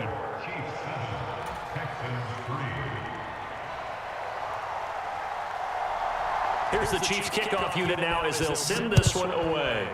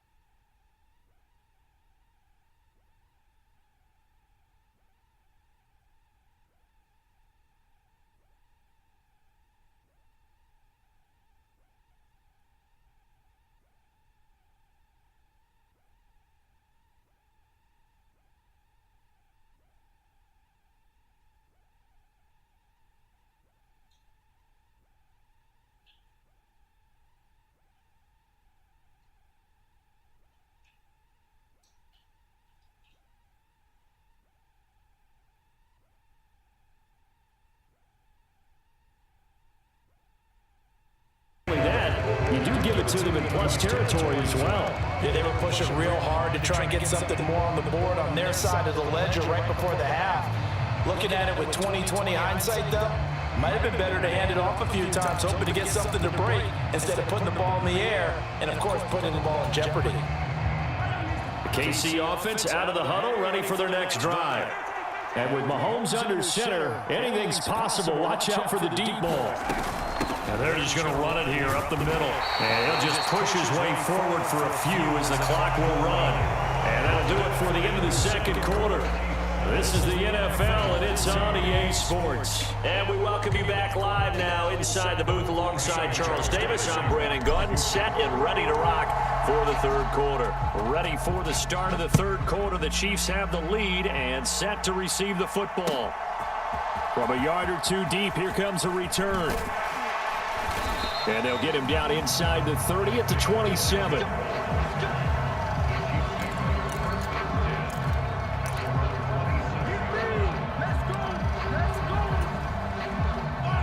Mahomes will lead the Chiefs up 1st and 10 at their own 27.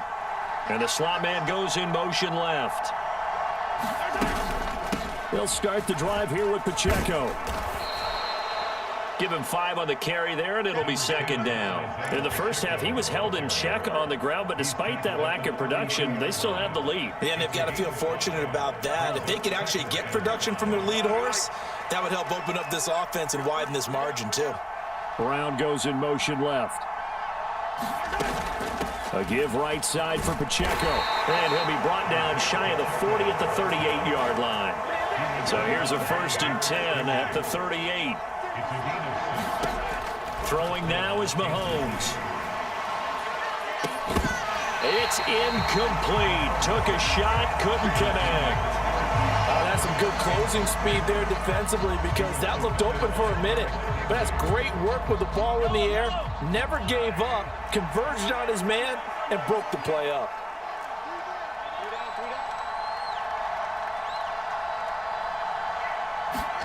Mahomes will try again on 2nd down. Oh, the ball comes out on the hit, but they'll say it's incomplete. That's a good piece of quarterbacking right there because he certainly felt the pressure coming. The alternative, getting sacked for the first time. He didn't like that option at all. Did a nice job saving yardage by throwing that one away. So back-to-back incompletions, and that has him staring at a 3rd and 10.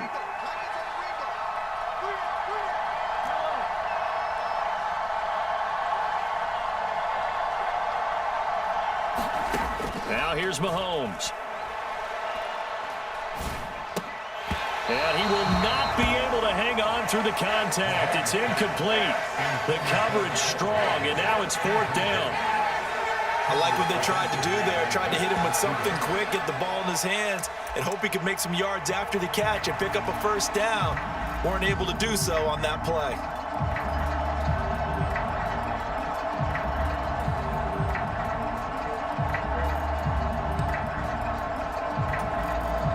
The 3 straight incompletions, they don't care. That hasn't dissuaded them. They're going to go for it on 4th.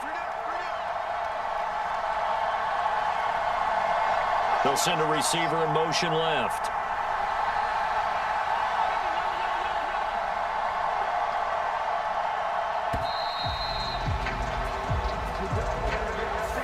So they accept the penalty, of course, and push the offense backwards a bit. Here's the Chiefs punter now, as he's on a punt for the first time this afternoon. And this is away. It's a high kick, and he got all of it. And this one hits at the 1, continues on into the end zone for a touchback.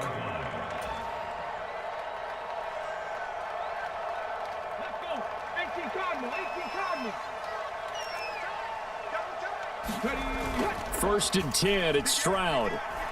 He'll let this go deep for Collins. And that will be incomplete. Would have been a big hitter if they had connected. Instead, it's 2nd down. Credit the secondary and credit the defensive game plan. They've been in his hip pocket all game long. They understood coming in that he was a big-time receiver. Third quarter of a tight football game as we come up on a 2nd and 10.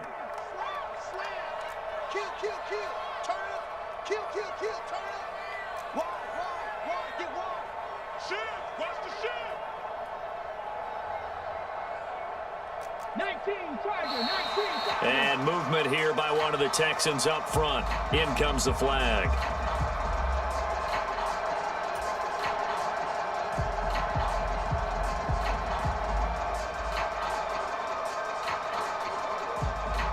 And that false start penalty certainly not helping their cause here. Second down and long. Now Stroud. Got this into the hands of the tight end, Jordan. And he'll have this past the 30 prior to going out of bounds.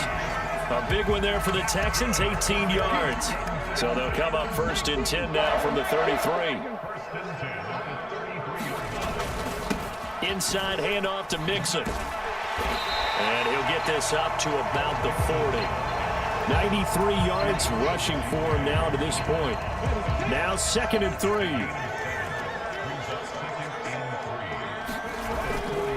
Once again, they run with Mixon. And he'll get up near the 45. They'll spot it at the 44. 4 yards the pickup, 1st down. Now that's the way to do it. Hand it to someone with vision and good footwork, and handle it a little bit of power, and you find a way to pick up 1st downs. Mixon with a 1st down carry. And he's going to take this ahead for right around 3 yards, but no more than that. 2nd down. And that last carry puts him right at 100 yards for the game. So how has he done it? Because he's been patient, followed his blocks, let everything develop, and then burst through for big gains. And he'll be brought down right on the 50, a gain of 3. Let's give a lot of credit to the offensive line. They've been able to move the ball really well on the ground the entire game, and while that wasn't a huge one, that's okay. They'll take them in short, steady bursts. And a high throw there as this is knocked away, down to the ground and incomplete. So many times we talk about coverage, we're just about a defender running with a receiver, but a big part of it is understanding where the football is, finding it. In this case, when it arrived, it wasn't a surprise, and he was able to bat it away. On is the punter, Townsend, as he gets this one away. And it's out of bounds. Now we'll see what the side judge says. He says out at the 8-yard line. And for an offense that is struggling, this is not where you want to start from. Great.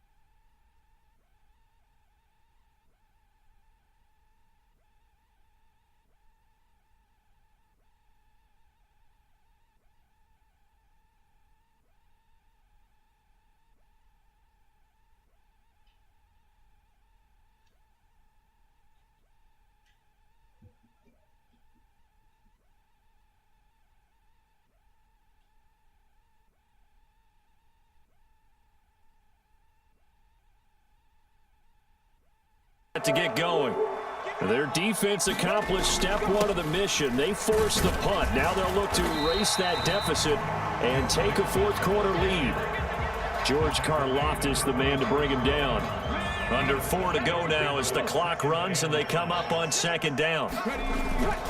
Again, it's Mixon. And he'll be brought down right at the 30 here. 114 yards rushing now on 23 carries so far.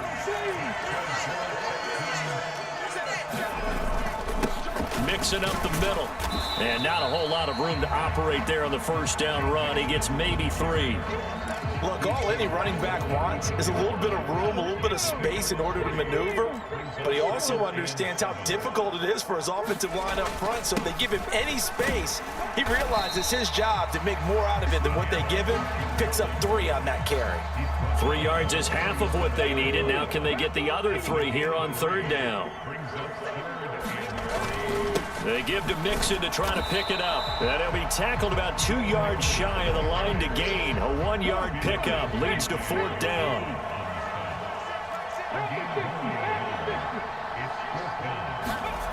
Fourth down, fourth quarter. Here's Stroud. Oh, and that's going to sabotage their comeback plans. It is intercepted. And they have possession, and they have it at the 38-yard line.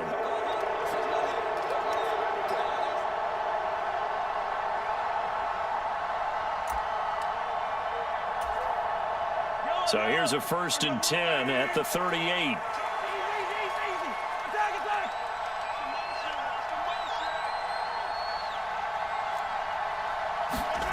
Mahomes going to throw it here. And nowhere to fit that football in. It's knocked away and incomplete. Well, based on the play we just saw there, he might not be the guy you want to challenge in coverage on these all-important snaps. He certainly looks dialed in right now.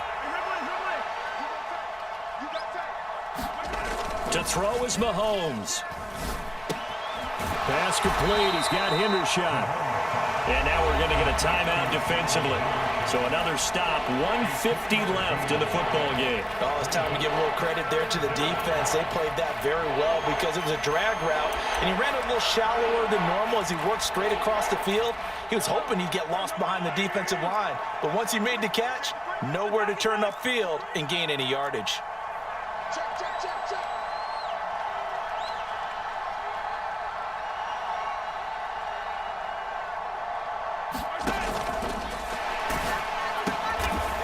Is caught and brought down, but not before they're inside the 25.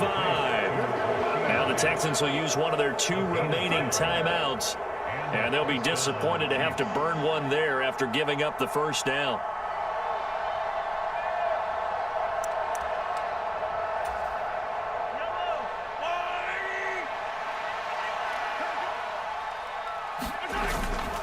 Headed straight, it's Pacheco.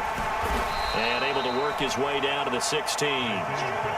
So they come up on second down. If they can get another run like we just saw, would likely put an end to this thing. He's going to get it again. Just looking to get forward and protect the ball. He will push his way down to about the 14. Here's third and a few inches. Back to throw. Mahomes. That is intercepted.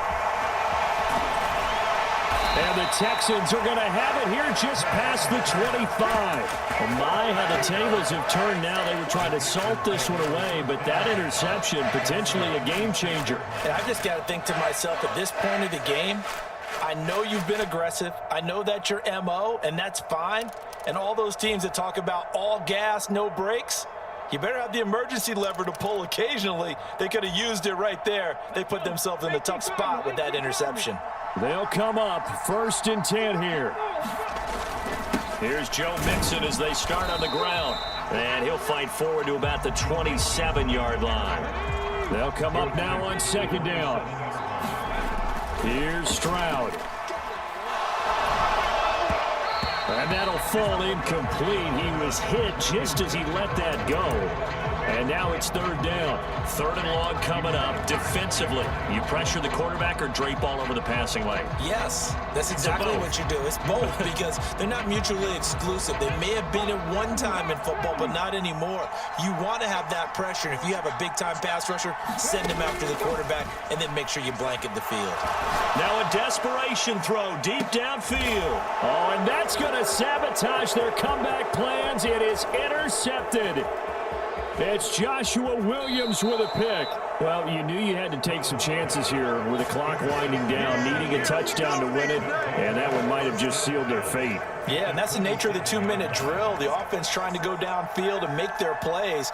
But defenses, they're sitting back watching everything that they do, but not too far back. They want to be in position to make a play on the ball, and that they did.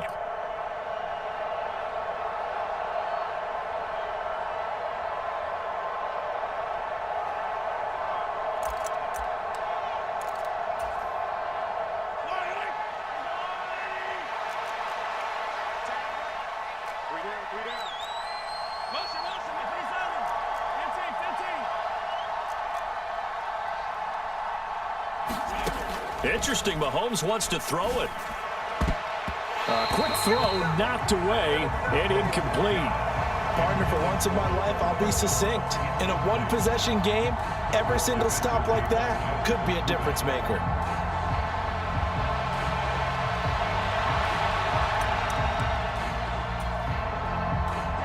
After the incomplete pass, here now is 2nd and 10. Mahomes going to hand it off to Hunt. And he's going to be hemmed in and brought down right at the line of scrimmage. The Texans going to signal for their third and final timeout as they stop it with 28 seconds to go in this football game.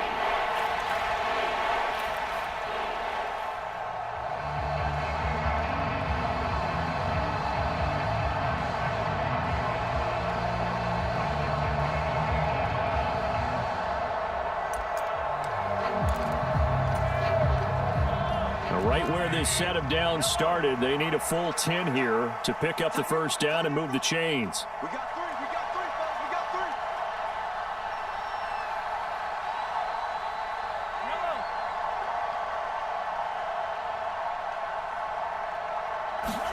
three. Mahomes to throw.